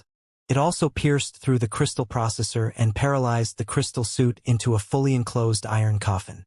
It was not until then that Liao dragged the captain to an inconspicuous corner. He had carefully studied the structure of the engine compartment, deduced based on the current damages, and released hundreds of telepathic thoughts to stay on alert. Nobody would disturb him in the next 5 minutes. Bam! Liao slightly increased his strength. The helmet of the crystal suit, which was made of super alloys and special porcelains and could resist the close-distance shot of a storm bolter, broke apart immediately. What was most amazing was that the head below the crystal suit was not hurt at all. There was not even a bloody scratch when the helmet exploded into pieces. The captain had a pale face, not knowing what had happened at all. But when he looked at Liao's fiendish air and immeasurable eyes, he was like a hyena faced with a velociraptor and could not even think of resisting. He did not even have the strength to scream anymore. Liao curled his lips. Having no time to waste on him, Liao gradually turned his left eye red. From deep inside the pupils beamed out demonic bloody streaks, which even crawled out of the eyeball and proliferated in midair before they all pierced into the eyes of the captain. In utmost fear, the captain cramped as if he had suffered an electric shock. Hissing sounds echoed from his throat, but they could not be condensed into a scream at all. There was not any substantial resistance, either. In the end, his both eyes were bloodshot, and bloody streaks protruded out of his face as if an enormous spider was lying on his face. "All right, go ahead." The mental devil grinned. The chasm between the two parties was too huge. Liao did not need to play any tricks of interrogation or language games, but simply let the mental devil break the opponent's defense line in the mind and hypnotize him. "Who are you? What is your mission?" Liao asked. The bloody streaks on the captain's face were wriggling and absorbing the secrets in his brain cervixes like eelworms. Half a second later, he replied clearly and quickly, "We are the 221st carrier of the Triones shipping group. We are carrying a regular shipping mission to transport a batch of assets to the Heavenly Eye Group space base in the Martial Meritocrat sector." The Heavenly Eye Group? Liao pondered to himself and realized that it was probably the force of the immortal cultivators that controlled Manjasaka. After thinking for a moment, he asked, "Were you caught in a cosmic storm during your voyage?" "Yes," the captain said. "We encountered a fairly large cosmic storm soon after we set sail from the spiritual snake sector 12 days ago, and only managed to arrive here through all kinds of difficulties." "Are the goods that you are shipping the people in the hibernation cabins? Who are they exactly? Why are they being sent to Manjasaka?" "They are all prisoners." The captain's eyes glazed, but his head was very clear, and the speed of his speech was higher and higher, as if a mysterious force was reading information from his brain forcefully. "They are the felons that have been sentenced with life imprisonment and death with reprieve. They are going to serve their term in the prison in Manjasaka." Liao was slightly surprised. "Is there a prison in Manjasaka, the city in the sky?" "Yes, there is an extremely large private prison, which ranks among the top in terms of scale and level, even taking all the space prisons of the Imperium into consideration," the captain said. "The Triones shipping group and the Heavenly Eye Group have a transportation contract. We send a large batch of prisoners from everywhere in the universe to them to serve the term. I saw their crimes: instigation, insurgency, dereliction of duty, treason, jeopardy to national security, and even crimes against humanity," Liao said. "There were only the names of the crimes but not the details. Do you know how exactly they committed the crimes?" The captain hesitated for a moment. "We are only responsible for shipping. Other people are in charge of capturing them. I only know some hearsays." "It doesn't matter." Another few bloody streaks popped out from Liao's left eye and darted into the guy's eyeball. "Tell me all the things that you have overheard. Now." The captain trembled. His eyes shook quickly, and he spoke as if he were in a dream. They seem to be the miners on a certain remote resource planet in the spiritual snake sector. Because they were dissatisfied with their working conditions, or maybe because the compensation after several accidents in the mine was not given to them in time, they had strikes first and then illegal demonstrations which escalated into armed rebellions. After they were suppressed quickly, all the key personnel in the riot were sentenced to life imprisonment and death with reprieve and sent here to serve their term. That explains a lot, Liao thought to himself. No wonder all the prisoners looked rather strong despite their genders and ages, and although their spiritual roots were not awakened. They were actually minors. What about those who are confined and guilty of dereliction of duty and other crimes? Are they minors too? No, the captain said. They seem to be the managers of the local mining group. They are all immortal cultivators. But because they dealt with the emergency unsatisfactorily and were too merciful during the suppression of the illegal demonstrations and the armed rebellions, which led to the escalation of the incident, they were found guilty of dereliction of duty and sent here. Rumor has it that some of them were rather sympathetic to the rioters. They were suspected to have been infiltrated and polluted by the Covenant Alliance. That was why their sentence was rather harsh, and they were even found guilty of crimes against humanity. Infiltrated and polluted by the Covenant Alliance? Liao secretly frowned. Of course, he disagreed with the Alliance of the Holy Covenant's approach to treat human beings as the slaves of the Pangu clan and completely abandon emotions and free will. If he had to choose sides in the war between the Imperium of true human beings and the Alliance of the Holy Covenant, he was still more inclined to the Imperium side. However, just because of their poor performance during the suppression of the riot of the miners, they had been deemed to be infiltrated and corrupted by the Covenant Alliance and sentenced to death. The punishment seemed too severe. Even the immortal cultivators, their own kind, were treated so harshly. It was not hard to imagine the Imperium's attitude toward the hominoids. Liao ground his teeth hard and felt exasperated at the idiocy of the immortal cultivators. If he were a hominoid caught in darkness and desperation after seeing his compatriots being suppressed miserably, he might have considered abandoning his feelings and joining the Covenant Alliance. 2. After a sniff, Liao continued his questioning. You said that you have carried out a lot of shipping missions. Were they all the relocation of felons? The captain nodded. Yes. Our carrier boasts the ability to keep 1,000 hibernation cabins running at the same time after special modifications, which were done at a great cost. It is not a fair deal to ship common goods. So, you have met a lot of prisoners, Liao said casually. Were they also found guilty of insurgency or even treason because of various riots, rebellions, and uprisings like the prisoners this time? The captain thought for a moment and then nodded somewhat hesitantly. In most cases, yes. Naturally, there are occasional individual or criminal cases. The Triones shipping group does not have enough experts to escort the criminals that are more dangerous. We do not have a higher level. Therefore, those who are shipped by us are mostly the general criminals that involve a lot of people whose combat ability is not very high. In the last half a year, we have already carried out 3 similar missions. Oh? Are there a lot of large-scale resistance cases caused by the hominoids in the Imperium? A few hundred years ago, there was no end to such incidents, the captain said. But in the last 100 years, after the various reforms in the Imperium, such incidents have decreased.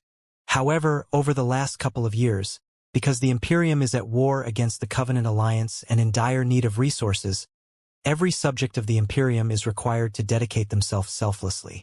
Many lazy hominoids lack the spirit of sacrifice. Because of the indulgence in the last 100 years, they grew resentment when their workload was slightly increased. Besides, the spies from the Covenant Alliance have snuck into the Imperium to spread propaganda and instigate the ignorant folk to rebel. Some of the bottom-level immortal cultivators were even corrupted and developed an unnecessary sense of empathy and mercy. So, the cases of strikes and riots are on the rise again. Got it. To cope with the war against the Covenant Alliance, or more exactly, to prepare for the largest counterattack in the past 1,000 years, the Imperium is in desperate need of tremendous resources. So, harsh laws have been implemented to serve the purpose. After the riots of the hominoids are suppressed, they will be sent into various prisons.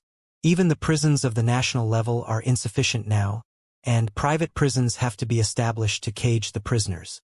Liao narrowed his blood-stained left eye and stared at the opponent. Is that so? Yes, the captain said. The prisons of the government are useless for those criminals because the environment in the prisons is no different from their workplace deep inside the mines. It is barely a deterrence, only a great waste of precious resources in keeping them fed. But private prisons are different. The hundreds of private prisons have different ways of operation. After the criminals are delivered here, not only will they waste 0 coins of the country, the owner of the private prison will also submit a large sum of money according to the headcount and their capability. It is both a relief of burdens for the country and a greater deterrence for the criminals. The owners of the private prisons have their ways to exploit them for abundant revenue, too. It is a stone that kills 3 birds. Therefore, all kinds of private prisons are flourishing in the Imperium nowadays. The private prison under the banner of the Heavenly Eye Group is a typical example. It is a model prison of the state level. Liao took a deep breath to hold back his simmering emotions. The Heavenly Eye Group pays a large sum of money for every criminal delivered. How are they going to earn the money back? I don't know. The captain shook his head quickly. We are only responsible for shipping the goods and only stay in Manjasaka for a day or 2 every time. We don't have an opportunity to find out much inside information, nor are we interested in it. As long as we can earn our money, it will be good enough. Under the deterrence of Liao's soul and the hypnotization of the mental devil, there was certainly no possibility of lying for the captain. He truly did not know anything about it. You are being silly, the mental devil chuckled. The so-called criminals naturally have a lot of value to be exploited. They are all the new blood to be transmitted to the land of sins. Ha! Brilliance shone in Liao's eyes. Are you suggesting? Yes. Didn't we analyze it before? The land of sins suffer from radiation and pollution, the mental devil said. It is an atrocious world with endless slaughter where the strong prey on the weak. The children born in the land of sins are highly unlikely to grow up smoothly. By the calculation of the demographic model independently, it should be a world of a scarce population that has collapsed a long time ago. In fact, the population in the land of sins is refilled mostly by the newcomers from the sky other than natural reproduction. Every day, countless people who have lost their memories are projected from the sky and grow into a new generation of sinners. They will either struggle, fight, and be twisted into ferocious experts and monsters in the abnormal world, or die without a sound there. Where do you think is the incessant, fresh blood from? That explains a lot, Liao said. Most of the fresh blood from the sky are the ordinary people who were engaged in strikes, demonstrations, and uprisings in the Imperium. After they were suppressed, they were naturally regarded as sinners, and became a new generation of sinners before they were exiled to the land of sins for life imprisonment. What a marvelous design! Don't forget that there are still old grandpas, the mental devil said. The old grandpas are newcomers that arrived with all kinds of advanced arts and techniques and are much stronger than general sinners. Naturally, common criminals do not qualify for that. I understand it now. They are the immortal cultivator criminals, just like the 36 unlucky fellows who have been charged with dereliction of duty up ahead, Liao said. The Imperium is such a large place. There are all kinds of setups and competitions among the immortal cultivators. It is only natural that a lot of criminals are generated. Perform brain surgery on the criminals to erase or corrupt their memory area and implant abundant new information into it. Or simply refine them through high-intensity hypnotization procedures for a long time, and they will become old grandpas who are responsible for the dissemination of new techniques. Right? Gu Zhengyang, Lu Li's dad, mentioned that he vaguely recalled his skull being opened on an operating table and somebody ruling that he was guilty. Perfectly fits this guy's theory. Lu Li's dad used to be an immortal cultivator who committed a crime. So far, most of the secrets about Manjasaka had been unveiled. The only question now was how to sneak into and destroy it. Liao considered the matter in silence for 10 seconds before he asked the captain, "Is there a dock near the spaceport of Manjasaka? One that is capable of repairing large starships? Your starship is too badly damaged." cannot perform a space jump if it is not maintained right here. Can it? There is, the captain replied. The space fortress of the Heavenly Eye Group has full facilities.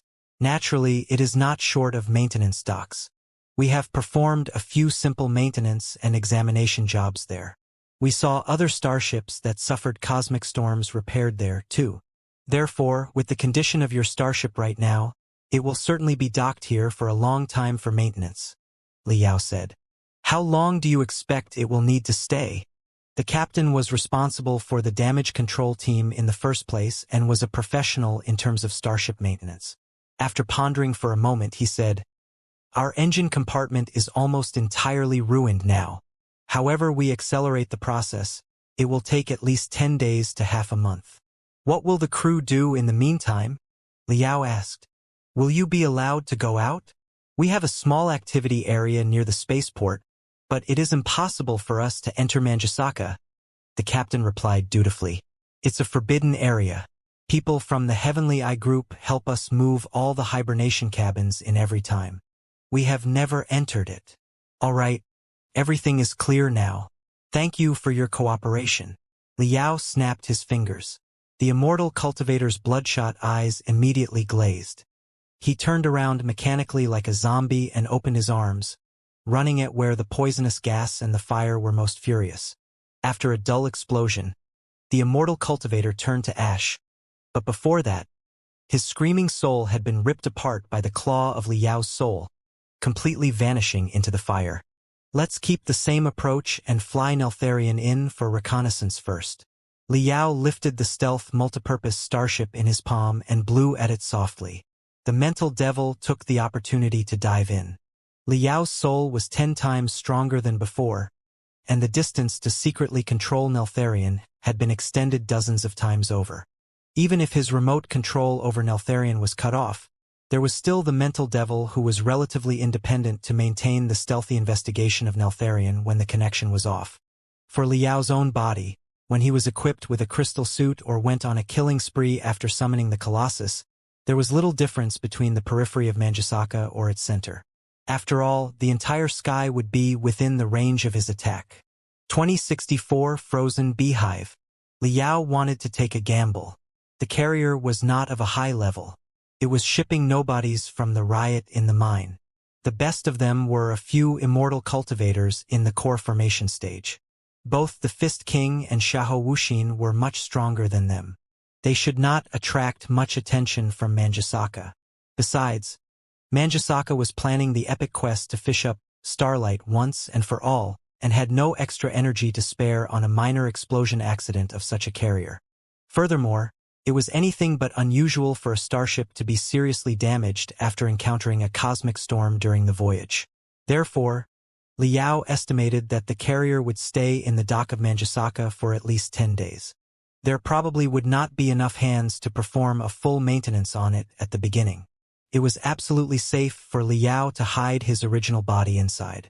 Unless a divinity transformation stage cultivator suddenly decided to rip the carrier into shreds, nobody would ever be able to discover him. For the low-level immortal cultivators, even if he swaggered before them openly, they would not be able to see him at all. That was the confidence of a divinity transformation stage cultivator. Neltharion, go now.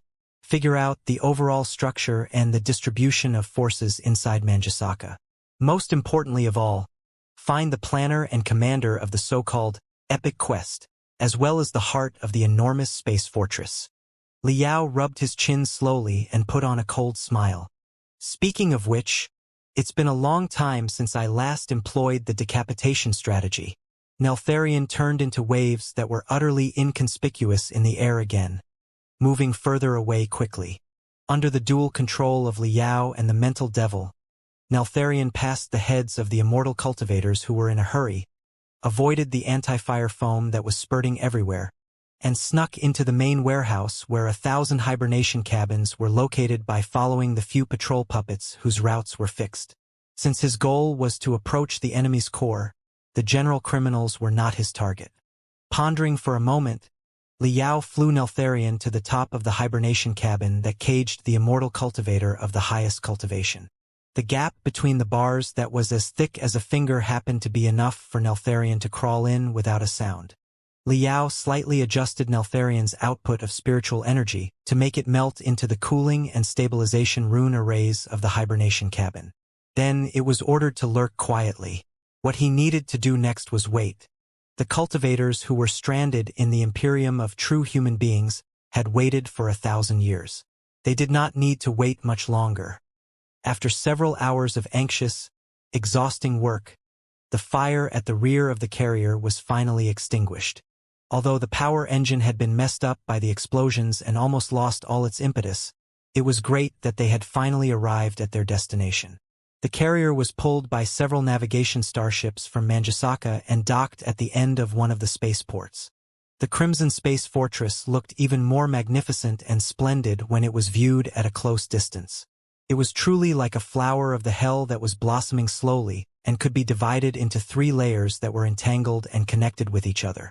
The disc-shaped space stations at the periphery were like enormous petals.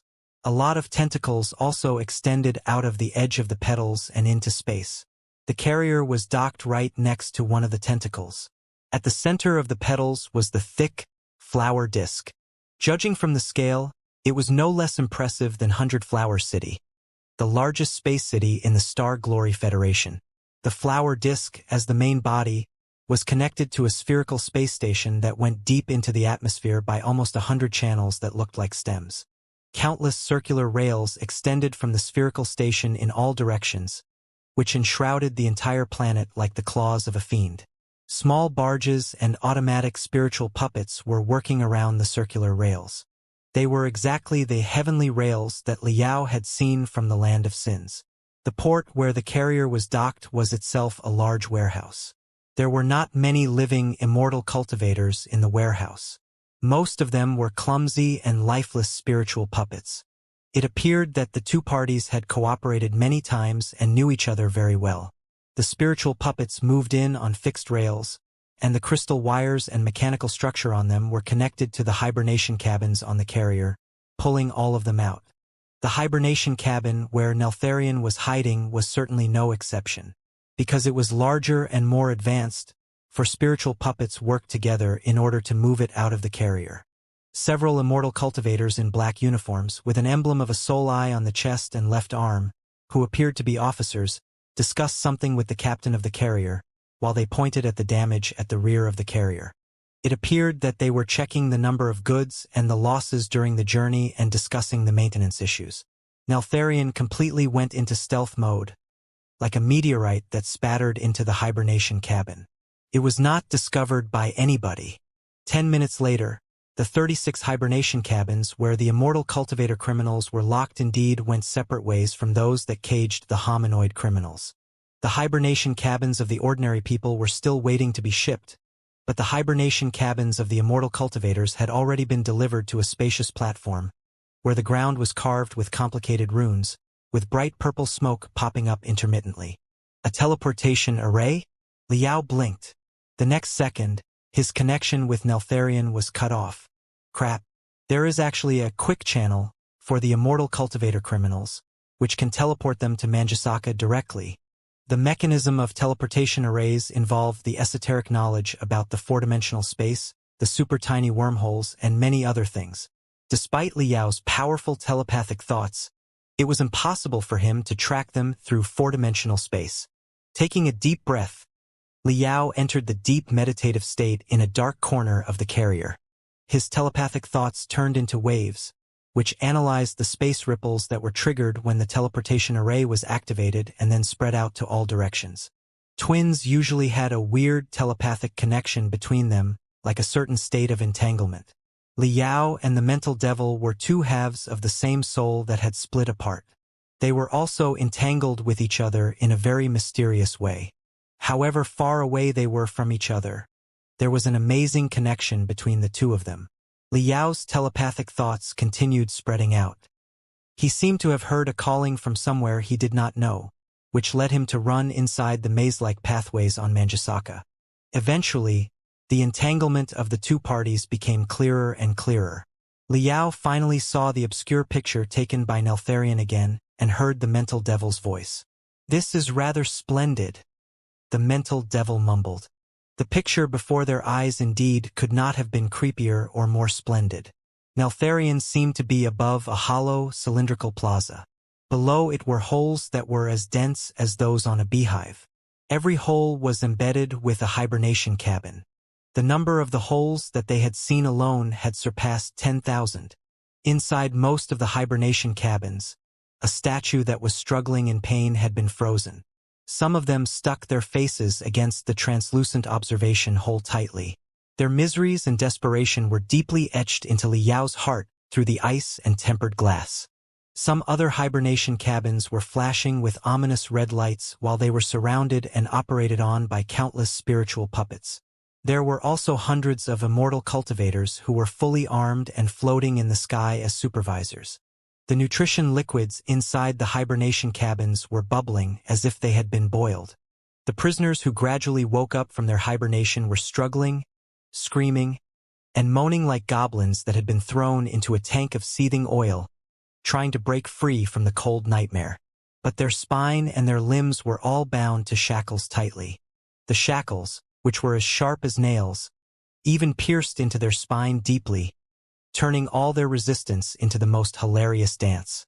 After every immortal cultivator criminal was completely woken up, their hibernation cabin would be opened, and their shackles would be connected to several spiritual puppets before they were shipped to the darkness further down on the floating discs under the close surveillance of the other immortal cultivators.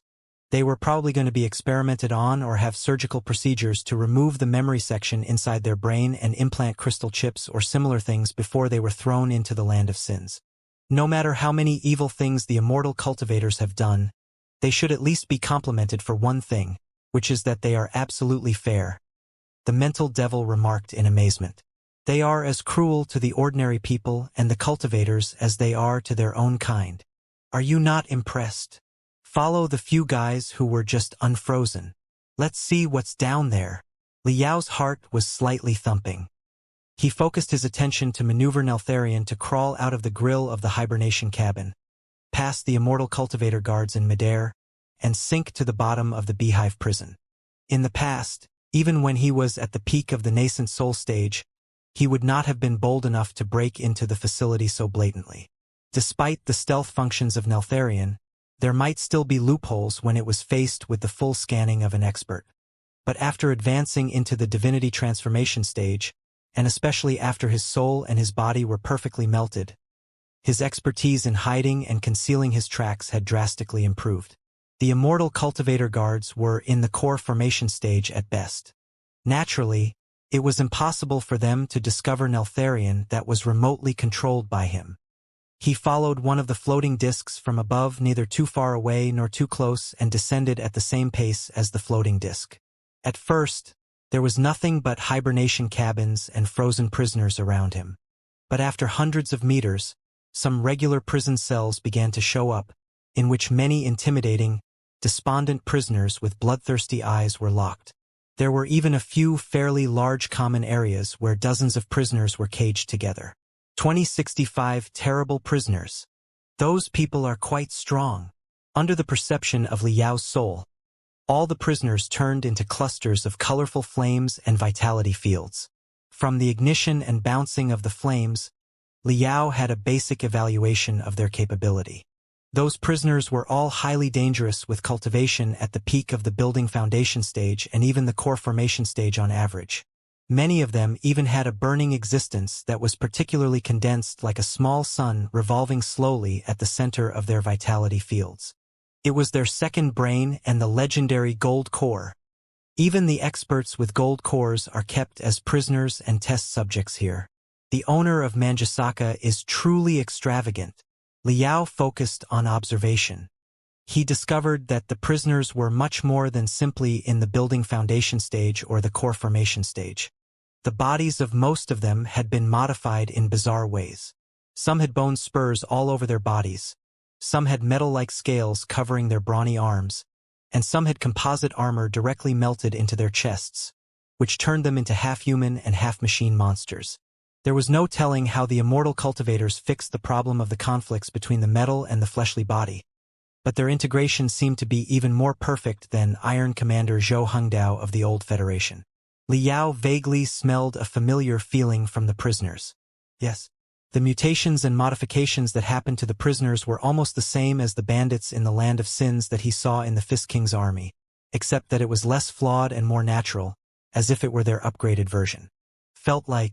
It feels like Manjusaka runs experiments on the tough bandits in the Land of Sins with all kinds of crazy technology and techniques first, and after enough data is recorded, it is applied to the test subjects of a higher level in order to produce the ultimate subjects that are much more advanced, said the mental devil casually.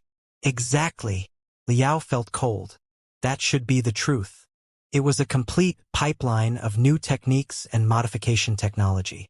From the bottom to the top, from the sinners in the Land of Sins to the immortal cultivator criminals, everybody was a test subject. Liao focused and carefully observed. Although the prisoners were very strong and received the most cutting-edge modifications, they did not feel like experts at all. They were all lethargic, with the looks of frustration and desperation on their faces. Some of them were bulging their eyes and glaring at the guards outside of the prison cells with hysterical fury and hatred. Their hands, legs, and necks were locked by heavy shackles. Every shackle was carved with dense rune arrays and functioning crazily, with flashing crystal embedded in them. Liao narrowed his eyes. He immediately saw the thick electric arcs and magnetic fields among the shackles and between the shackles and the walls around them. The slightly weird posture when the prisoners moved about made Liao immediately realize what was going on. The entire beehive prison must have been installed with a certain supermagnetic field control system, which generates a powerful magnetic field on the shackles and the walls. So, the prisoners can only struggle to move despite their unbelievable physical strength, as if they are carrying rocks that weigh 10,000 tons. The intensity of the magnetic field can certainly be adjusted. Once it is raised to the maximum, all their shackles will likely be pulled to the ground or the walls, or a couple of prisoners may be attracted to each other. In that case, they would not be able to move anywhere but be at anybody's mercy. It seems that the immortal cultivators are quite wary of the prisoners and have to suppress them through the most rigorous approaches. The mental devil grimaced. Hey, do you think the prisoners enjoy their days in Manjusaka? Liao frowned. Is that even a question? The mental devil continued. Therefore, although they are all immortal cultivators, they must bear the deepest grudge against the owner of Manjusaka, and they will not hesitate to skin and mince the owner of this place when they have an opportunity to, will they? Liao immediately realized where the conversation was going. Exactly. The immortal cultivators are all rancorous, brutal, and violent. Once the highly dangerous criminals are unchained and given freedom again, and the immortal cultivators in the hibernation cabins up above are all unfrozen. It would be a miracle if they do not turn the whole of Manjusaka upside down. But what exactly do we need to do in order to free all those people? It's simple, the mental devil said. With the bodies of the dangerous criminals that have been strengthened and modified and their combat ability in the core formation stage, it is practically impossible to trap them with a prison cell. The main control method should still be the ubiquitous supermagnetic field system. The supermagnetic field system certainly has a control center. It requires an enormous supply of energy, too.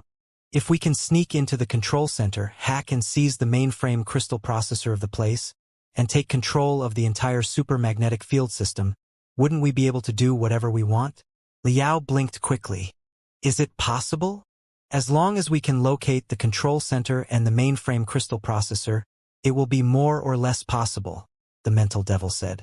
Don't forget that we have swallowed most of the pieces of tenebrum energy of the extraterrestrial devil, and we received the complete legacy of Professor Emotion. We have entered the divinity transformation stage, too. It may be too hard for us to create in cyberspace, but destruction is always 10,000 times simpler than creation. Is it really a problem to plant a few viruses and completely sabotage the entire system? Then again, even if we cannot achieve that, we can always resort to the most simple and straightforward way, which is to directly blow up the power center that provides energy for the supermagnetic field control system. Let's see what they can use to generate the magnetic barriers without energy. Now that you put it that way, Liao mumbled. I almost can't wait to watch the entire beehive prison going out of control, and all the exasperated, ferocious criminals flooding out and lunging at the depths of Manjasaka. Narration continued downward. The prison cells gradually turned into an enormous circular space that was hidden in darkness. A lot of human-shaped objects were vaguely standing in the black fog. They were all naked but entangled by tubes and syringes. They are humans who are in the deep sleep state. Liao was confused. Their aura is very intimidating, but their brain activity is extremely weak, as if it has been suppressed by some sort of barrier. Who are they exactly? They may be the army of the owner of the place, the mental devil said coldly. The man maintains such an enormous laboratory and runs so many experiments at such a great cost. It is only reasonable that he has some results, isn't it? After the most advanced and cutting-edge achievements are secured, isn't it perfectly normal for him to apply them to his own armed forces? Staring at the shadows in the black fog that were covered in tubes and wires, Liao felt that coldness was spreading out of his soul. Ho! Who? Right then, feeble roars echoed from the bottom level of the beehive prison, which attracted the attention of Liao and the mental devil. It was an extremely spacious prison cell or test field, where two ferocious creatures were engaged in a battle of life and death. One of the creatures looked like the combination of spiders, scorpions, and crocodiles, but enlarged to almost 5 meters long. It was covered in sharp bone spurs and scales, as if a forest of blades had grown out of its flesh and blood. The other creature was a freak that looked like a monster. The creature could have been a human being or an abnormally mutated gorilla. He was covered in green hair that was like iron needles, and the big eyes that bulged out were on the two sides of the head, with flames of spiritual energy that were more chaotic than a tsunami burning inside. Although the enemy was twice its size, his air had completely dwarfed the enemy's. When Liao saw the battle, the freak that looked like a great-haired gorilla was sitting on the crocodile creature despite the sharp scales and bone spurs on the enemy body. Then, he opened the enemy's mouth by brute force and rippled its head in half. Crack! In an explosion, blood burst out everywhere. But the green-haired gorilla was still not satisfied. He stabbed his fingers, which were sharper than chain words, into the back of the crocodile creature and groped for a moment before yanking the heart out. The crocodile creature boasted great vitality and was still struggling before its death. However, the green-haired gorilla already put on a smile of satisfaction and began to devour the bleeding, damp heart of the enemy. Outside of the test room, a dozen immortal cultivators in sealed gowns were pointing and recording the data. This guy is rather tough.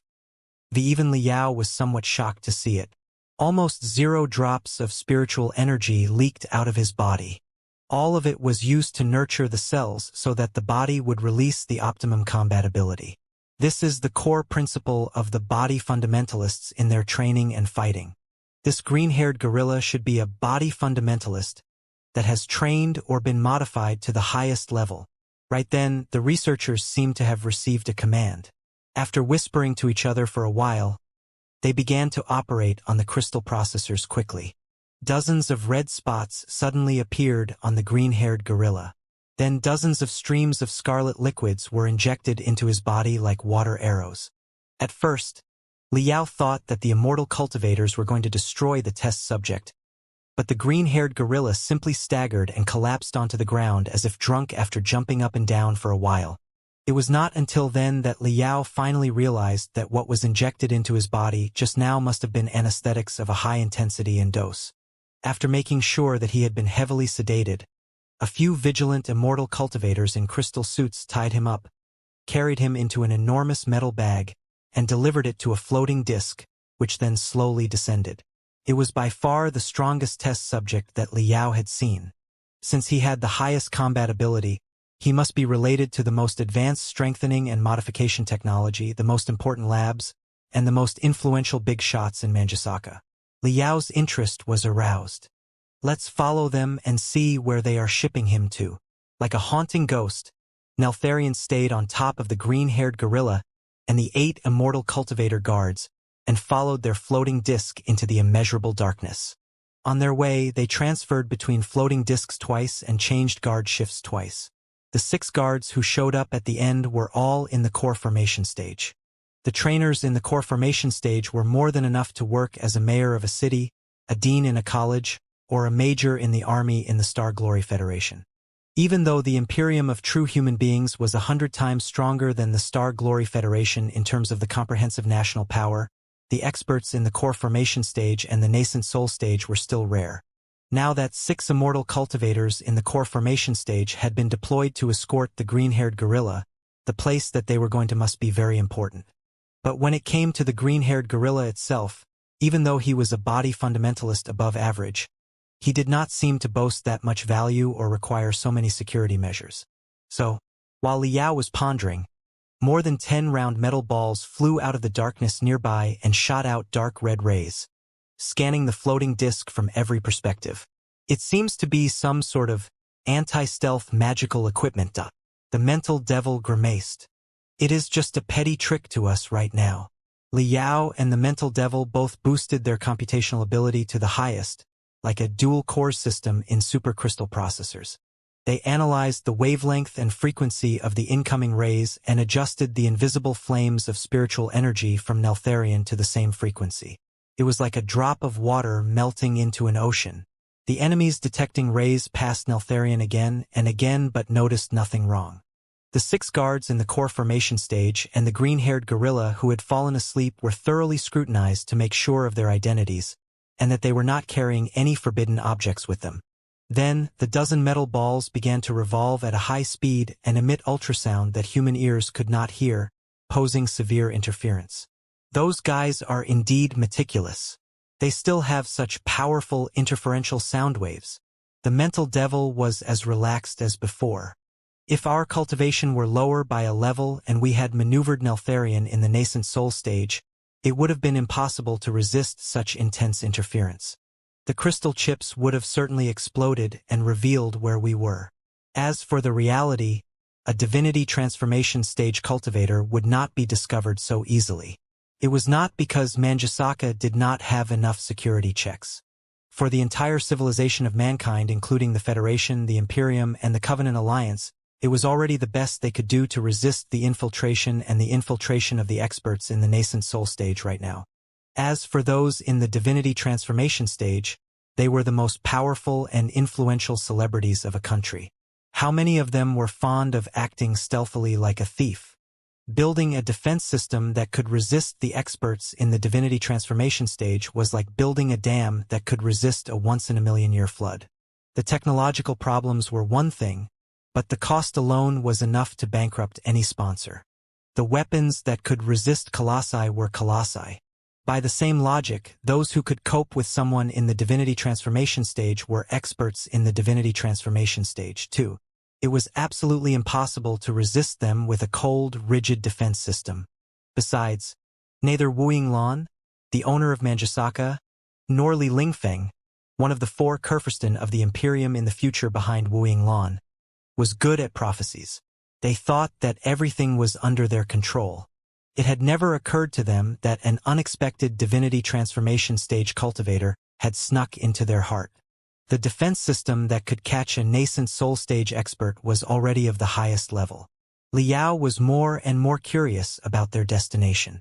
The floating disc sank to the bottommost floor of the beehive prison.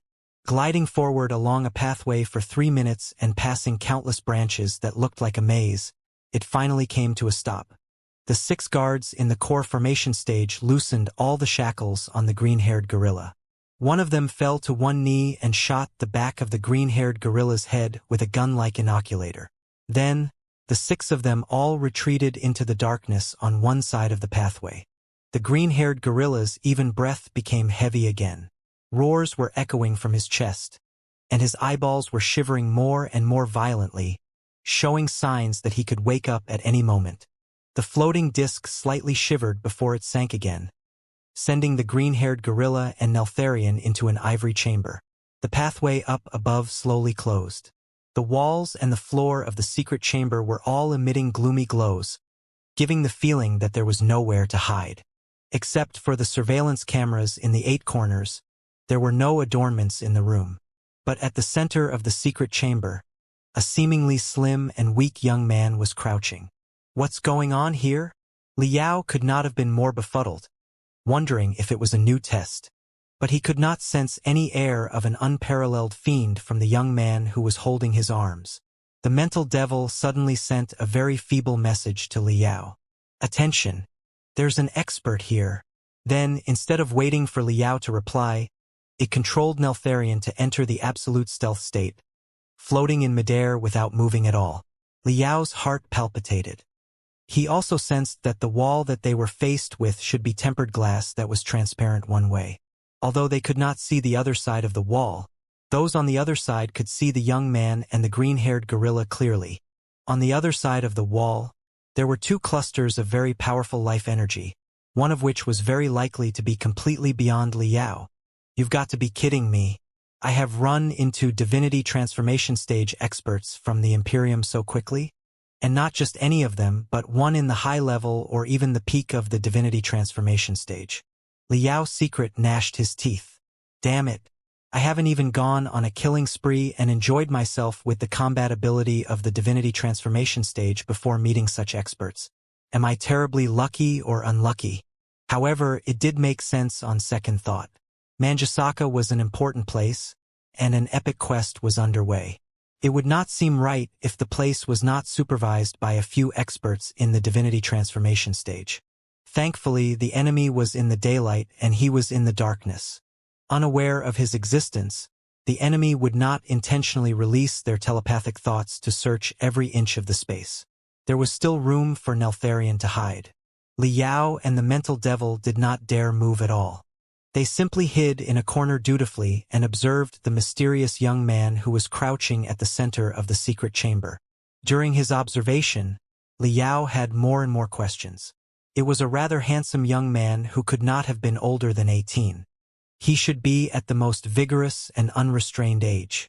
But the look of vague sorrow and desperation on his face made him seem like an old man that had lived 180 years and only wished to die sooner now that he was faced with an illness that he could absolutely not resist. His weary eyes seemed to be saying, "The greatest sorrow is hopelessness." He was wearing a large surgery gown. While his skin was as smooth as jade and perfectly flawless, Liao discovered many pinky traces all over his body. Liao was no stranger to such pinky marks, which were the unique signs when the skin and the muscles were healed after they were severely torn apart. The pinky marks that covered the young man indicated that he had been ripped into shreds like a ragged doll not long ago, before he was jumbled and repaired again through some foul technology. With the medical and biochemical technology today, even death was not something that someone who was kept in a prison could get if they wanted. But all that was not what baffled Liao most. The young man was likely yet another test subject of Manjasaka.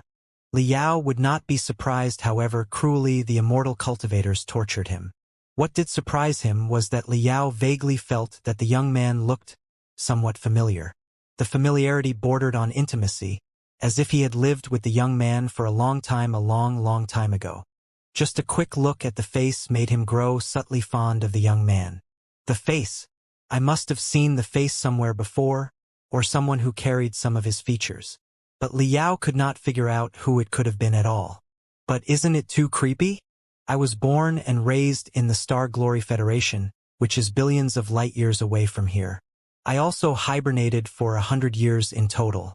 The young man here looks no older than 20, and he is from the Imperium of true human beings at the center of the cosmos. How on earth could I possibly be related to him? However, hey, does he look familiar to you? He does, the mental devil replied. He shared the same memories as Liao. Naturally, Liao's acquaintances were its acquaintances. But it's impossible. Did we accidentally see him in the land of sins before, and he was captured just now and delivered here? No, certainly not. Thinking for a moment, Liao was even more sure of his conclusion. It's a modeled memory from a long time ago. He is like an old friend. Seeing that the hideous and terrifying green-haired gorilla had been sent into the room and showed signs of waking, the young man finally stood up. His eyes were like a frozen pond, with no ripples spreading out at all.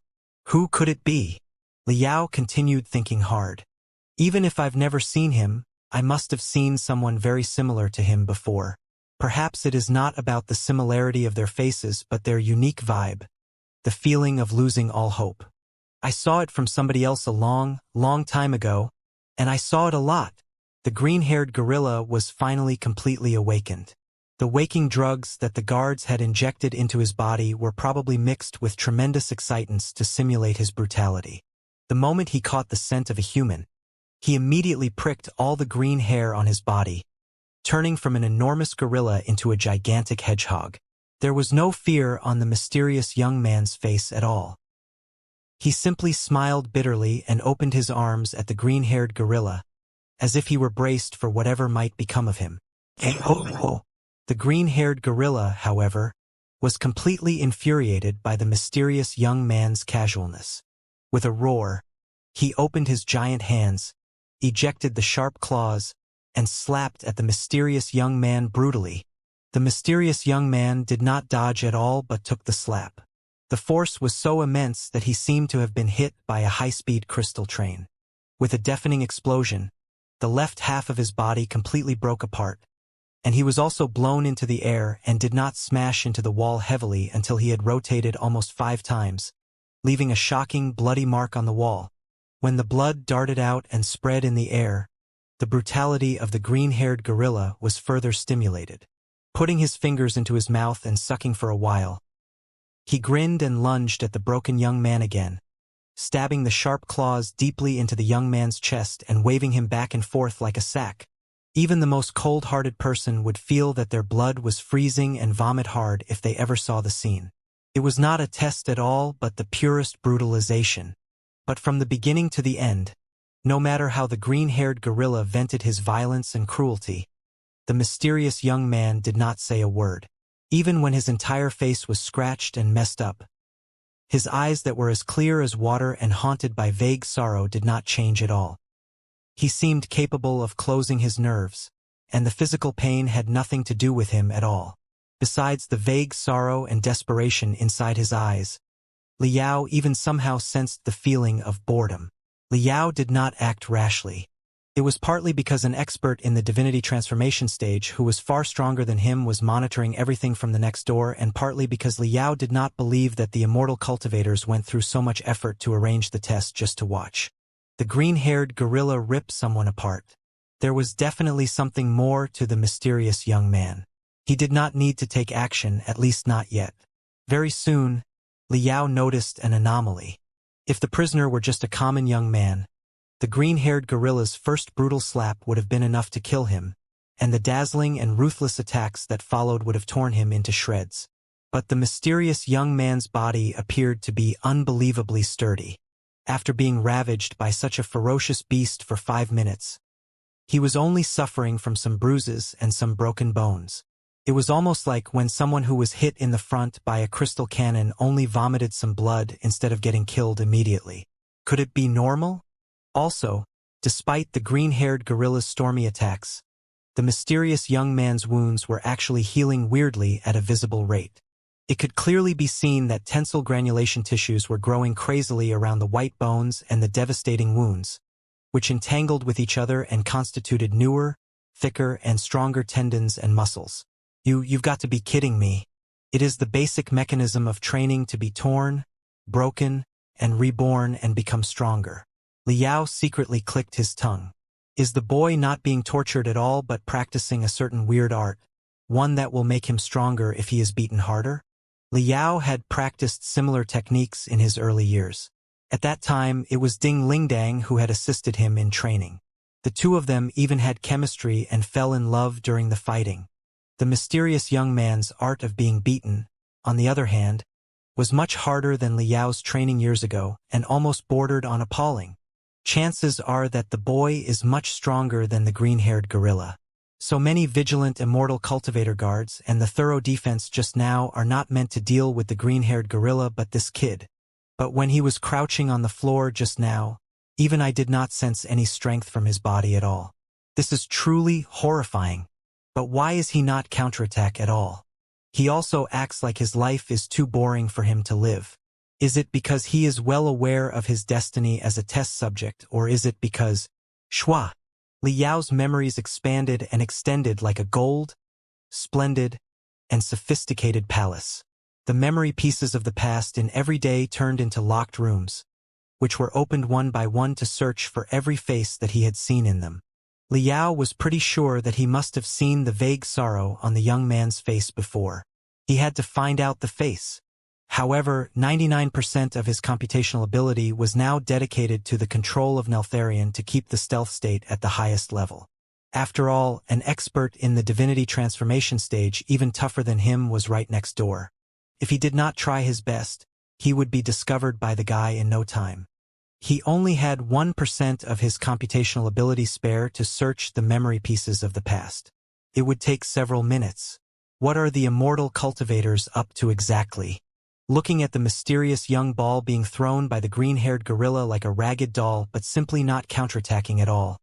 Even closing his eyes in the end, Li Yao could not have been more confused about what this damn test was. In the control room next to the test room, against the tempered glass that was transparent on one side, Wu Yinglan, the master of Manjusaka, the helmsman of the Heavenly Eye Group, and a secondary member of the royal family, was standing next to Li Lingfeng, the future leader of the Li family, one of the 4 Kurfürst families. They were observing everything in the test room calmly. He is still unwilling to attack? Li Lingfeng observed casually. He obviously has massive strength. Just now, he killed 4 highly brutal mutated beasts without even batting an eye. He took down the skeleton lizards, the nightmare monsters you produced recently, as easily as tearing apart geckos. But right now, he refuses to attack. It can't be helped. The refinement today is still very successful. Wu Yinglan said respectfully but somewhat helplessly. We have applied the most mature and cutting-edge strengthening and modification technology that we grasped in the past 100 years to him. In terms of the sturdiness of his body, he is even better than me in certain parameters. There is nothing wrong with his combat ability at all.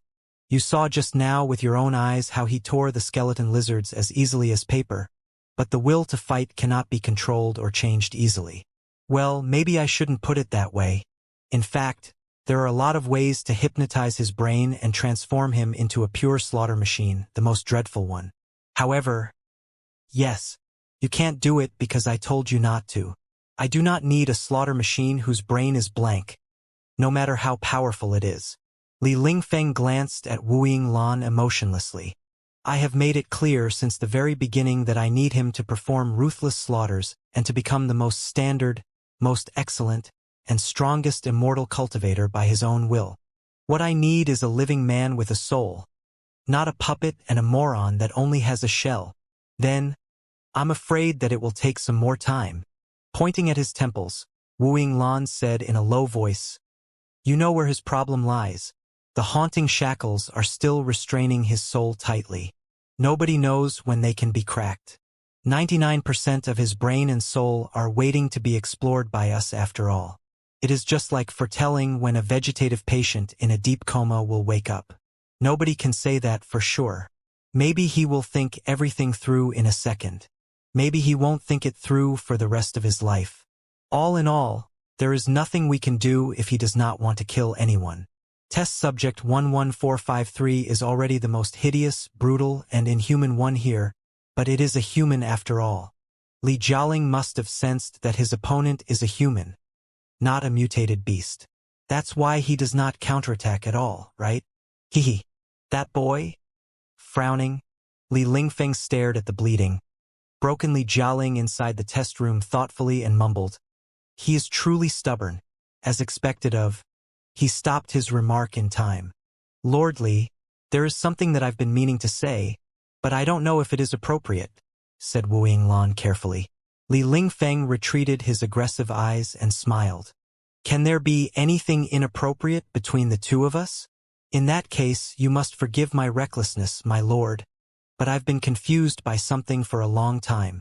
Trying to find suitable words, Wu Yinglan said, It is true that the test subject codenamed Li Jialing has been refined into a perfect slaughter machine. The project is a success by itself.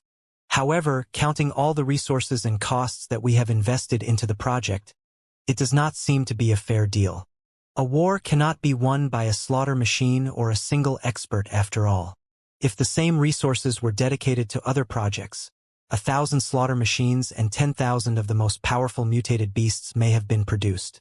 They would have been absolutely loyal and would have carried out all kinds of tasks dutifully. Li Jialing, on the other hand, has serious issues with his fighting will. It is even safe to say that he is an unstable weapon.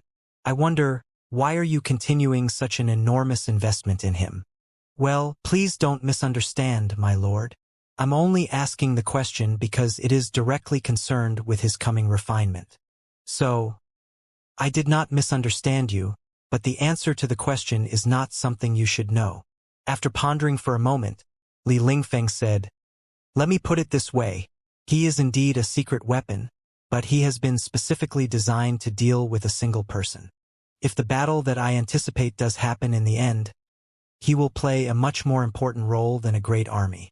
The battle, on the other hand, is drawing near and may take place soon.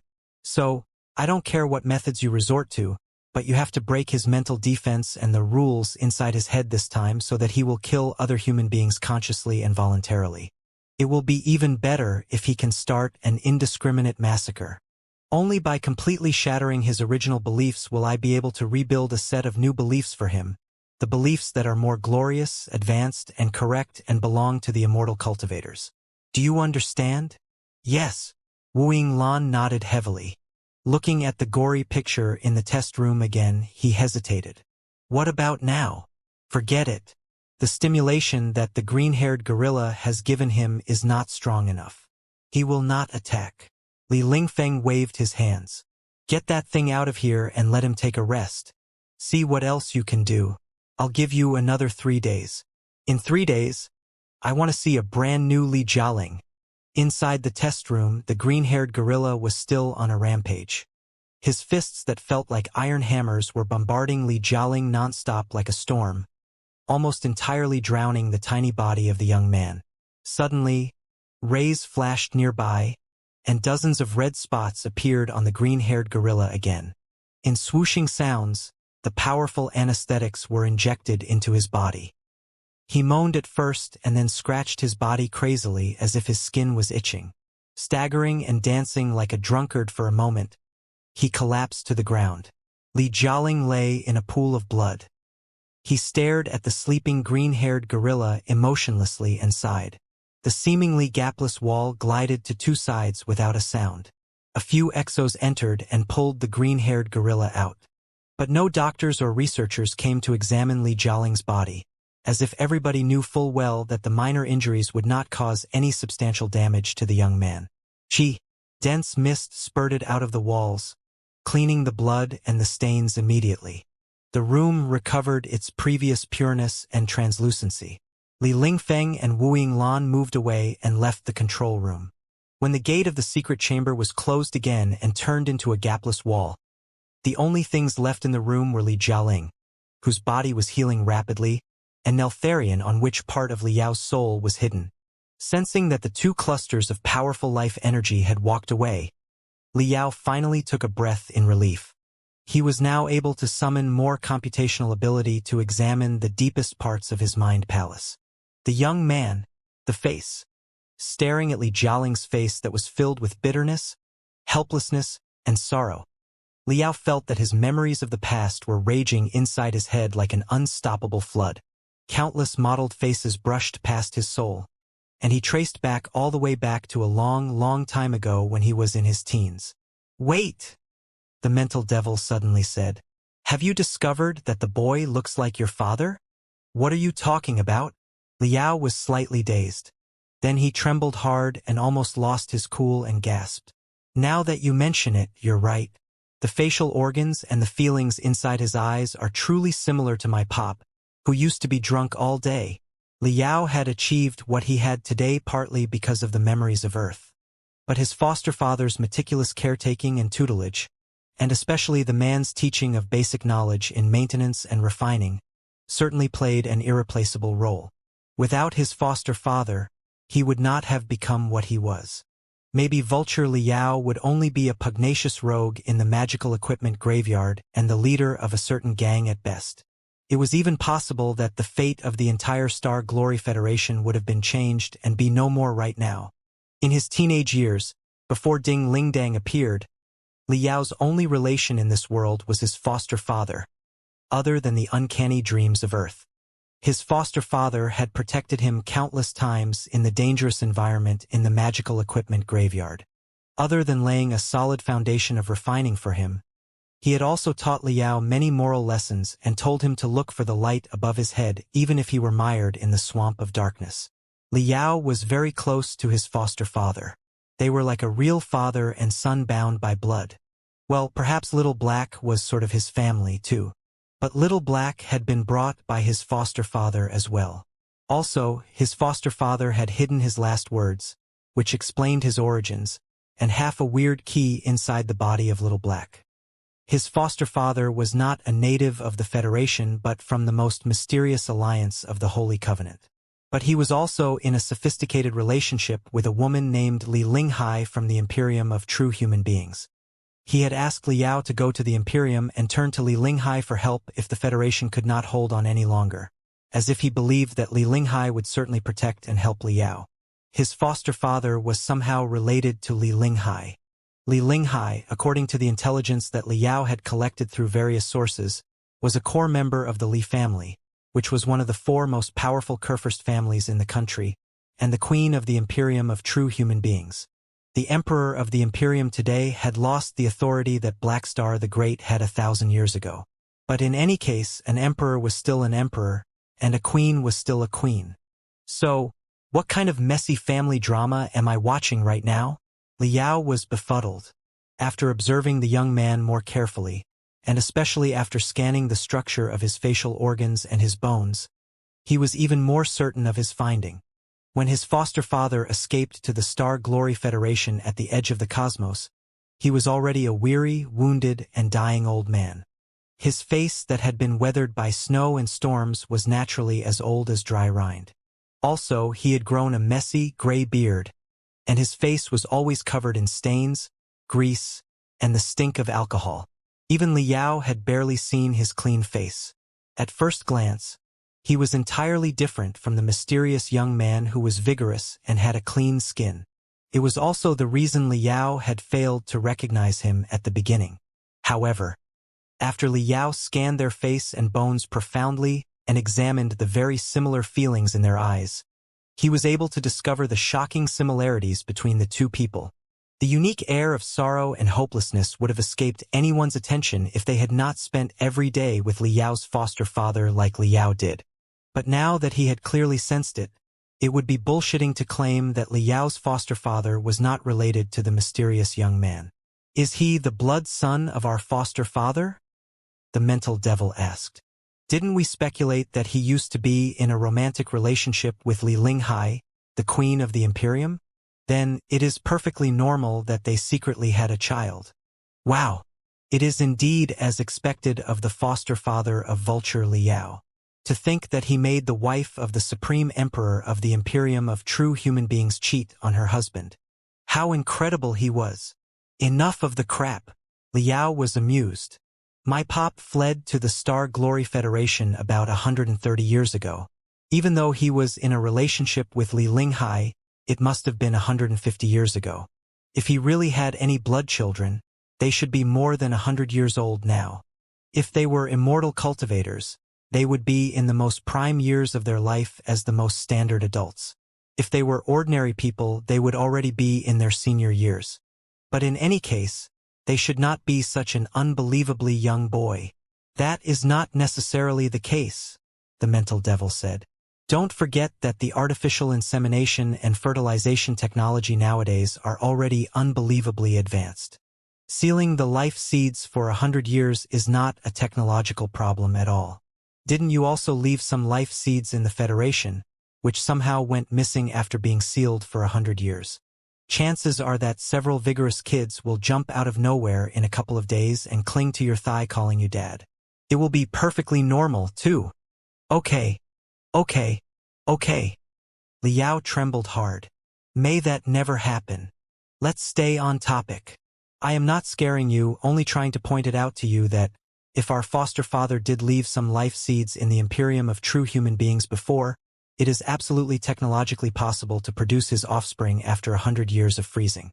It is even possible that he left a descendant more than 100 years ago who was kept in hibernation, in which his bodily functions and his growth were all frozen, until the descendant was unfrozen recently. This is a viable possibility, too. In any case, the odds are really too low for two people to have identical facial organs, bone structures, and even auras, one of whom from the center of the cosmos and the other from the edge billions of light-years away. The mysterious young man must be deeply related to our foster father, right? Yes. Liao agreed with the mental devil's judgment. The mental devil was the other side of his soul after all. So it was his own conclusion as well. Liao was very close to his foster father. He was very curious about his foster father's origins and past. If the young man was truly related to his foster father, it was certainly his obligation to find out the truth and protect the young man. Right then, a weird thing happened. The mysterious young man Li Jialing suddenly glimpsed at Neltharion's direction, as if he had noticed it. Did he sense it? Liao's interest was aroused. The mysterious young man was much stronger than he had anticipated. Or maybe it was because he accidentally leaked some insignificant ripples in his excitement when he discovered that the mysterious young man looked very much like his foster father.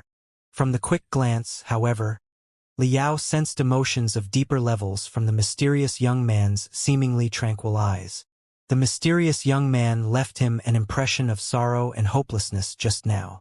The man seemed to be completely desperate about the situation he was in and his destiny in the future. He was like a zombie dragging a shell, waiting for the arrival of death. However, the look on the young man's face that flashed quickly was like a man lost in a desert who discovered an oasis, a drowning man who had found a piece of floating wood, or an adventurer who had retrieved a marvelous weapon that could slay tigers and dragons. His eyes looked like frozen magma, and he did not seem to be waiting to be killed at anybody else's mercy at all. Crap. Liao was worried that the young man would act rashly. After all, although the two clusters of powerful life energy next door had left, dozens of crystal cameras were still monitoring the secret chamber from around. Traces would be exposed after only one moment of carelessness.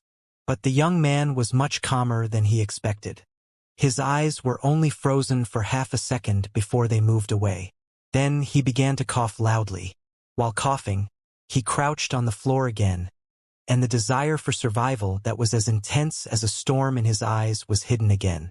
He became a walking shell without a soul, exactly like before. What an interesting kid. The mental devil chuckled. Take a guess. Has he discovered us or not? Whether the mysterious young man had discovered him or not, Liao decided to get in touch with him despite the risks. Now that there were experts in the divinity transformation stage on the immortal cultivator side paying attention to the young man, it was evident that he must be a key to a certain program or project. Judging from the mysterious young man's torture a moment ago and the strong desire of survival that he was trying to hide right now, he did not seem to be particularly fond of the owner of Manjasaka or the place itself. The mysterious young man and Liao were natural allies. Liao's time was limited. Right now, the immortal cultivator's epic quest was being implemented step by step. If Starlight really walked into the trap, it would probably happen within a couple of days. Manjasaka was an enormous, complicated, super space fortress that looked like a maze. Liao was not sure that he could locate and sabotage its fatal weakness in only a few days. Perhaps the mysterious young man could give him valuable intelligence. Also, the man seemed to be deeply associated with Liao's foster father. Leaving the intimacy between him and his foster father aside, it was also his foster father's request to look for Li Linghai in the Imperium of true human beings. As a native of the Covenant Alliance, it was unlikely that his foster father had made friends with many people of the Imperium. So, was it possible that the mysterious young man was related to Li Linghai or was even their secret child, as the mental devil said earlier? Liao had not snuck into the Imperium by himself to destroy the Imperium, and it was impossible for him to do so. Like it or not, the Federation and the Imperium would coexist for a very long time and would even be faced with the threats of the alliance of the Holy Covenant, the Pangu civilization, and even the extraterrestrial devils together. It was an undeniable fact, which all the cultivators respected.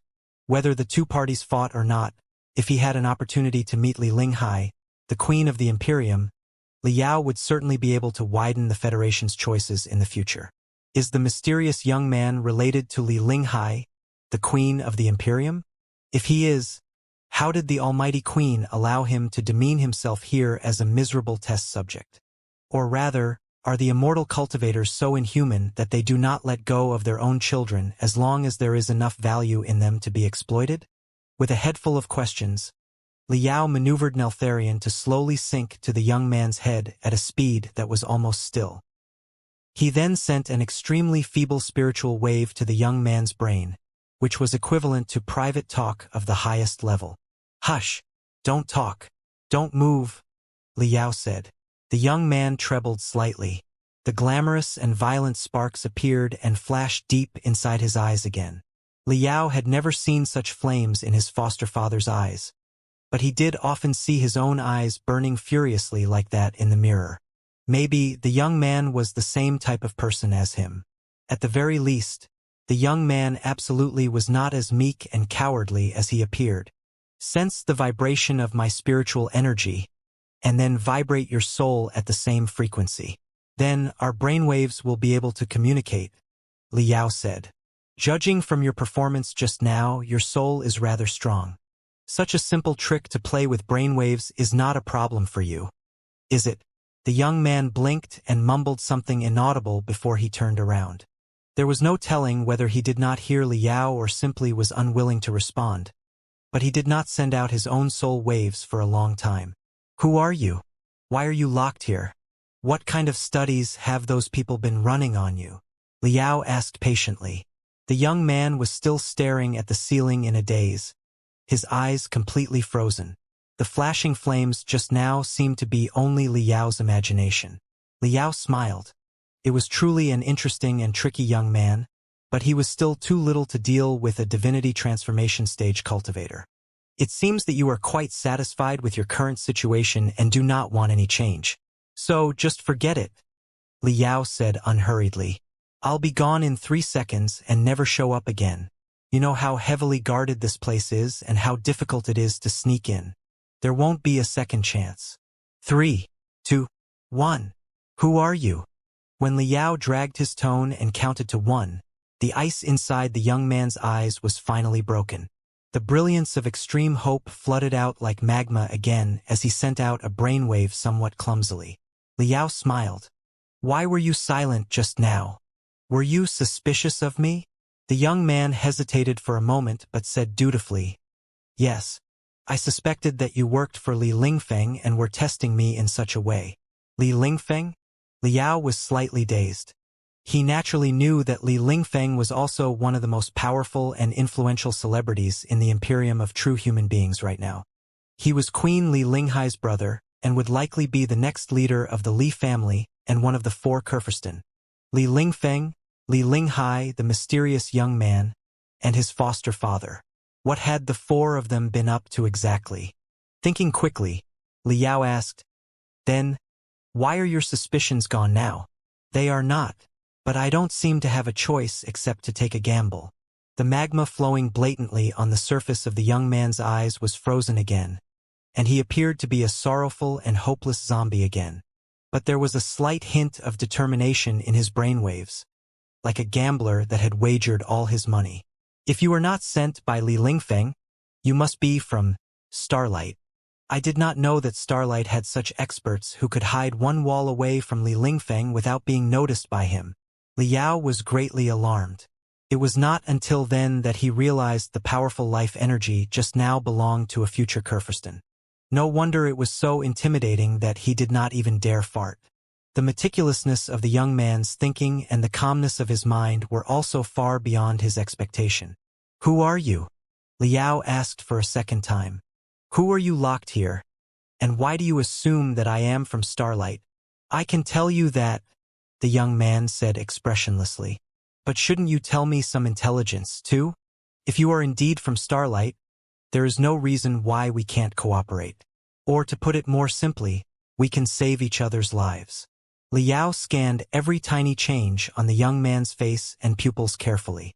Denying the possibility that it was a trap, he thought for a moment and said, "All right, tell me your identity and origins first, and let's see how we can cooperate."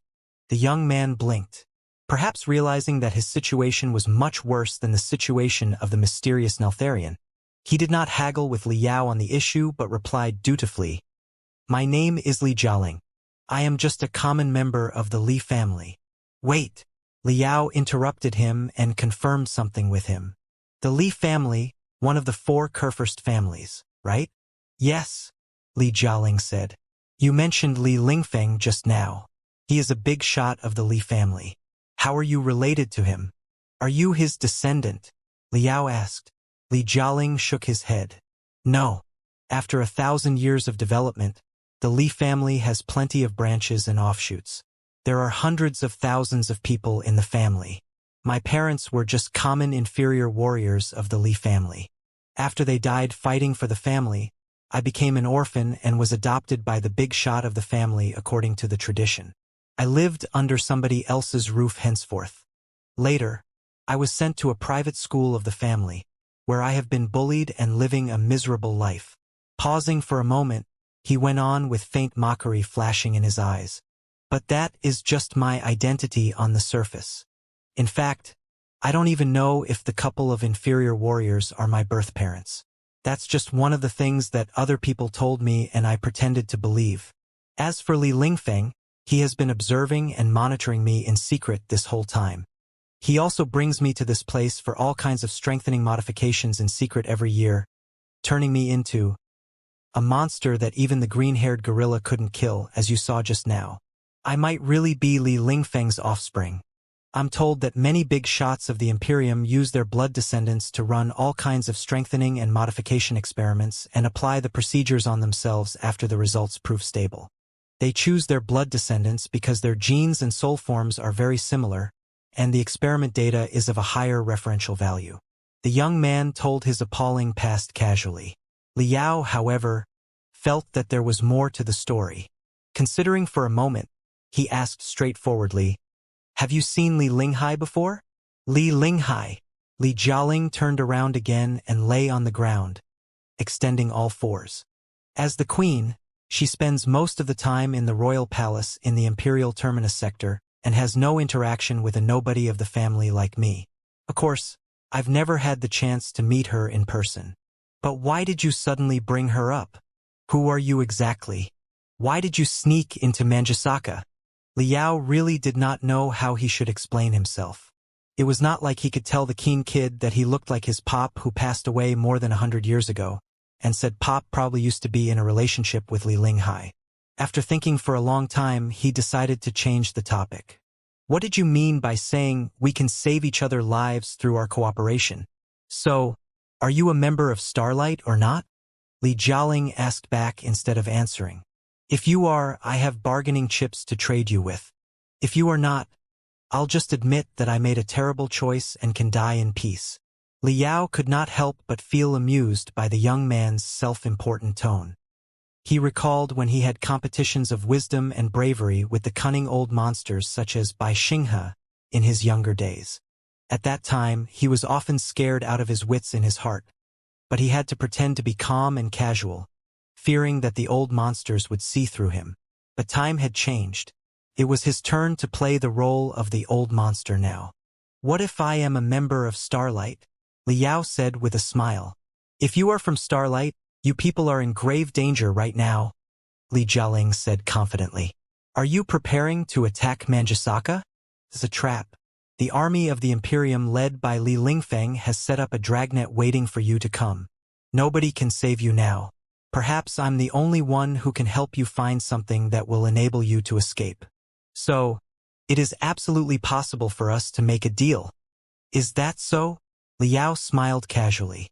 "But has it ever occurred to you why we should continue our plan like moths darting to a flame now that you have told me such important intelligence? I can totally escape right now and leave you here alone." "Ha!" Li Jialing was a teenager after all. Although he had been receiving the strengthening and refinement of the Li family and Manjusaka, which nurtured his fleshly body and his soul with infinite resources, and he had spent every second of his life considering the ways of escape, he was certainly no match for a cunning man like Vulture Liao. After hearing what Liao said, his eyes bulged out, and he was almost astounded. "Please, don't show that shocked, idiotic look in case somebody notices," Liao said in a hurry. "It was just a joke. Don't be so nervous." The young man coughed lightly and covered his embarrassment. Growing even more curious about the guy who had popped out of nowhere, he asked, Who are you exactly? Are you really a cultivator from Starlight? Or are you from some other force? What is your purpose exactly? It is not important.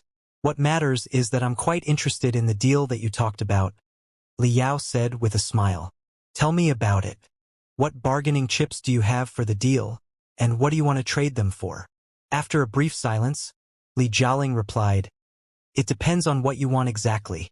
I can only say that I have ways to act freely in Manjusaka and even win Li Lingfeng's trust, at least ostensibly.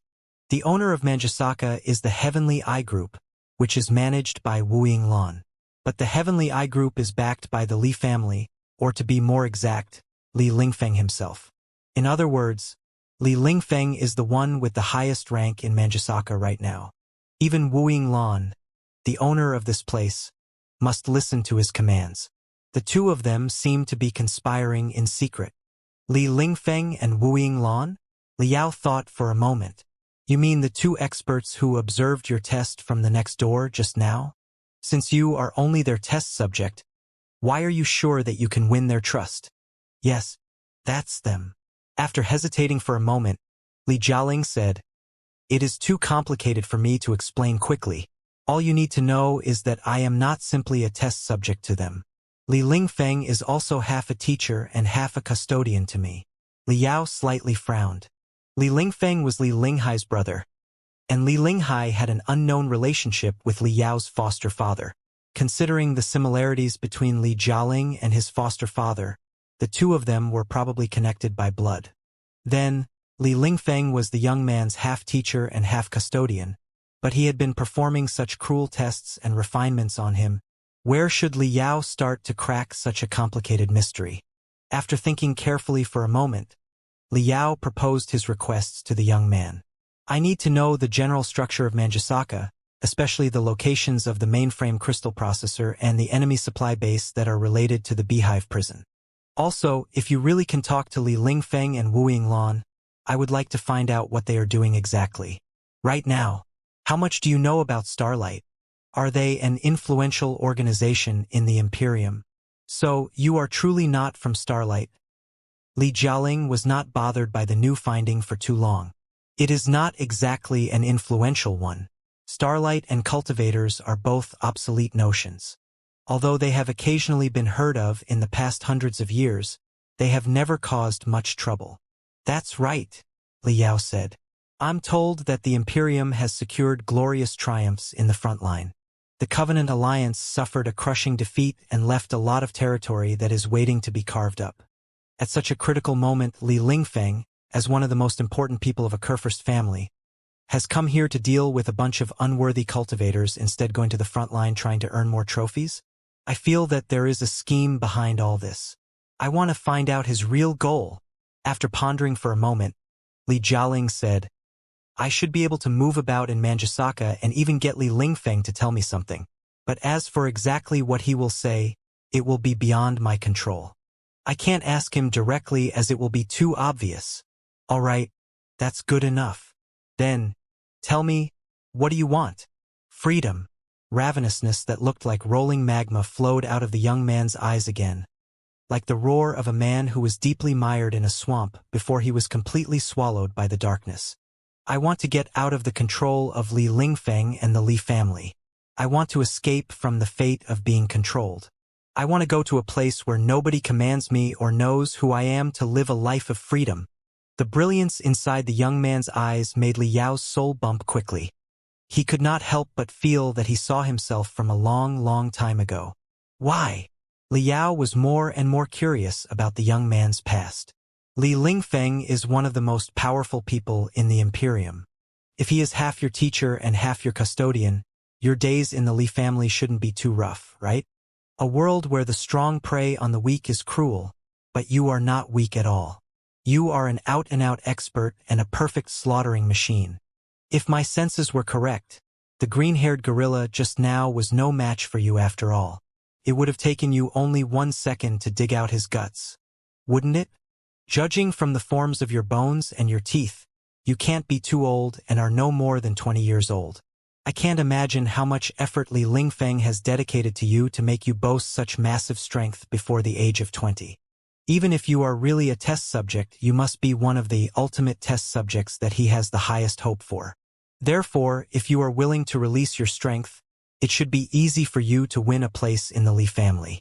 You may even grow into one of the key personnel of your family, and it is not entirely impossible for you to be as influential and powerful as Li Lingfeng in the future.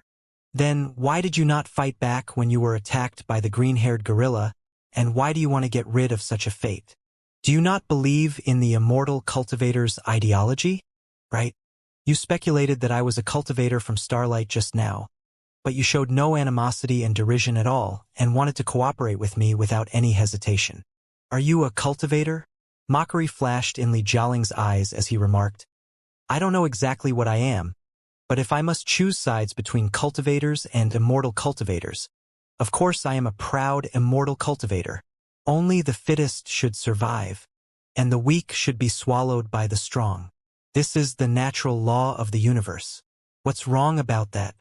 As for cultivators, such naive, hypocritic, worthless, and idiotic things are only fit for novels and games. How can they compete with the immortal cultivators in reality? Young man, you are very straightforward, Li Yao said. However, Li Jialing said, even if I am an immortal cultivator, and you are a cultivator from Starlight, it does not mean that we cannot cooperate for now. I am just an insignificant nobody. Even if I run loose, it will not jeopardize your plan or your ideals, will it? All in all, I couldn't care less about ideals, beliefs, or morals. I only want freedom. Absolute freedom. I do not want to be a perfect slaughtering machine and fight for the Li family, no matter how many gains the Li family has to offer me. I only want to live a free, unstrained life where nobody tells me what to do. If I must fight, I will only fight for myself. Just like that. From the close distance, Li Yao could sense the young man's feeble but sharp fighting will, as if a frozen ocean was unfreezing with the cracking sounds of the ice. Taking a deep breath, Li Yao said, It seems that you have prepared for freedom for many years. Yes. A hint of frustration and desperation flowed out of Li Jialing's eyes again, only to be replaced by stubbornness quickly. A fraction of a second later, they were covered by icy mists, resembling the tranquility before the arrival of a storm again. For a long time now, I've been thinking about how I can escape the Li family and Li Lingfeng.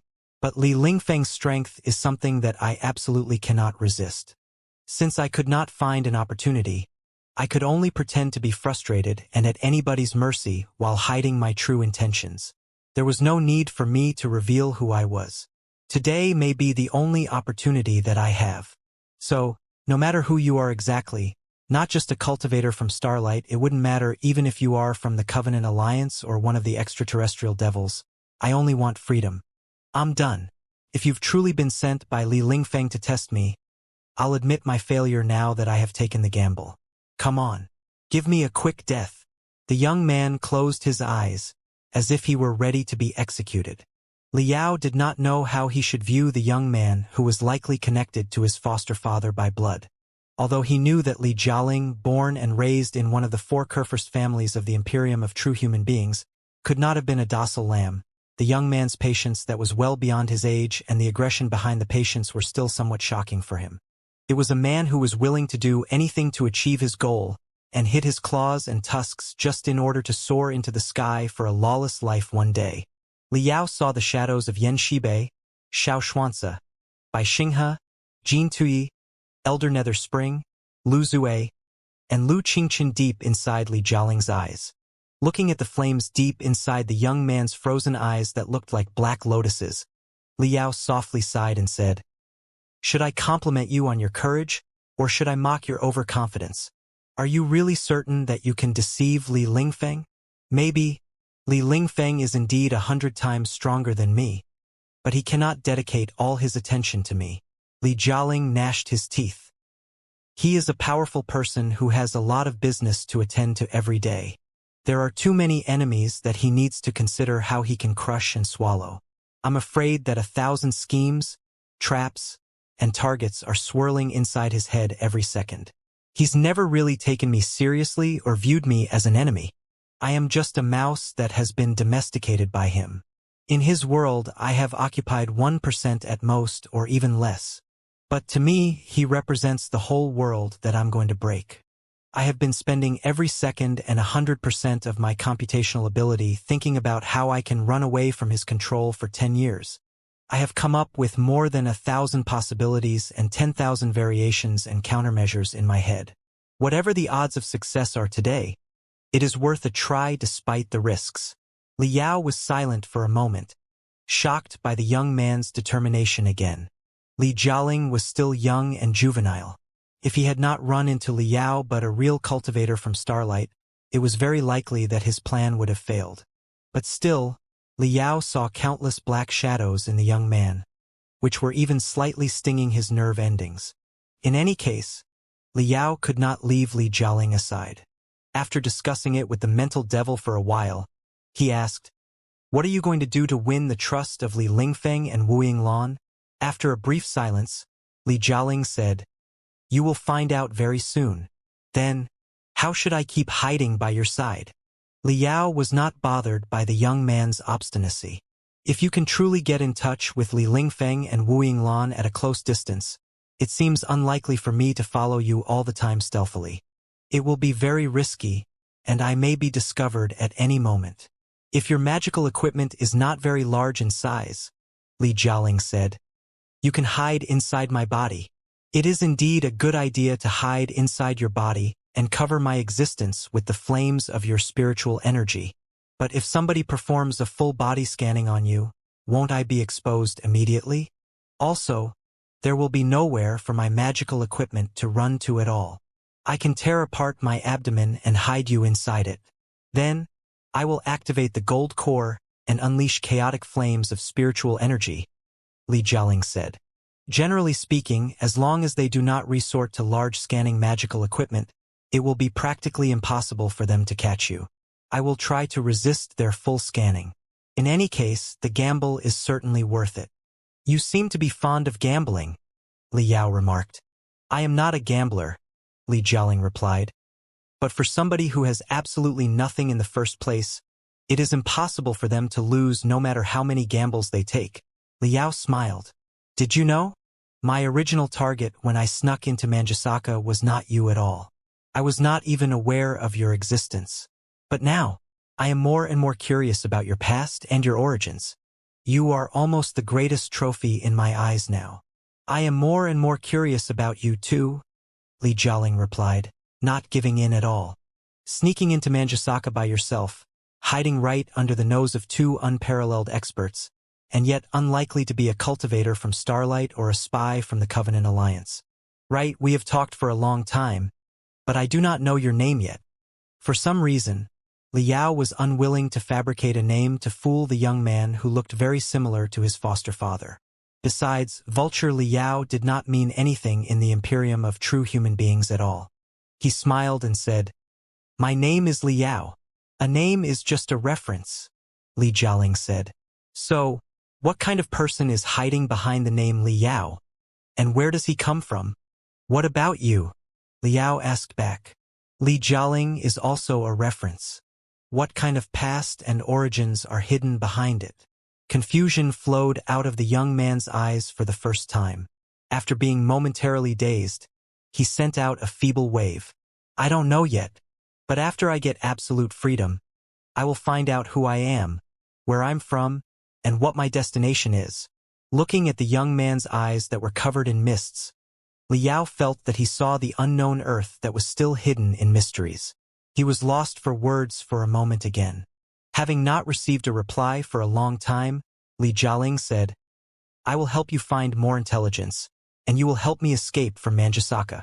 If you agree on the deal, I will start now." "Start what?" Liao asked. Licking his lips, Li Jialing suddenly widened his eyes so much that they were almost torn apart. Thousands of bloody streaks immediately jumped out of his eyes. His hands and feet were extended into the air as if they were pulled by invisible strings, and he bounced fiercely like a fish that was tossed to the shore. Arg! The roars deep inside his throat almost sounded like 1,000 drills finding their way out of his chest. His flesh that had healed just now was torn apart again, and blood spurted out crazily, turning him into a crimson man on fire. The young man retreated his hands in difficulties and held his head hard, howling, cramping, writhing on the ground in pain, and vomiting blood and foam crazily. Liao was taken aback by Li Jingling's sudden move. Had he not heard Li Jialing saying that he was about to start, Liao would have suspected that he was somehow possessed by evil spirits, or some uncanny forces inside his body had gone out of control. The young man stabbed his fingers so deep into his head that he almost squeezed his eyeballs out of their sockets, as if he could not restrain the explosion of his head if he did not do that. Bam! Bam! Bam! He hit his head at the floor and the wall hard in earth-shaking noises again and again, as if crystal bombs were bursting out in the small secret chamber. Devastating marks of blood were left behind.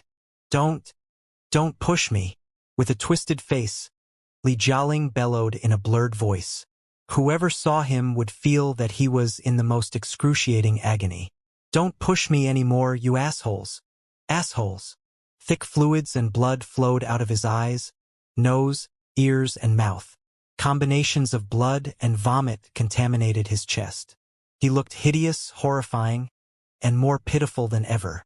"I didn't know that the boy was an actor too," the mental devil exclaimed.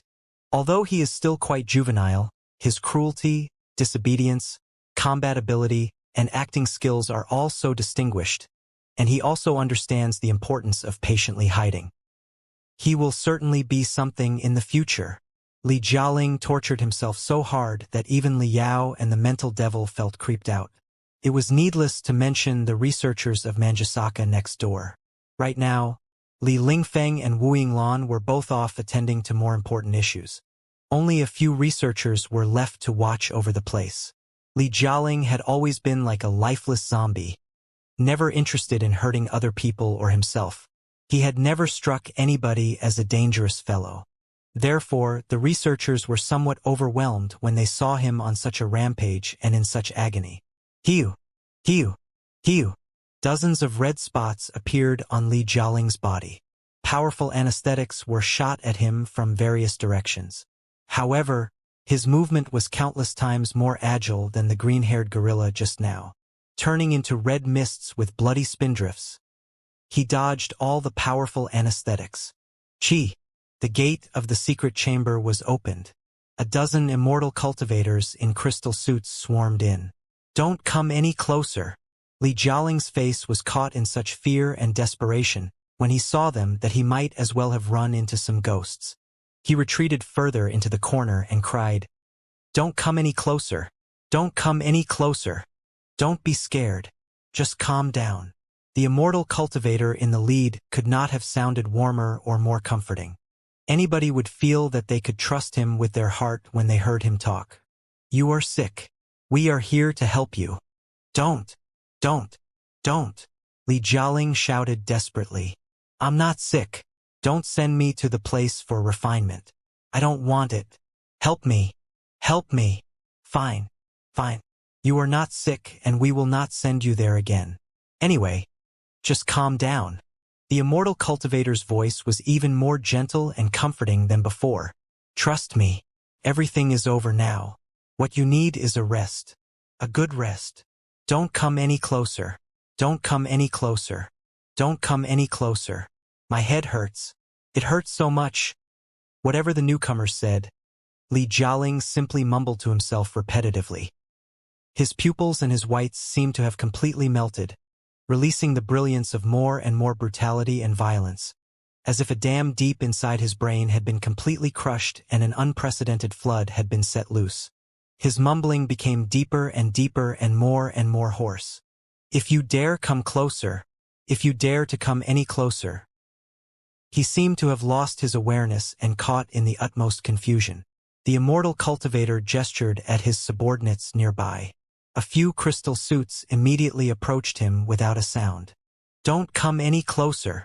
In that moment, the confusion, chaos, indifference, and desperation in the young man's eyes had entirely vanished, replaced by the most typical cruelty and ruthlessness of a pure immortal cultivator. Shua! The muscles all over Li Jialing's body were tightened into iron ropes. His blood and sweat, filled with the most violent flames of spiritual energy, darted in all directions like a storm of needles, disrupting all the guards' eyesight. He took the opportunity to dash into the crowd of immortal cultivators. Extending his arms and opening his fingers, he grabbed the heads of two exos more than easily. Bam! Savaged by his unstoppably brutal strength, the heads of the two exos hit each other hard. The helmets made of super alloys collapsed deeply, and dazzling sparks spurted out. So brutal! Although Liao had anticipated that the energy hidden inside the young man's body was definitely not as peaceful as it appeared to be on the surface, the abrupt change from frozen ice to rumbling thunder still made Liao secretly click his tongue. The immortal cultivators, on the other hand, were used to Li Jialing's meek, lethargic behavior. Some of them who knew the purpose of the many refinements and experiments had been trying to force him to go on a killing spree too, but to no avail. Li Jialing would not hurt anybody. That was everybody's preconception. Nobody expected that Li Jialing would suddenly start to attack. The secret chamber was so narrow that the immortal cultivators' clinking crystal suits were more of a burden than a help. Li Jialing took a long breath in relief, as if he had exhaled the depression that had been held back for more than 10 years.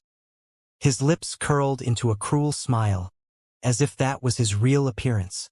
With a hideous face, he turned into a ray of death as agile as a ghost and bounced up and down among the immortal cultivators. Dark golden stripes were vaguely emitting from his palms and his arms, forming unpredictable rune arrays. The crystal suits made of super alloys were as fragile as paper and would under the tearing of his hands. In the senses of Li Yao's soul, Li Jialing's overwhelming flames of spiritual energy broke the boundary of the fleshly body and turned into an invisible giant monster. The tentacles of the monster filled the entire secret chamber and locked onto every breath of every immortal cultivator tightly. Crack! Another immortal cultivator was hit right in the chest brutally by the edge of Li Jialing's hand that was covered in fire. His entire chest collapsed, and even the armor in the back broke apart. Crack! Pooh! Another immortal cultivator in a super heavy crystal suit lunged at Li Jialing from behind, hoping to press the young man against the floor with his own weight and that of his crystal suit. However, Li Jialing seemed to have grown an eye on the back of his head. He stepped forward in advance and grabbed the wrist of the immortal cultivator before him. Crushing the armor as well as the bones, he robbed the enemy of the long saber in his hand and stabbed it back, piercing right into the chest of the immortal cultivator behind him. Chi! Chi! Chi! Chi! The immortal cultivator in a super heavy crystal suit released a powerful spiritual shield, which triggered such intense smoke as if magma was flowing on a glacier. While he struggled to resist the attack of the saber, Li Jialing was utterly emotionless. After a shake of his wrist, the saber turned into a cluster of broken pieces, which were then enshrouded by his spiritual energy and turned into a high-speed metal torrent that broke the spiritual shield unstoppably, blasting into the immortal cultivator's chest. In the blink of an eye, almost 5 immortal cultivators were blown away and cramped on the wall and in the corners. There was no telling if they were alive. Grinning hideously, Li Jialing licked the bloodstains on his lips and jumped at a heavy firepower crystal suit that was fully covered in firearms. On instinct, the immortal cultivator wearing the crystal suit activated all the storm bolters, crystal cannons, and flying sword launchers on him. They were all emitting dazzling brilliance. "Don't kill him!" the immortal cultivator in the lead shouted. "Capture him alive!" The immortal cultivator wearing the heavy firepower crystal suit hesitated for a moment, but Li Jialing had already grabbed the barrel of the storm bolter in his left hand and pulled it hard, There was no telling whether the immortal cultivator panicked or Li Jialing's movement affected his reaction, but a large cluster of fire spurted out of the barrel and darted into Li Jialing's abdomen. After a boom, a fireball exploded brutally above Li Jialing's abdomen and below his chest. As if he felt none of it, Li Jialing's speed was not affected at all. He simply pressed both of his hands on the chest of the immortal cultivator's crystal suit. Boom! The second explosion was 100 times more shocking than the fireball that exploded between Li Jialing's chest and abdomen. As Li Jialing's spiritual energy flowed out of his palms crazily, every gap of the heavy firepower crystal suit was spurting out chaotic flames. The immortal cultivator inside the crystal suit had been burnt to ash, without the support of the fleshly body, and now that the joints and the connections were all shattered, the crystal suit fell to the ground in pieces like a collapsing castle. It was not until then that everybody saw the bleeding, deplorable wound between Li Jialing's chest and abdomen. They could almost see his spine through the broken internal organs.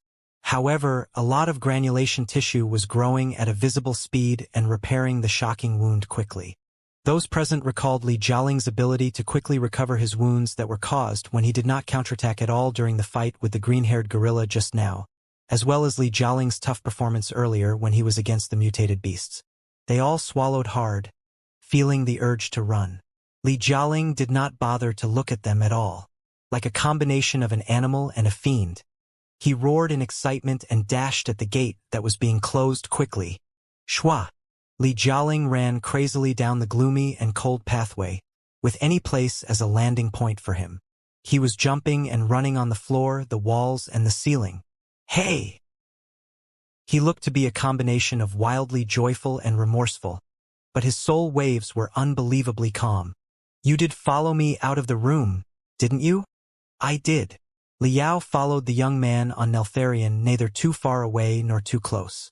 With an eye-catching target like Li Jialing attracting all the attention, he did not need to worry that anybody would pay attention to the air that had nothing on the surface. I am just somewhat astounded by your performance. Your attacks are actually so brutal. It was those guys who built me into what I am today. Every drop of pain that I bore was brought by them.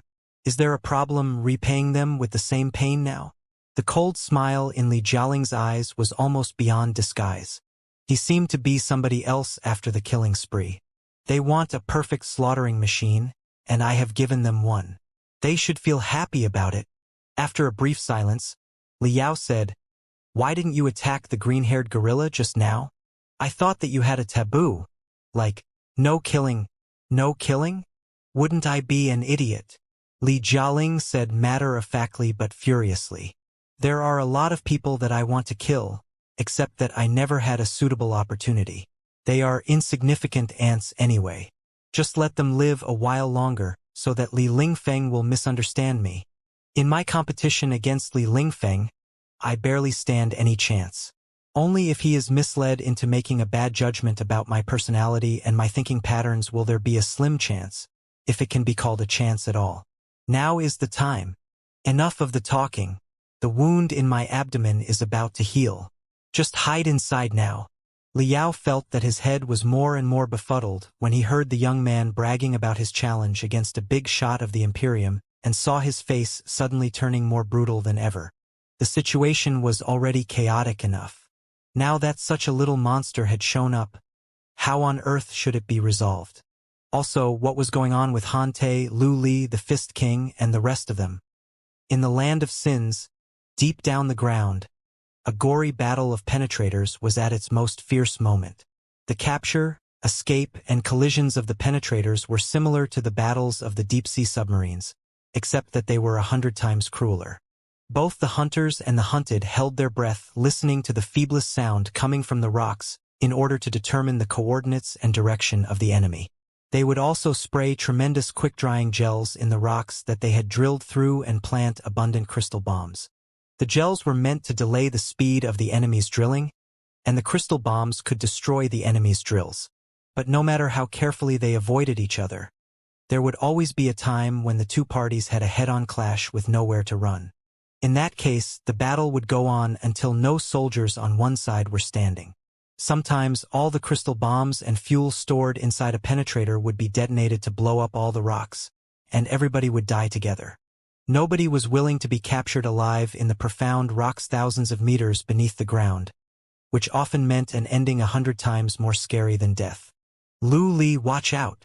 Ever since they dispersed in the Forsaken Mine 2 days ago, the penetrators of the immortal cultivators had been following them like haunting ghosts. Cloud Penetrator, Zhu Jingyun's earthly dragon, was unfortunately tailed by the enemy. After running about for more than 20 hours below the ground, it was still bitten by the enemy. The losses were so heavy that even Han Te and Lu Li, as 2 teenagers, had to fight like adult warriors. Seeing that Lu Li was about to be hit by a storm of bullets, Han Te roared aloud. His entire left arm almost exploded, triggering a series of electric arcs that were condensed into an impenetrable shield and helped Lu Li block the fatal attack. But he was blown backward by the counterforce and vomited blood crazily. His left arm dangled down, not having any strength anymore. He. The tall and brawny immortal cultivator on the opposite side aimed the thick barrel of the machine gun at Lu Li's little head again. As if to savor the entertainment a moment longer, he even intentionally paused. Then, his laughter turned into screams. An iron arm dug through his chest and raised him high in midair before throwing him to the ground brutality into a pile of scrap metal mixed with blood and meat. Master Fist King! Han Te and Lu Li exclaimed both in surprise and delight. The Fist King seemed to have just passed a destructive storm. His iron body was barely intact. 2 of the 4 arms had been torn off, and there were 100 holes in his chest, from which sparks were popping out non-stop. However, behind him was a penetrator of the immortal cultivators that was exploding and burning, as well as a whole ground of immortal cultivator corpses and pieces of their crystal suits. Lie down. Expressionless. The Fist King was unmoved by the 2 little fellows' exclamation at all. Han Te and Lu Li were slightly dazed. Then they felt that a torrent as scorching as magma brushed past their heads before screams of the immortal cultivators echoed behind them again. Don't be scared. Keeping Han Te and Lu Li behind him, the Fist King looked at his blood-stained fists and said peacefully, I will protect you. The cruel battle was finally over. Zhu Jingyun submerged the broken cloud penetrator into a natural underground chamber and moved forward along a dry underground river. Since the drill was no longer needed, the noise would be reduced to the minimum. The cultivators of Starlight with the best hearing stuck magical equipment that looked like metal ears against the crags in all directions, but they did not hear any noise of drilling for a long time. The immortal cultivators must have lost them. They were temporarily safe. The cultivators were finally able to take a breath in relief and seized every second to maintain the earthly dragon and tend to their wounds. The Fist King, as the greatest contributor of the battle, left the crowd and hid in a dark corner of the empty underground chamber. He asked Han Te and Lu Li to help him carry the maintenance tools and the backup components to repair his broken body. Everybody knew the might of Fist King Lei Zhonglia. They had seen his tough and unparalleled performances in the 2 great battles with their own eyes. Seeing that he was apparently in no mood to talk to strangers, they did not dare to disturb him. The 3rd cooling pad. The Fist King observed his twisted body through 4 crystal cameras that were floating before his face and spoke to Lu Li while pondering the maintenance plan. Lu Li hurried to find out what the Fist King needed from the box of backup components and brought it over with both hands. Looking at the Fist King's wounded body and recalling the sacrifices he had made for her and He Tan and his reassuring words, Lu Li felt her heart warm up, and she could not help but touch the Fist King's broken body. She said sincerely, Thank you, Master Fist King. Seeing the girl extending her soft hand over, the Fist King's man-made eyes constricted quickly. But he did not dodge and simply said coldly, There's no need to thank me. You know that this is just a deal. I have made the seemingly optimal choice from the database for the purpose of getting stronger. Besides, I am not a human being. Although I can simulate all the feelings of human beings, it will be nothing more than a pile of data. Even if you do thank me sincerely, I will not be touched at all. Ha! Is that so? Lu Li blushed and said somewhat in embarrassment. But when you invited us to dinner that day at the top floor of Great Iron City, It was just a disguise and a simulation of the character of Fist King Xianxia, the Fist King said casually. If needed, I can simulate hundreds of different personalities. Calm, brutal, cunning, temperamental, enraged. The list goes on. Such simulations can help me better melt into the battlefield environment and may be in favor of the accomplishment of my target. But it will consume part of my computational ability and slow down my central database. It will also result in a certain degree of instability. So, now that the two of you have learned my real identity, and I need to summon all my computational ability on the consideration of the maintenance plan, there is no need for me to keep the simulation of personalities. As a result, the efficiency of my maintenance has been improved by more than 7%. In fact, the Fist King had said the same thing to Liao before, but Lu Li always found it hard to understand. It is very perplexing.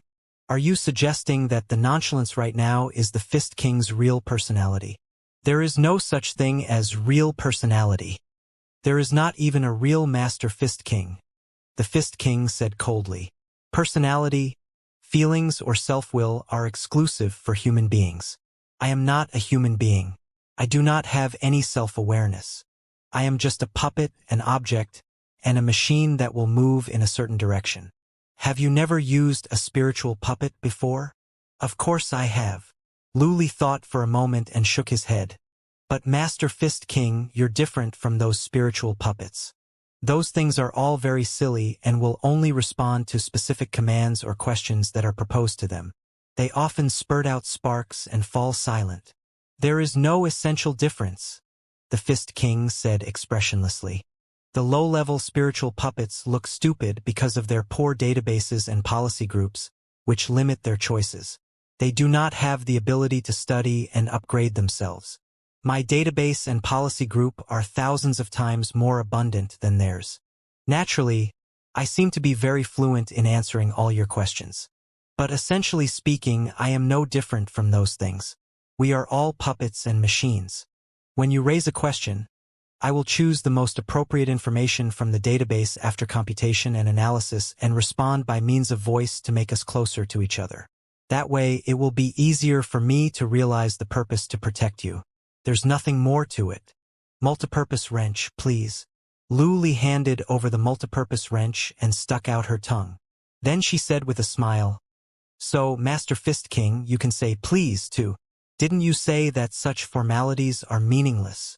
For me, please does not mean anything. But for you human beings, it is a way to express appreciation, the Fist King said. By my calculation, if I behave in a friendlier way, your efficiency in picking and screening the backup components will increase, and the odds of your errors will drop. That is the reason I thanked you. Lu Li was dazed for a long time. Blushing, she said, No matter how you put it, Master Fist King, we haven't thanked you properly yet. You've probably never heard it before, but you are actually a good guy.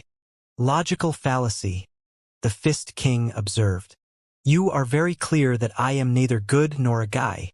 I only chose to protect you because the deal is in my best interests, and it serves to make me stronger. If there are other means that can make me stronger but I'm obliged to kill a lot of people, I will not hesitate to kill people, including the two of you. In fact, I have already killed a lot of people.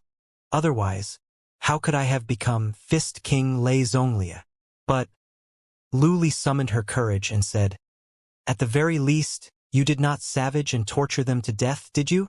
After a brief silence, the Fist King said, No, that's right, Lu Li said.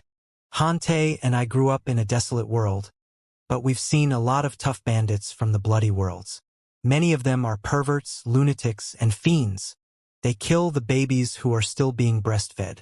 They skin people alive and watch the bleeding victims dance. They throw the captives into the horde of mutated beasts and watch them get mauled and torn apart. They hang their enemies upside down in the sunlight until they die of heat stroke and dehydration a few days later. We have seen and heard too many things like that. Would you ever do any of those things, Master Fist King? No, the Fist King shook his head. If I want to kill anyone, I will certainly choose the most efficient and convenient approach. I cannot understand the practice of torturing somebody for 3 days and 3 nights and mince him slowly until he dies. which will both be a waste of my own time and energy and increase the possibility of the enemy running away. It is truly pointless. That is exactly what I'm saying. Lu Li smiled. In a place like the Land of Sins, someone like you can already be counted as a good guy, just like my dad and Grandpa Yao. The Fist King was silent for a long time as he adjusted his joints and power rune arrays with his full attention. It was not until 5 minutes later that he finally opened his mouth and asked, "Are you not scared of me?" Lu Li and Han Te looked at each other. "Should we be scared of you?" "I don't know, but some human beings used to be very scared of us, artificial intelligence," the Fist King said. "You know that I've been to an underground sanctuary or library of the martial meritocrat civilization. A lot of files of the civilization were left inside, including some of their entertainment and art. It is quite strange that, despite all the internal and external problems that the martial meritocrat civilization was faced at that time, a lot of the entertainment and art regarded artificial intelligence as their future enemy. For some reason, some of the people of the martial meritocrat sector seemed very scared of the artificial intelligence that could learn. They even believed that artificial intelligence would destroy their world someday. But as it turns out, it was human beings themselves who destroyed the martial meritocrat civilization. I am not sure if human beings should fear artificial intelligence. But if fear can be defined as the alert for unknown dangers, then I think I probably am more scared of human beings than you are of me. Lu Li and Han Te bulged their eyes. "Why, you are scared of us?"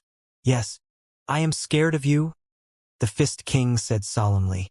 "Some people among you are very terrifying." Lu Li tilted his head and thought for a long time, not knowing how she should explain or comfort him. She suddenly took out the metal can that she treasured more than her own life from her pocket, grabbed a handful of golden seeds, and passed them over. With a smiling face, the little girl said innocently, "They are the seeds of the gold barley. I've given it a lot of thought. The Land of Sins is too large a place for me to plant the gold barley all over it on my own. So I have made a decision. From today on, whenever I meet a really good person, I will give them a handful of gold barley seeds and ask them to help me. Master Fist King, would you like to give me a hand? If you go to a place far, far away and find suitable soil, please spray a handful of gold barley seeds." The Fist King's man-made eyes froze for a long time before he extended his metal arm and took the gold barley seeds rigidly. After observing them for a long time, he finally stored them into the storage space deep inside his chest. "All right, I'll do my best," he said in a low voice, with a voice not cold anymore but mixed with the ambition and fury to conquer the world. "Ha!" Lu Li blinked in amazement. "Master Fist King, you've become what you were like when you invited us to dinner that day. Didn't you say that such a simulation of personality will consume a lot of computational ability? If it makes you feel more comfortable, it is not actually a lot," the Fist King said in a deep voice. "After all, I've been playing the role of Fist King Xianxia for decades. I'm already used to it." "Great!" the little girl exclaimed. "If you are used to it, maybe you will turn into a real human being someday. Human beings are really too complicated. I'm afraid that I can never upgrade into you." Pausing for a moment, the Fist King stressed his tone and repeated himself. "I am just a puppet, a machine. 2074, the most perfect immortal cultivator." Li Jialing ran crazily in the cold pathway. The wounds all over his body covered him completely like weird stripes. On the pathway behind him, there was nothing but remnants of blood and flesh, like the alimentary canal of a primeval beast. "He's there. Stop him now. It's dangerous. Don't engage rashly. Open fire." The immortal cultivator's roars of surprise and fury were echoing both far and near. The enemy's attacks were not limited to anesthetics anymore but smashing at him overwhelmingly with all kinds of most dangerous aggressive magical equipment. Boom! One of the rays exploded on the young man's chest brutally, knocking him to a ground after a tremble and making him dodge 3 flying swords that were darting at him from his back. The moment before he hit the floor, every joint on his body seemed to have been installed with a spring, allowing him to change his direction uncannily and fly backward into the 3 immortal cultivators. After a few dazzling attacks and explosions, The few immortal cultivators were all blown back after their crystal suits were broken. Li Jialing took the opportunity to dash into a branch. The metal wall of the branch glided open without a sound, and the fully automatic turrets were rolled over. The young man's eyes were ignited by the fatal rays. He. Li Jialing's entire face seemed to be burning. Uttering roars that could be either joy or fury, he accelerated to his top speed and dashed in the middle of 4 crystal cannons. The 4 crystal cannons all began to spark, cramping and shivering mechanically. It was not until Li Jialing disappeared at the end of the pathway that they exploded at the same time. On the other side of the pathway, however, Li Jialing was greeted by more than 50 crystal suits of super-heavy firepower, which blocked the sole path ahead. Wu Yinglan stood before those exos, his hands behind his back. He looked rather relaxed and thoughtful when he observed Li Jialing. Judging from the bouncing flames in his eyes, the owner of Manjusaka was more overjoyed than infuriated at the test subject that had gone out of control. "Have you played enough?" Studying the wounds all over Li Jialing's body that were healing rapidly, as if he were appreciating the most perfect masterpiece, Wu Yinglan said casually, "If you want to keep on playing, at least get a rest first. Get out of my way. Out of my way." His eyes bloodshot, Li Jialing heard none of it. The bloody mist around his body spurted out, and he turned into a raging fiend as he jumped at Wu Yinglan. "Get out of my way or die." Shwa! The bloody mist around Li Jialing turned into a weird claw. Leaving 3 crimson traces in midair, it snatched at Wu Yinglan's carotid artery brutally, as if it were going to tear the man's head off. Tisk, tsk. How brutal. Wu Yinglan smiled at ease. He was not equipped with any crystal suit, only wearing casual clothes. Yet, he was faster than the immortal cultivators who were equipped with high-mobility scouting crystal suits. Nobody saw how he dodged Li Jialing's attack. They only saw that Li Jialing seemed to have hit a non-existent shooting star and was blown backward brutally into the metal wall of the pathway, leaving a human-shaped dent there. Pooh! Li Jialing spewed large clusters of blood and white vomit. "Young man, you are the most perfect masterpiece that I have ever produced. You are even stronger than me in certain respects." Warming up his wrists and ankles unhurriedly, Wu Yinglan walked up to Li Jialing. "But you do not know how to make use of your strength at all despite its massiveness. You are just squandering the precious abilities that have been granted to you. Do you not feel that it is too much of a waste for the efforts that all of us have invested in you?" You... Li Jialing seemed to have been woken up by the punch. Crying and coughing, he lunged at the enemy again. "You are all fiends. Fiends." Boom! He was blown away by Wu Yinglan again. This time, Wu Yinglan's fist did not stop but pressed his head deep into the metal wall before he opened his fingers and clutched the young man's skull so hard that it was uttering cracking noises. Wu Yinglan dragged Li Jialing out. After a bellow, his body size expanded to twice as large. The previously sloppy casual clothes turned into a tight suit. The thick veins all over his body were clearly revealed on his clothes like boas. He threw the young man against the floor, the wall, and even the ceiling crazily like he was a broken bag. Every hit triggered such a deafening explosion that one could not help but wonder if Manjusaka was being bombarded by giant cannons. Even the most fearless immortal cultivators were shuddering in fear, feeling that their blood was freezing when they heard the collisions. Li Jialing's body was unbelievably sturdy, too. He was not killed immediately under the unreserved bombardment of an expert like Wu Yinglan but was still vaguely moaning.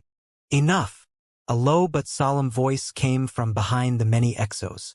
Everybody hurried to step aside and greet Li Lingfeng's arrival.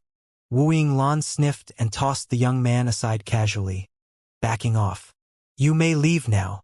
Li Lingfeng looked at Li Jialing without any expression. Nobody knew what was on his mind. Wu Yinglan bowed respectfully and soon disappeared with all the other immortal cultivators. In the bloody pathway, the only things left were the bleeding, broken corpses and Li Jialing and Li Lingfeng.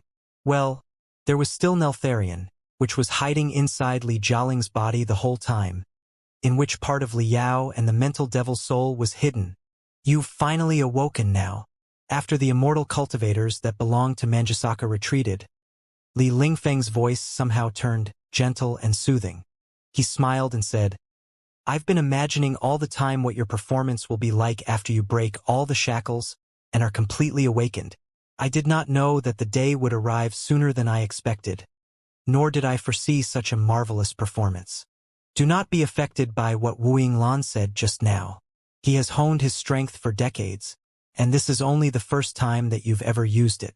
It is only natural that you were defeated by him.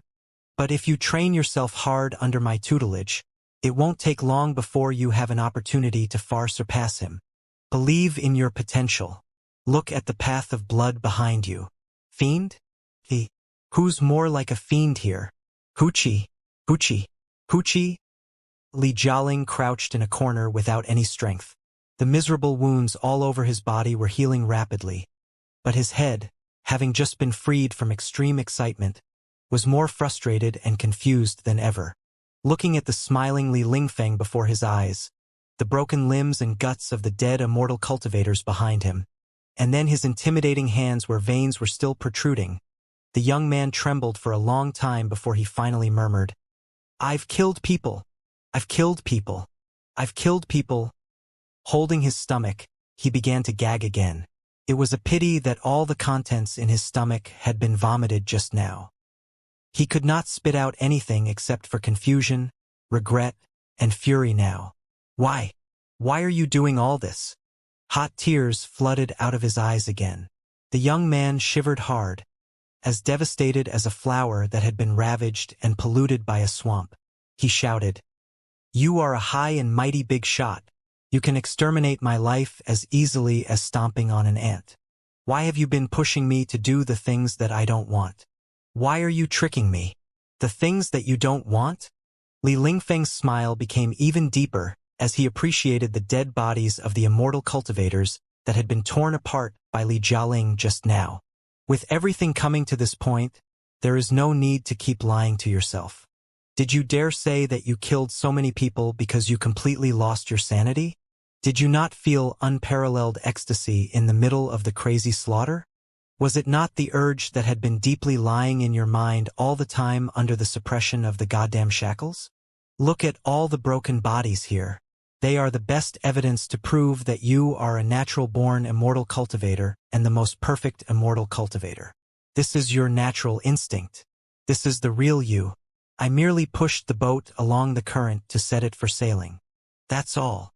As if hit by lightning deep inside his soul, Li Jialing appeared astounded and felt like crying. Seeing that he had calmed down somewhat, Li Lingfeng asked, "Should I help you examine your body first? Although your body boasts very powerful self-recovery abilities, this is your first slaughter after all. It will be safer if you have a full physical examination."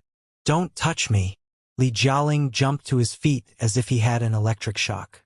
Holding his arms, he shuddered with tears running out of his eyes. "Don't touch me. Please, don't touch me. Just leave me alone. I need to calm down. Please, please." All right. It's true that you need to calm down and figure out your real identity and destiny." Li Lingfeng raised his hands to show that he meant no harm at all. "There is no need for you to beg me or be so wary of me. I told you last time and I will repeat it today. You were never a test subject. You should know very well that absolutely nobody would invest so many resources into an insignificant test subject. In my eyes, you are the most perfect warrior of the Li family and a new generation. Most standard immortal cultivator. I don't understand."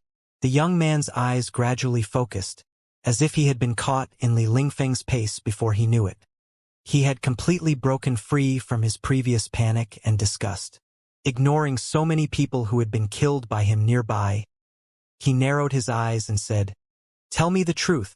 If I was never a test subject, why have you been torturing me so cruelly all these years?" "Torture?"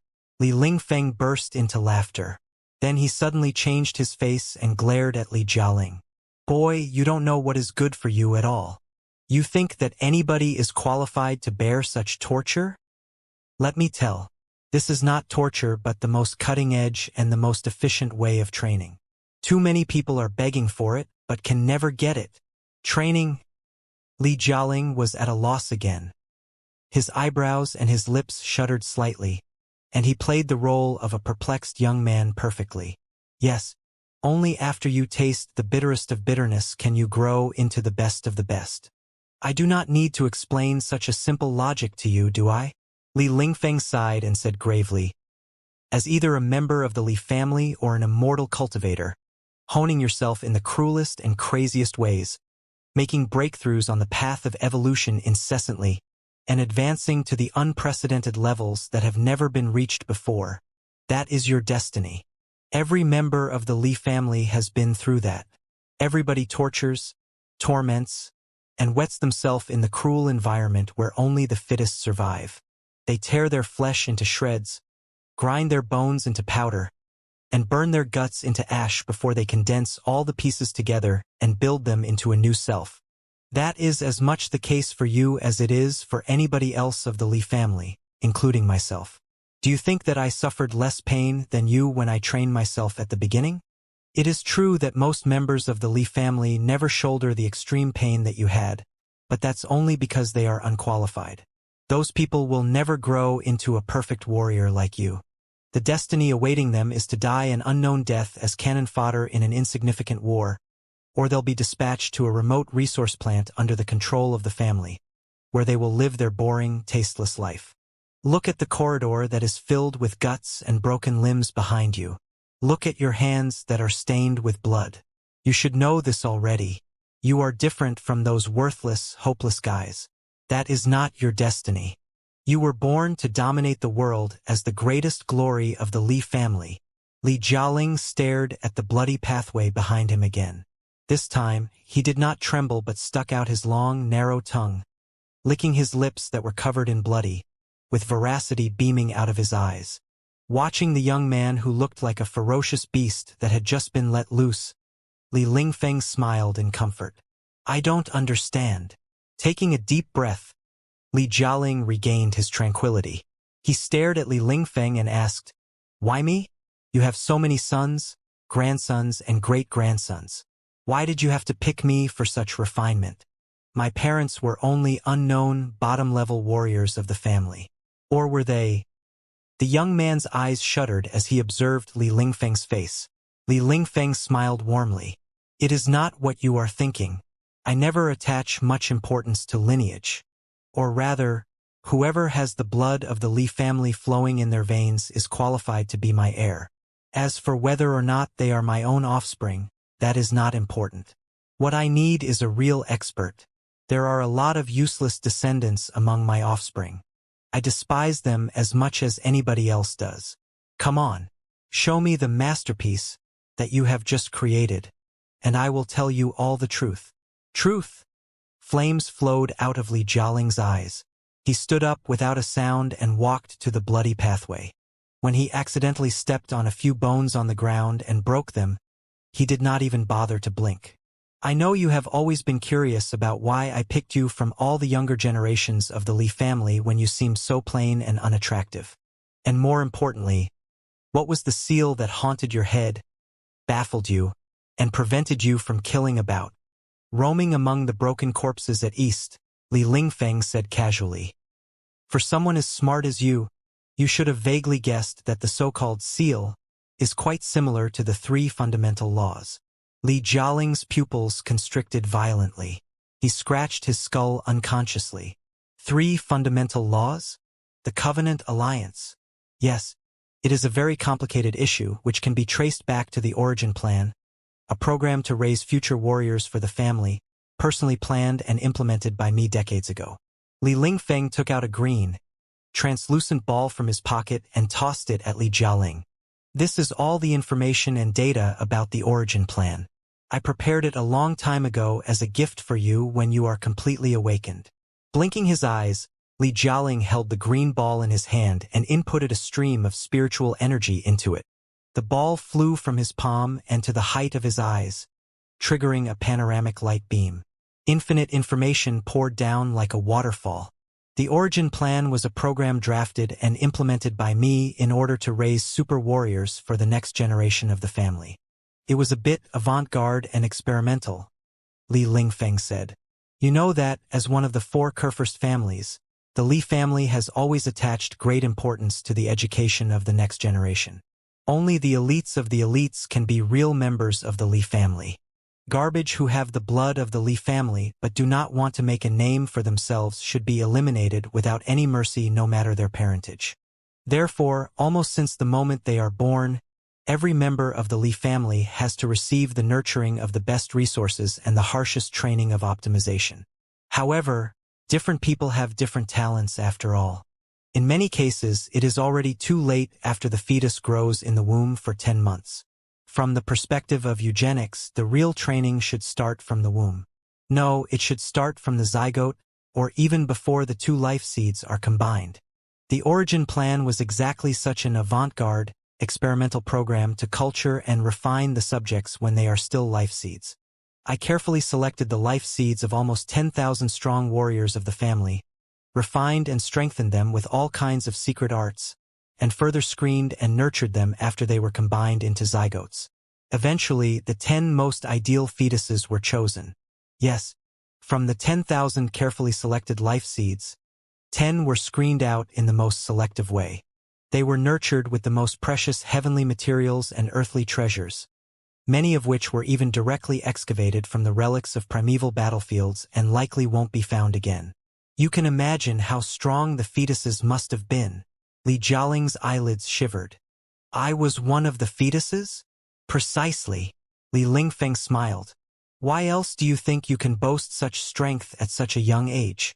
I still don't understand, Li Jialing said.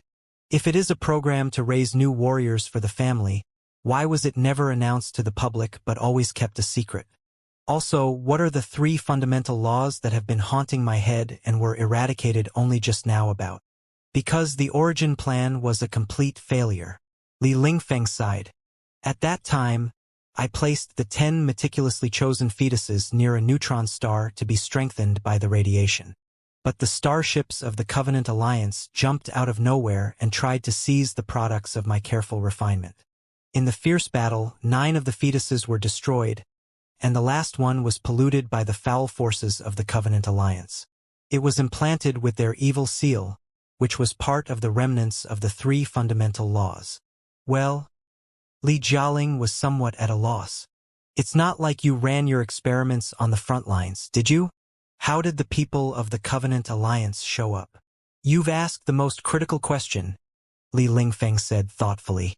You know that the internal conflicts within the Li family are very fierce. Competition is everywhere. Perhaps some people did not wish to see my plan succeed in their struggle for power, and they were even reluctant to see me gain 10 perfect warriors who were much stronger than their peers.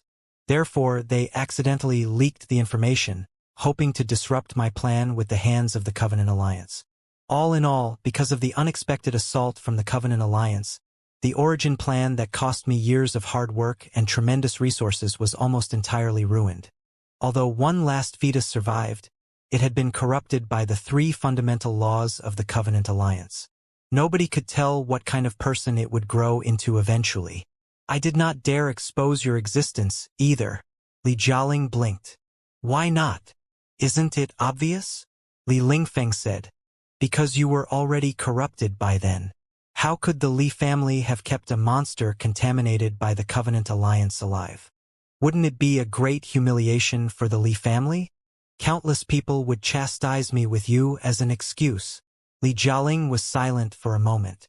Then he asked, Why didn't you destroy me? Li Lingfeng smiled bitterly, with caring light beaming out of his eyes. If I say that I dedicated all my energy and hope into the origin plan, the 10 perfect fetuses were more important to me than my own blood descendants, and I could not bear to abandon my life's work when the other 9 fetuses were destroyed by the Covenant Alliance. Would you believe me? Biting his lips softly, Li Jialing pondered for a moment and asked, Therefore, you hid my existence, fabricated a new identity for me, and let me live in the Li family as a common member, right? Yes, Li Lingfeng said. In the report that I submitted to the family, I lied and said that the 10 fetuses were all destroyed. The rest is history. Countless eyes in the family were staring at me the whole time, so I could not arrange appropriate training sessions in the family directly for you. Wu Lan, the owner of Manjasaka, is an old friend of mine. Only here can we do our best together to crack the seal of the Covenant Alliance deep inside your soul and boost your potential in order to see the end of the origin plan. This is about everything that has happened so far. The details are all recorded in the Jade Chip. You can take your time to examine them. Jialing, you have every reason to hate me for performing strengthening and modification on you when you were still a life seed, for not telling you the truth for so many years, and for conducting such cruel training on you. But no matter how much you hate me, I want you to be clear of one thing. Every generation of the most distinguished heir of the Li family has been through the same thing. Pain is the greatest treasure. Whoever grasps the treasure will be qualified to grasp the entire world. Live up to your potential, and don't fail your fate. Li Jialing was stunned for a long time as he listened to Li Lingfeng. His lips shivered for a moment, before he stabbed his fingers into his blood-mottled hair. After thinking for a long time and raising his head to observe Li Lingfeng, he finally said, "Why didn't you tell me the whole truth before? Firstly, cases such as yours who are corrupted by the barriers of the Covenant Alliance are very rare.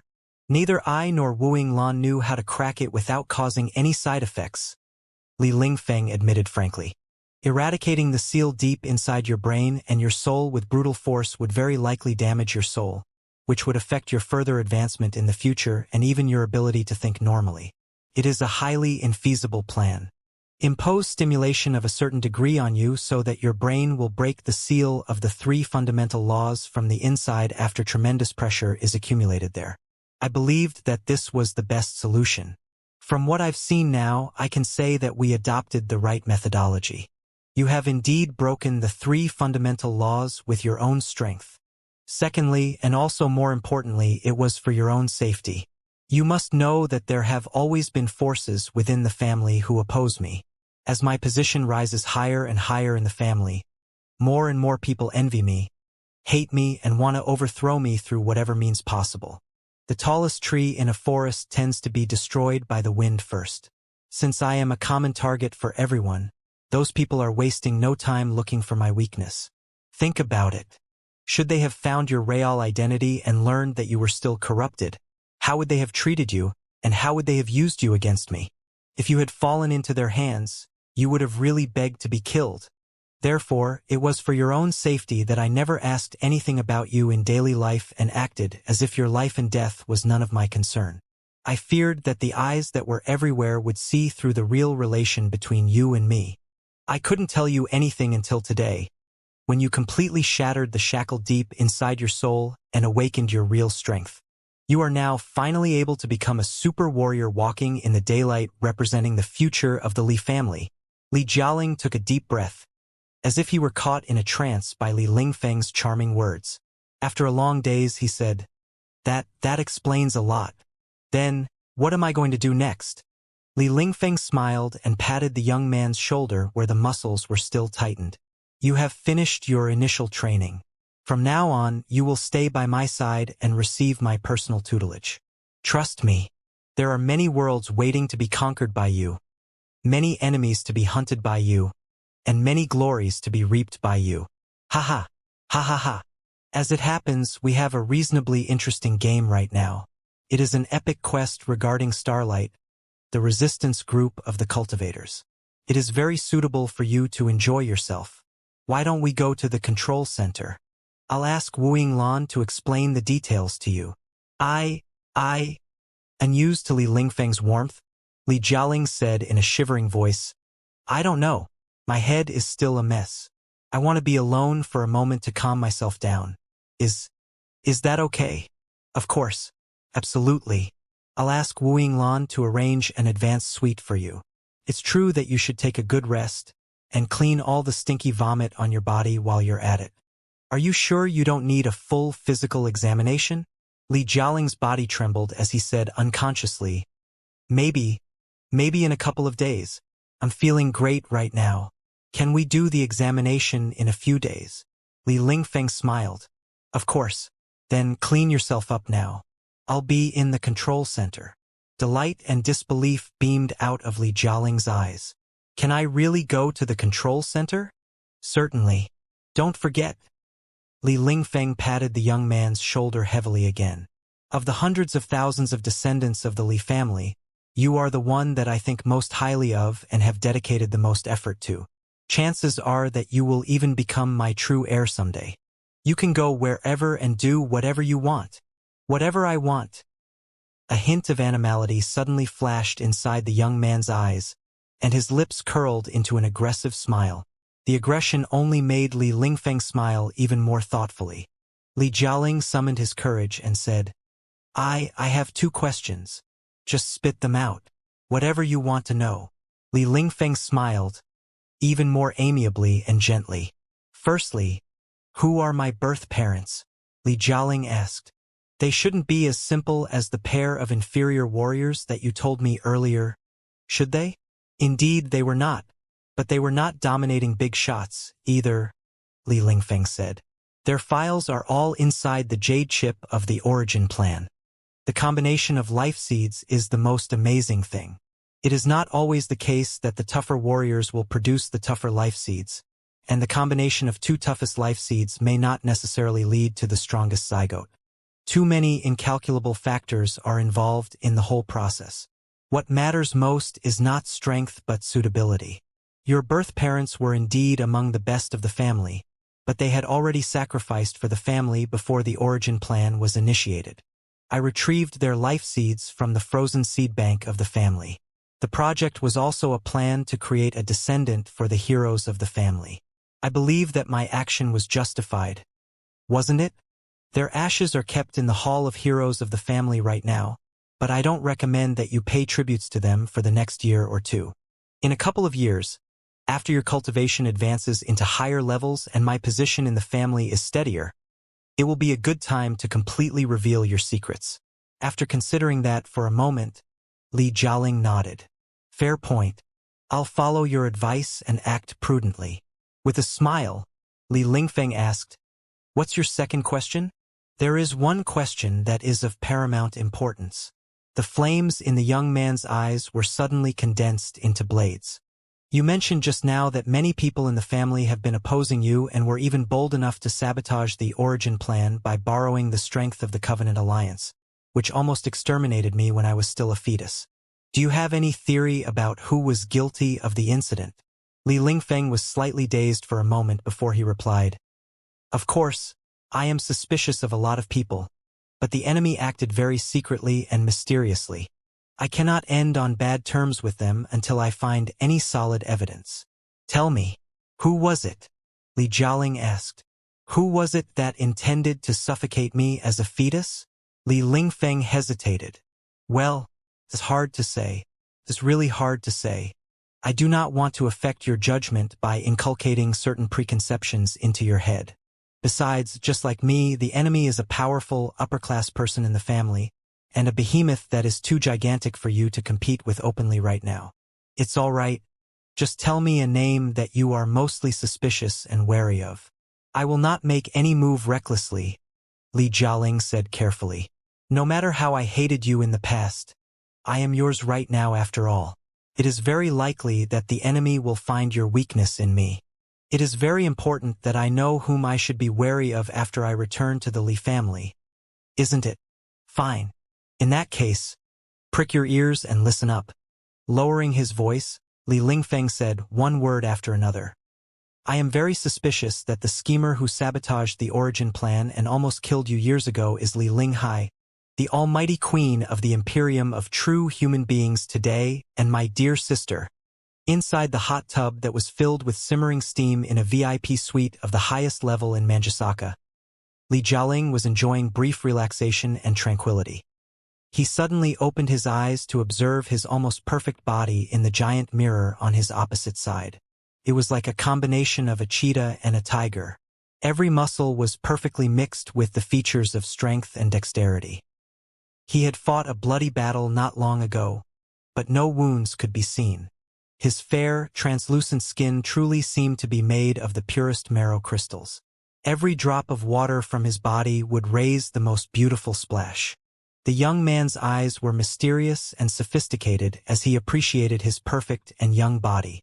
There was not the confusion and panic that he had when he talked to Li Lingfeng a moment ago anymore.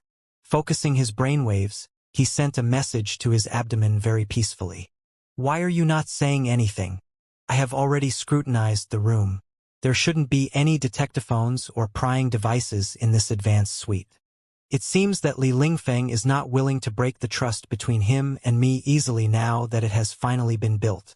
The young man's abdomen was silent for a long time before Liao's waves finally came over hesitantly. I'm a bit scared of you. Scared of me? Li Jialing was slightly dazed. Why would you be scared of me? In terms of strength, I am absolutely no match for you, and I am almost completely at your mercy with this piece of magical equipment embedded with me. I should be scared of you, or rather, you should be more scared of Li Lingfeng. No. Although Li Lingfeng is very strong, he is only horrible in the general sense. I have seen and killed too many supervillains like him. Maybe it will be tricky to deal with him, but it is far from scary, Liao said. You are different. You are no older than 20 right now, yet you are already capable of digging such a giant pit for Li Lingfeng to jump into. Had I not known that you'd got a secret plan for yourself, I would have thought that you were completely convinced and manipulated by Li Lingfeng based on your conversation with him just now. Little did he know that he was the one who judged you wrong. You are already capable of such blood-freezing things as a teenager. How horrifying will you be if you hide yourself and train for decades? 2077 Call me Brother Yao. Horrifying. Li Jialing appreciated his perfect body in the mirror with the utmost ecstasy and enjoyment. He said casually, every person I killed deserved to be killed. They were all guards of Manjusaka and have done too many evil things as the fiend's entourage. Too many test subjects died by their hands. It was their karma that they were minced apart by me today. As for deceiving Li Lingfeng, he was deceiving me too. The origin plan? He really thought that I would be stupid enough to believe that crap? This has always been a dog-eat-dog world of conspiracies and schemes, where everybody can only get what they want and control their own fate if they resort to any means necessary. I only did it to protect myself. Is there anything wrong with that? Should I have listened to Li Lingfeng's bullshit obediently to be a slaughter machine of the Li family, just to be harmless and unhorrifying? Liao was lost for words for a moment. Then he frowned and said, fair enough. If I were in your shoes, I probably would have made the same choice. However, when I was your age, I certainly did not have your strength, intelligence, and acting skills. If I had met such a big shot as Li Lingfeng at that time, it would have been possible that my whole spine was trembling violently, which definitely would have given me away. Let me think carefully about the source of my unease, right? It is probably because I'm a little worried about my own safety after appreciating your astonishing performance. I fear that you will kill me to keep my mouth shut someday, considering that I have heard too many great secrets about you after all. Kill you to keep your mouth shut? Li Jialing smiled casually. Touching his marble-like muscles, he said, first of all, I do not intend to climb upward with the power of the Li family, nor am I interested in becoming the heir of Li Lingfeng, or the future of the Li family, which will only get me involved in the chaotic, familial conflict between Li Lingfeng and Li Linghai, the queen of the Imperium. I only want to live a free, unstrained life where absolutely nobody can control me. Therefore, even if my identity is exactly what the origin plan describes, so what? I do not want to make use of any resources of the Li family, so I am not scared of my identity being exposed. Who can threaten me with such an identity? Such a great secret actually means nothing at all. Furthermore, the so-called origin plan is probably fabricated or at least has many fabricated parts. Li Lingfeng thought that he could convince me of my origin with a carefully made jade chip that was filled with all kinds of information? I have to say that he underestimated me. Therefore, the speculation I told you earlier has been proven correct. From beginning to the end, Li Lingfeng has never taken me seriously. His real enemies are the big shots on the level of Li Linghai, and 99% of his computational ability and his energy are dedicated to said real enemies. As for me, I am nothing more than a pawn that he can freely manipulate. He thinks it is already good enough to make a crude, lousy trap to fool me. Since the origin plan contains a lot of false elements, it does not seem to be a big deal that it was overheard by you. Thirdly, the Li family is a superfamily that has existed in the Sea of Stars for thousands of years. It has been one of the most powerful, influential forces since the Star Ocean Republic. This shadow has reached every corner of the universe. If I really want to get rid of the control of the Li family, even if I can kill Li Lingfeng with unbelievable luck, it doesn't mean that the pursuit of the Li family will be over. Perhaps it will take me a lot of years, during which time I will have to kill a lot of people, before I finally get rid of the control of the Li family. If possible, I'm certainly unwilling to compete with the enormous Li family entirely on my own. If I have an ally of mysterious backgrounds but unparalleled strength, is there any reason for me to kill him to keep his mouth shut, instead of fighting side by side with him? Wouldn't I be too stupid if I did that? The universe is a vast place, but few experts are bold enough to go against the Li family. Now that I have accidentally run into one, I almost can't wait to cling to your thigh and ask for your help. Why on earth would I have ill intentions toward you? No, please don't, Li Yao said. I can vaguely foresee Li Lingfeng's outcome after you cling to his thigh. How can that be the same? Li Jialing chuckled lightly, but his smile this time was devoid of any sordidness and cunningness. It was a simple and sunny smile of a big boy. Scratching his head, he said, "Fourthly, well, you may find it hard to believe because even I don't believe it very much myself, but I somehow feel that you are a man that is worth being approached and trusted, although I haven't even seen your face or heard your real voice. Forget it. Let's not talk about such childish impressions. Just consider it my imagination." "It is not necessarily your imagination," Li Yao said carefully.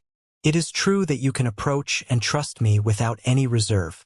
I guarantee that I am different from Li Lingfeng or any other immortal cultivators that you have met so far." The young man was slightly dazed as he sensed Li Yao's tone. Authentic confusion beamed out of his eyes for the first time. "We have talked for a long time, but I don't know how I should address you yet." The young man waved his head hard to throw away the feeble confusion. Putting on the carefully feigned expression that looked like a mask, he asked, "Should I call you Senior Li, Fellow Cultivator Li, Master Li, Uncle Li, or Uncle Yao?" "I am not as old as you imagine," Li Yao replied. "If we calculate it thoroughly, I am no more than 20 years older than you. I am a vigorous young man, too. You can call me Brother Yao." The delicate mask on the young man's face was broken again. He slightly raised his eyebrows, as if he were meant to laugh but did not have the courage to. "All right, I'll give you that. You are truly different from all the immortal cultivators that I've met before, Brother Yao. There is no need to worship me. Just consider me your peer. After we get to know each other more, you will realize that, although I am an unparalleled expert with destructive combat ability that can break a world, I am actually very casual, approachable, and simple. All the formalities are unnecessary. You can regard me as a friend, right? I want to know more about the 3 fundamental laws in your head, which you did not seem to tell me at the beginning." Staring at his eyes deep inside the mirror, Li Jialing hesitated for a moment before he asked back instead of replying, "Brother Yao, you seem not surprised that a barrier similar to 3 fundamental laws is inside my head. Do you? Well, is that so?" "Yes," Li Jialing said solemnly. "The Imperium and the Covenant Alliance are sworn enemies, and the Covenant Alliance is best at pouring simulated emotions and wills into the cerebral cortexes of their spies before the spies are sent into the Imperium to instigate riots, raise resistance groups, and steal intelligence. After hundreds of years of development, the technology for the spies of the Covenant Alliance to simulate the feelings of normal people have reached the peak. Even the most advanced Ring 2 test of the Imperium can barely distinguish demi-humans from real human beings. A normal person's first reaction after they hear that there is such a weird barrier inside my head should be wariness, alert, or confusion, shouldn't it? But I did not sense any such ripples from your waves. I felt that you had known it since a long time ago, or you had figured out its reason. Is that true?" With a smile, Li Yao said, "Perhaps, after you've told me everything, I will really be able to offer you a theory for everything. You want to figure out your real origins, too, don't you?" Li Jialing's eyelids bounced again. What Liao said was exactly what the young man wanted most. Closing his eyes and thinking for a long time, he said, "Ever since I've had consciousness and memories, I've always been disturbed by a certain uncanny barrier or fear. It was almost like some people are scared of chickens, some are scared of spiders and worms, and some will lose all the strength and collapse after they climb to great heights. Studies have shown that it is the result of the primitive memories that have been deeply embedded into the genes and the soul. Perhaps, in the primeval age a long, long time ago, the ancestors of the chicken were certain species among the dinosaurs that posed a great threat to mankind. Or maybe spiders at that time were behemoths and top predators 100 meters long. The fear and disgust that have been passed on through one's blood, genes, and soul have significantly increased the odds of mankind's survival. As for what I am scared of, it is not chicken, not spiders, not snakes, but killing. To be more exact, it is attacking other people. Brother Yao, you know that the competition within the Li family that I grew up in was very cruel. It was anything but unusual for someone to be accidentally wounded or even killed in the familial training fields. But for me, even if I only watched other people fight fiercely on the training field until their bones were broken and they were vomiting blood, I would feel my heart thumping, my eyes blurred, shortness of breath, and strong nausea, not to mention going into the field to fight in person. I could barely stand on my own feet, much less fight. Thinking quickly, Li Yao observed, of the 3 fundamental laws of the Covenant Alliance, there is indeed one that dictates human beings must not brutalize each other, not without the command of the Pangu clan. So, it actually works in such a way. I was too little at that time to understand what my problem was, Li Jialing said. Other people only took me for a piece of garbage and a target to be bullied who was weak in nature. Now that I think about it, those days were indeed tough to live through. Liao was silent. In the Li family, which worshipped survival of the fittest and wild competition, it was indeed chilling to think how a bottom-level descendant who was too cowardly and weak to fight others would be treated. No wonder Li Jialing's personality had been shaped into what it was today. Having been growing up in a swamp of darkness irrigated by venom and mucus, could it have turned into a pure and flawless lotus flower? Since a long time ago, Li Jialing said, Li Lingfeng has treated the disease for me. I was too little at the time to tell the difference between treatment and refinement. Other than the weird drugs they injected into my body, the high-dose rays that illuminated my internal organs repetitively, and all the other torture that I would rather forget, Wu Yinglan and him mainly focused their attention on inculcating certain things into my head. It is almost like a transmission of knowledge. Voices, pictures, and data as vast as an ocean flooded into my head crazily, and I couldn't dodge them at all. They were all skills concerning killing, plotting, and so on. Hehe. I must give credit to the big shot of the family for me to be who I am today. Perhaps he did not see it coming himself that I would be refined so successfully one day. However, being familiarized with a certain skill of killing was entirely different from truly dissecting a man into pieces. At that time, despite the enormous physical strength and the skills of killing someone in 100 different ways in half a second, the extreme disgust and fear still haunted me and bound my soul hard. If I so much as felt the intention to kill, my head would go dizzy, my heart would race, and I would have such a headache that I could barely grab a blade, much less putting my killing skills into practice. Therefore, in the eyes of other people, I was still a piece of wretched garbage who was born a weak coward. Then, when was the barrier removed? Liao asked. 2 years ago, Li Jialing replied emotionlessly. After a procedure 2 years ago, I discovered that the barrier inside my head had begun to loosen. There was no telling whether it was a result of the procedures or the barrier simply wore out on its own as I grew up, but all in all, I was no longer disturbed by the damn barrier a year and a half ago. Although I never did it for real, I could clearly sense that I no longer had any fear or disgust for killing, and I could kill anybody that stood in my way completely at my own will. After a brief silence, Liao asked, "But you didn't tell Li Lingfeng?" "No. Why would I?"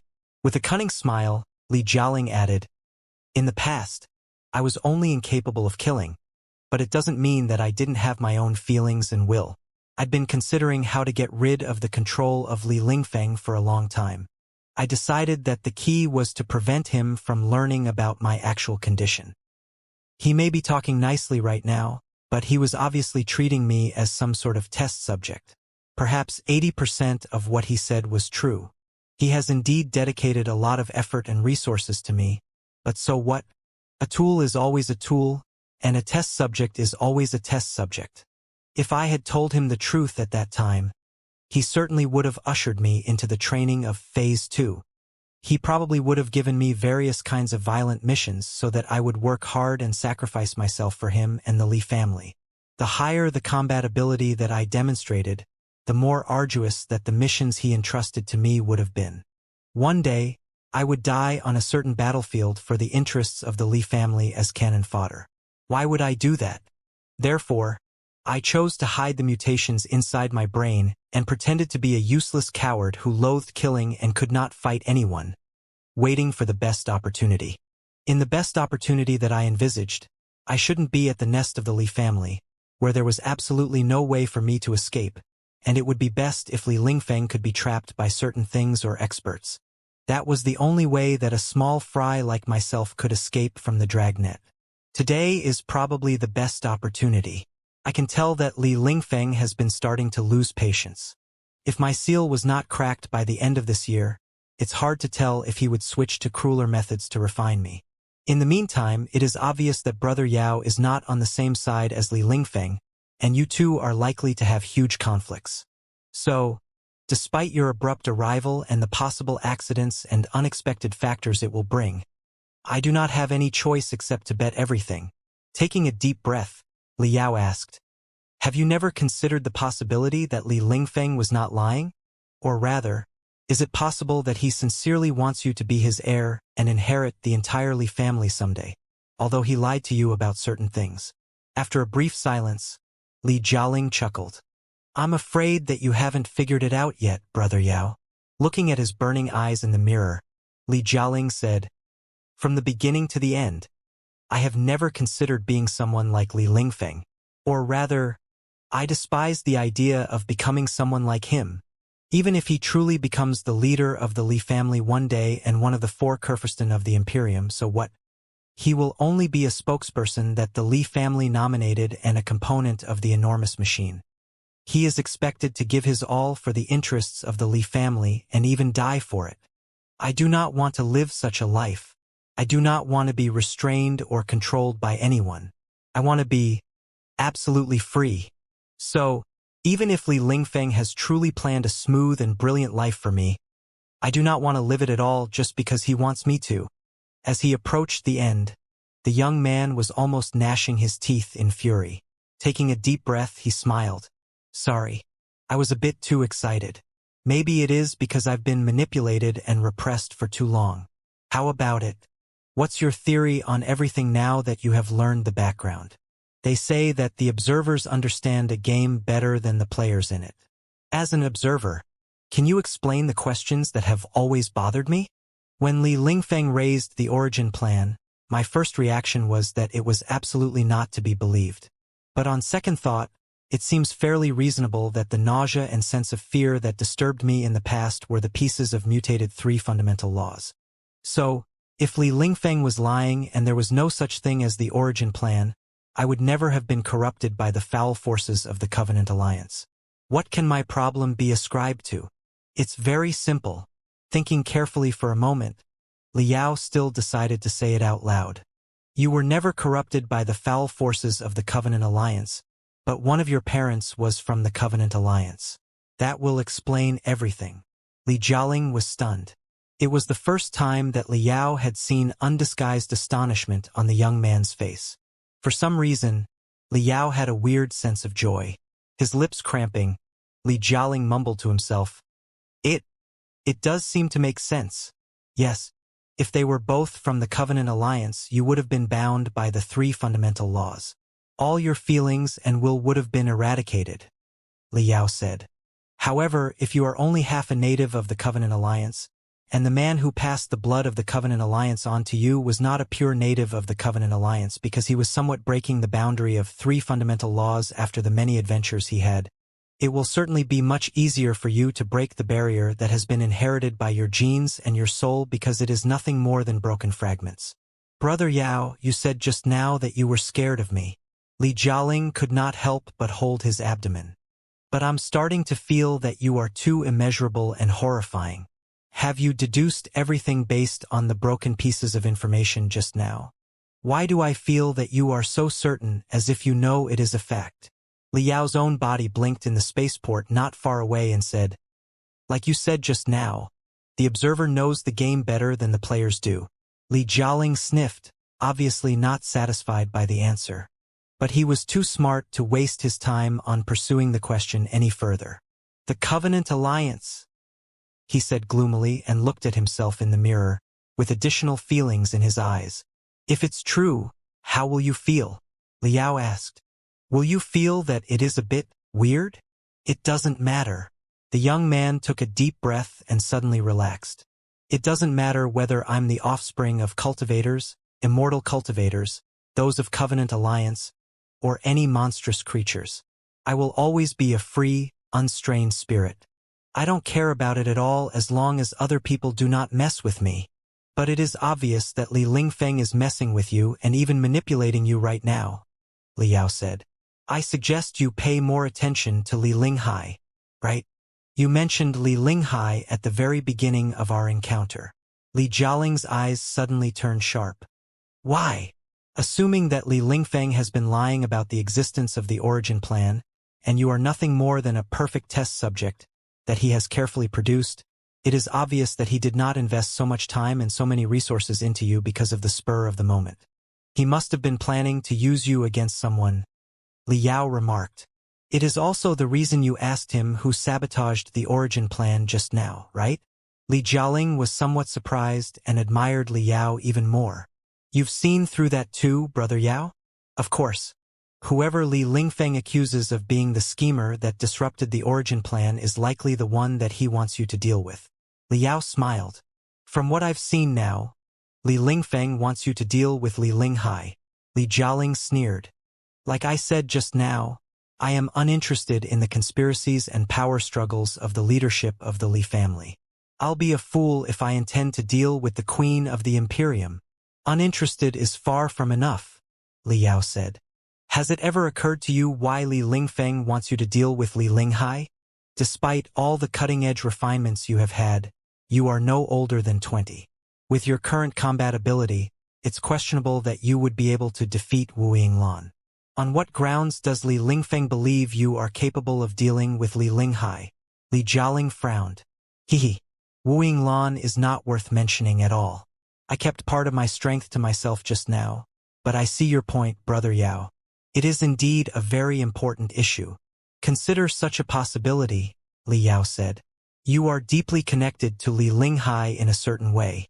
Li Linghai is confident that you can deal with Li Linghai not entirely because of your combat ability, but also because of the very special connection. Is it possible? Li Jialing was stunned again. Li Yao's words cast him into deep thought for a long time. In the mirror, he was covered in an obscure mist. All you said makes a lot of sense. Li Jialing's eyes were suddenly sharper than ever, tearing apart the mist and staring at himself in the mirror. Who are you exactly? Why do I feel that you seem to know everything? Or rather, you did not show up by accident but had always considered me as your target. Well, that is not exactly the case. My target at the beginning was really not you but Li Linghai, Wu Yinglan, or Manjusaka itself, Li Yao admitted frankly. However, there is indeed something in you that interests me very much, which is the reason I risked approaching you.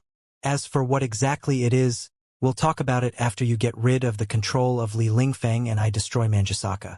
It will be useless even if we talk about it now. The young man raised an eyebrow. Are you really going to destroy Manjusaka? What? Any problem with that? Liao asked. Not at all. The young man smiled. That's exactly what I want. Liao smiled too. That's good. On a completely irrelevant note, we have been talking about tricks and schemes all the time, which are truly annoying. Should we change a topic so that we can get to know each other better? The young man frowned. Like what? Like, you can tell me the feelings you had when you grew up or your values and outlook, Li Yao replied. Ha! I'm starting to understand how you got your slightly extreme and sordid personality. A poor kid who lost the protection of his parents at a young age was thrown into such a perilous place as the Li family where strength was all that mattered. He suffered endless bullying and humiliation, and he was sent to laboratories for the cruelest refinement now and then. But after he was granted massive strength through the procedures, he could not unleash the fury and hatred in his heart at all because of the constraint of a weird barrier. He wanted to get rid of the dark fate, but it was such an unparalleled expert like Li Linghai who was manipulating him with a string from up above. He wanted to live a free, unrestrained life, but he was covered in the ubiquitous shadow of the Li family. As time went by, he was gradually reduced to what he is today. How heartbreaking! Li Jialing's lips were trembling as he said in amusement. What do you mean by reduced? I'm feeling very good about myself right now. What are you trying to say exactly? All I want to say is that, although fate treated you unfairly, you should not completely give up hope, and you should believe in brightness and justice, Li Yao said sincerely. Try to be sunnier wherever you can. It is not a bad idea to help other people in need now and then, too. Also, it is very important that you do not vent the darkness that other people poured on you onto the innocent people. Wait a moment, Brother Yao. Li Jialing interrupted Li Yao impolitely. What's your problem? Huh? Watch your manners, kid, Li Yao said. Li Jialing turned off the showerhead. Wiping his wet hair, he said, If this is not a trap of fancy words and you do not have a problem, are you one of the cultivators from the tales? Li Yao pondered for a moment. If Starlight was about to launch a massive attack like moths charging into a fire, it was impossible for him to turn a blind eye to their inevitable doom. So, his identity as a cultivator would be exposed sooner or later. At the very least, he would not be able to conceal it from Li Jialing. Besides, he did not want to conceal it. It was not like he could just watch the young man who was suspected of being the blood son of his foster father grow into the most perfect immortal cultivator. Could he? Yes, Li Yao admitted straightforwardly. Ha! Li Jialing blinked. You are really a cultivator. Then how come you do not know anything about Starlight? You can consider me a wild cultivator, Li Yao said. Why are you so surprised? You haven't seen any cultivators before. I haven't, Li Jialing replied dutifully. The cultivators, as foolish and childish creatures, went practically extinct hundreds of years ago across the entire Imperium. Occasionally, a few kittens jump out and make some noise, but they barely cause any trouble. To be frank, I'm not surprised to see a few cultivators, but it is indeed beyond my expectation that the cultivators have an expert like Brother Yao among them. How could you have advanced to such a level with your juvenile and idiotic beliefs? It seems that you have some misunderstandings about cultivators. Li Yao smiled, trying to turn the waves that he released into a gentle spring breeze. That's fine. There will be a lot of time in the future for me to discuss the path of the cultivators with you. I believe that you will certainly perceive a lot of things. For example, the greatest service is the service for the people and the country. With great power comes great responsibility, and so on. Trust me, you will certainly be enlightened and reborn. May I refuse it? Of course you can. I am a very reasonable man. As long as you can stop me from sending waves of information to your brain incessantly, you can absolutely refuse it. Come on. Try to resist my overwhelming waves. However, Li Yao said, first things first. Let's go to Li Lingfeng and Wu Yinglan's control center now, and see what those two bad guys are up to exactly. Li Jialing took a deep breath in relief and put on a sloppy robe. Rubbing his belly, he said, Okay, but before that... What? Li Yao asked. Li Jialing smiled. I'm hungry. When Li Jialing stepped into the dining room specially prepared for the honorable guests who had come to Manjusaka for trials and visits, he happened to run into a batch of immortal cultivators who had just returned from the paradise of sins after playing or taking their trials. Those people still carried the stench of dust and blood of the land of sins, not entirely freed from the extreme stimulations in the battlefield slaughters. They were swaggering arrogantly and talking loudly. The entire lobby was filled with their laughter. 8. I took down 8 in a row. It feels good. You didn't see it, but the sinners were actually quite clever. They were like rats hiding in a gutter. It was not an easy task to catch their tails. I had to burn all of them in the end. Ha ha ha. Unsatisfying. I haven't enjoyed myself enough yet before I was summoned. Isn't it supposed to better prepare us for the upcoming epic quest? Dying Light? You will definitely enjoy plenty then. Thrilled, the many immortal cultivators raised their cups and toasted themselves.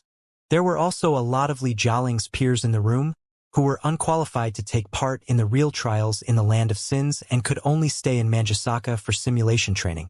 They could only visit and experience the Land of Sins in a couple of days after the epic quest was over.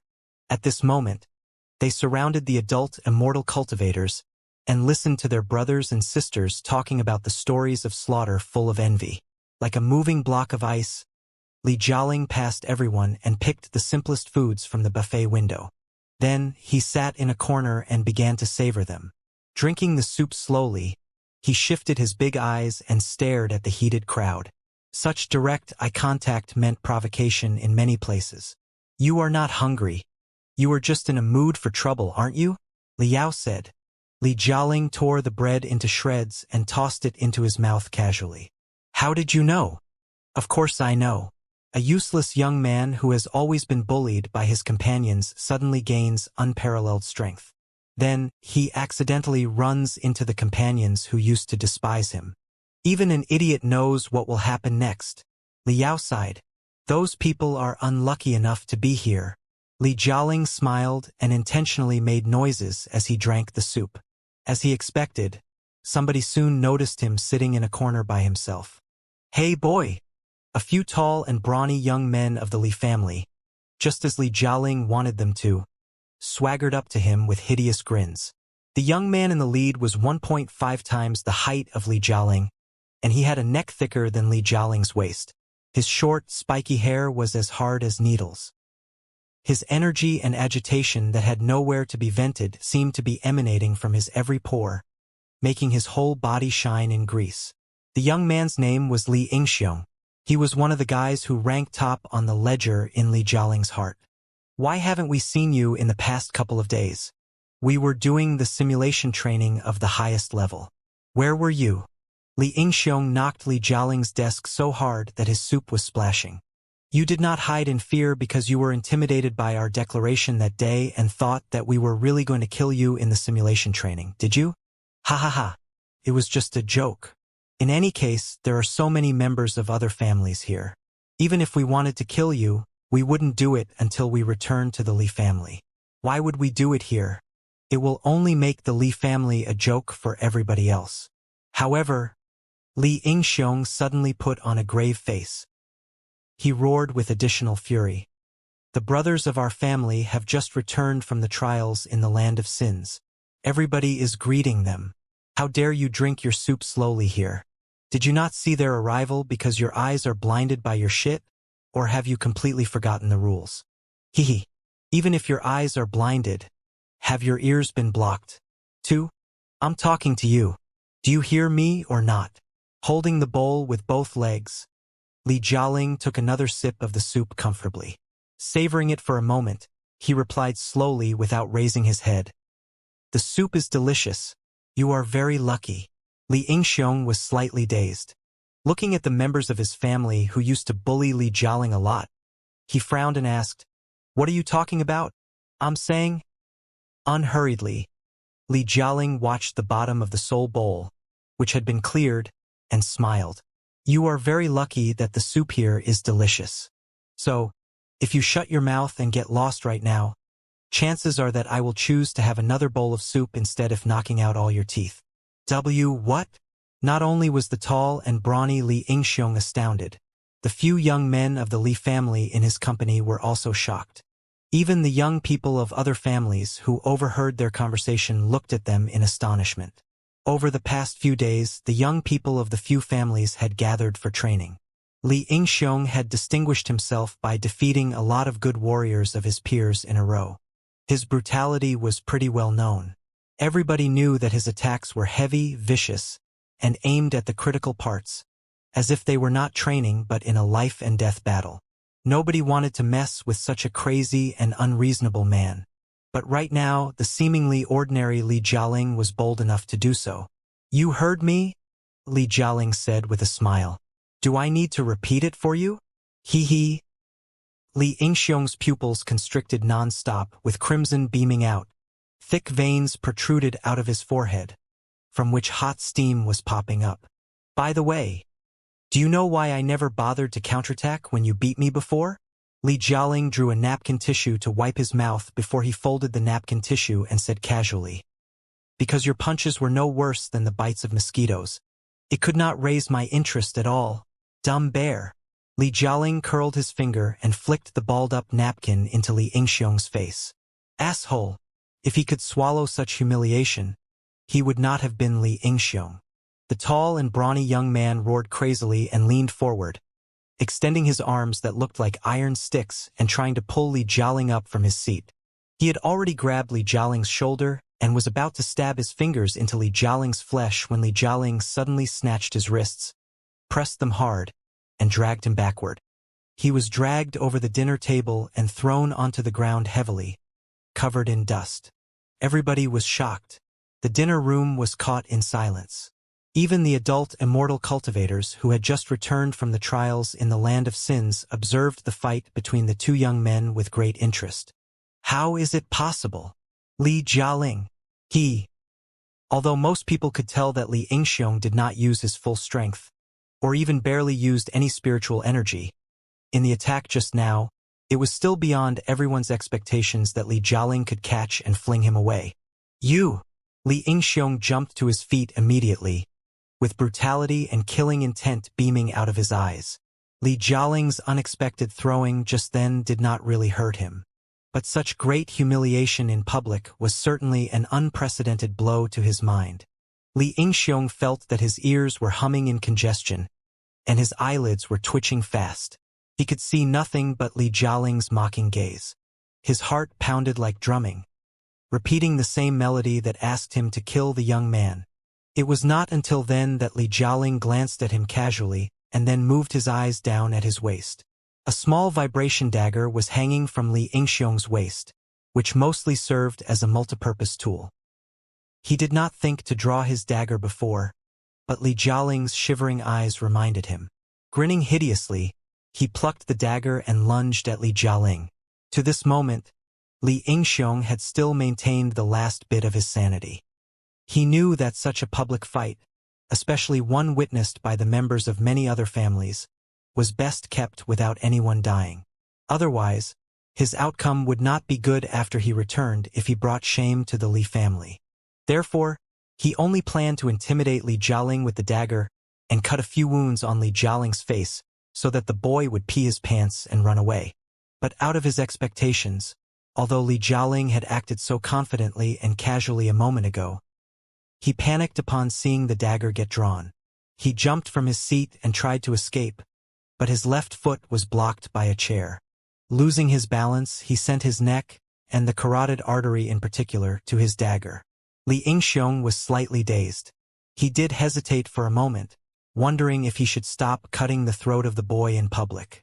If he was truly going to do that, it was best to be done on a training field.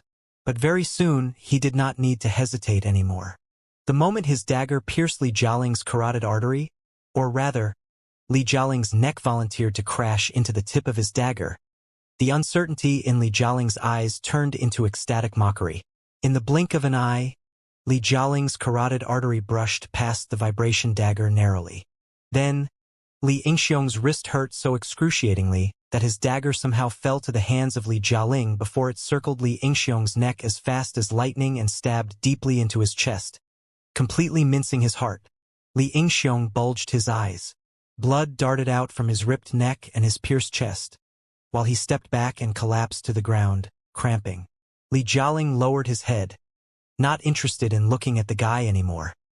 He went to the buffet window for a second bowl of soup and sat back in the corner where he had been standing right next to Li Yingxiong's body that was still cramping, continuing to enjoy the delicious hot soup slowly. The quick and clean skill of killing shocked everyone. Even the adult immortal cultivators narrowed their eyes and looked at Li Jialing and his seemingly weak hands in disbelief. Did you have to kill him? Liao asked. Li Jialing said, do you not feel that this is more suitable for my character? I believe that Li Lingfeng must be observing me through a certain channel right now in secret. Only with such a performance can I completely satisfy him and relieve him of his suspicions. Right? What? You think that the big silly bear looks like an innocent good guy who does not deserve to be killed? Liao thought for a long time and shut his mouth. The clattering noises of crystal suits echoed from outside the dining room. The guards of Manjusaka arrived. Although the immortal cultivators worshipped the doctrine of survival of the fittest, it did not mean that anybody could attack each other anytime and anywhere. Without the restrictions of certain laws and rules, the order of the whole society would collapse. It was one thing to accidentally hurt someone in a training field, but it was a whole other thing to intentionally kill someone in a street fight. However, many people had seen with their own eyes that it was Li Yingxiong who provoked Li Jialing first, attacked first, and drew the dagger first. In the end, he even stabbed the dagger at Li Jialing's carotid artery. Considering the power of the vibration dagger, the attack could indeed have been fatal. Therefore, Li Jialing's counterattack when his life was under threat was not exactly a violation of the rules. Although many people who were smart could tell that what Li Jialing had done was certainly not a counterattack in self-defense, nobody really cared about the details. So, it truly came as no surprise that Jialing was led away by the guards not to a brig or a temporary prison cell, but directly to Li Lingfeng, who was smiling in delight. You really couldn't wait, could you? Li Lingfeng smiled. You hadn't enjoyed enough killing? I only wanted a bowl of soup in peace. Li Jialing shrugged. It was the big bear who messed with me first. I couldn't swallow the humiliation meekly anymore. Could I? Well said, Li Lingfeng said happily. From today, you don't have to be meek to anybody. But how am I going to explain it? Li Jialing said. I'm not asking how I should explain killing the big bear, but how to explain why I suddenly turned so strong. Remember, Li Lingfeng replied. The strong do not explain. Li Jialing was slightly dazed. With brilliance beaming out of his eyes, he said softly, Got it. Then, where are we going now? To the stream center of the Heavenly Eye Group. Leading the way in the front, Li Lingfeng said casually, Like I told you before, I have been sincerely raising you as an heir. To become a real powerful and influential expert, combat ability alone is far from enough. You also have to recognize the logic and methods of the operation of our world. Only when you completely figure out the logic of the operation of our world can you expect to control the entire world. Control the entire world? Li Jialing mumbled. I don't understand. Come with me, and you will understand it. With a casual smile, Li Lingfeng said, You know that the government of the Imperium of True Human Beings was founded on the basis of true human beings ruling over hominoids. The true human beings are the essence and future of mankind, the winners in the race of evolution, and the 1% of humans whose true selves are awakened. The other 99%, the hominoids, are just ignorant, human-shaped beasts, abnormal creatures who do not have independent thinking and pure emotions, and inferior goods that are born to be entangled by laziness, cowardice, and all other negative factors.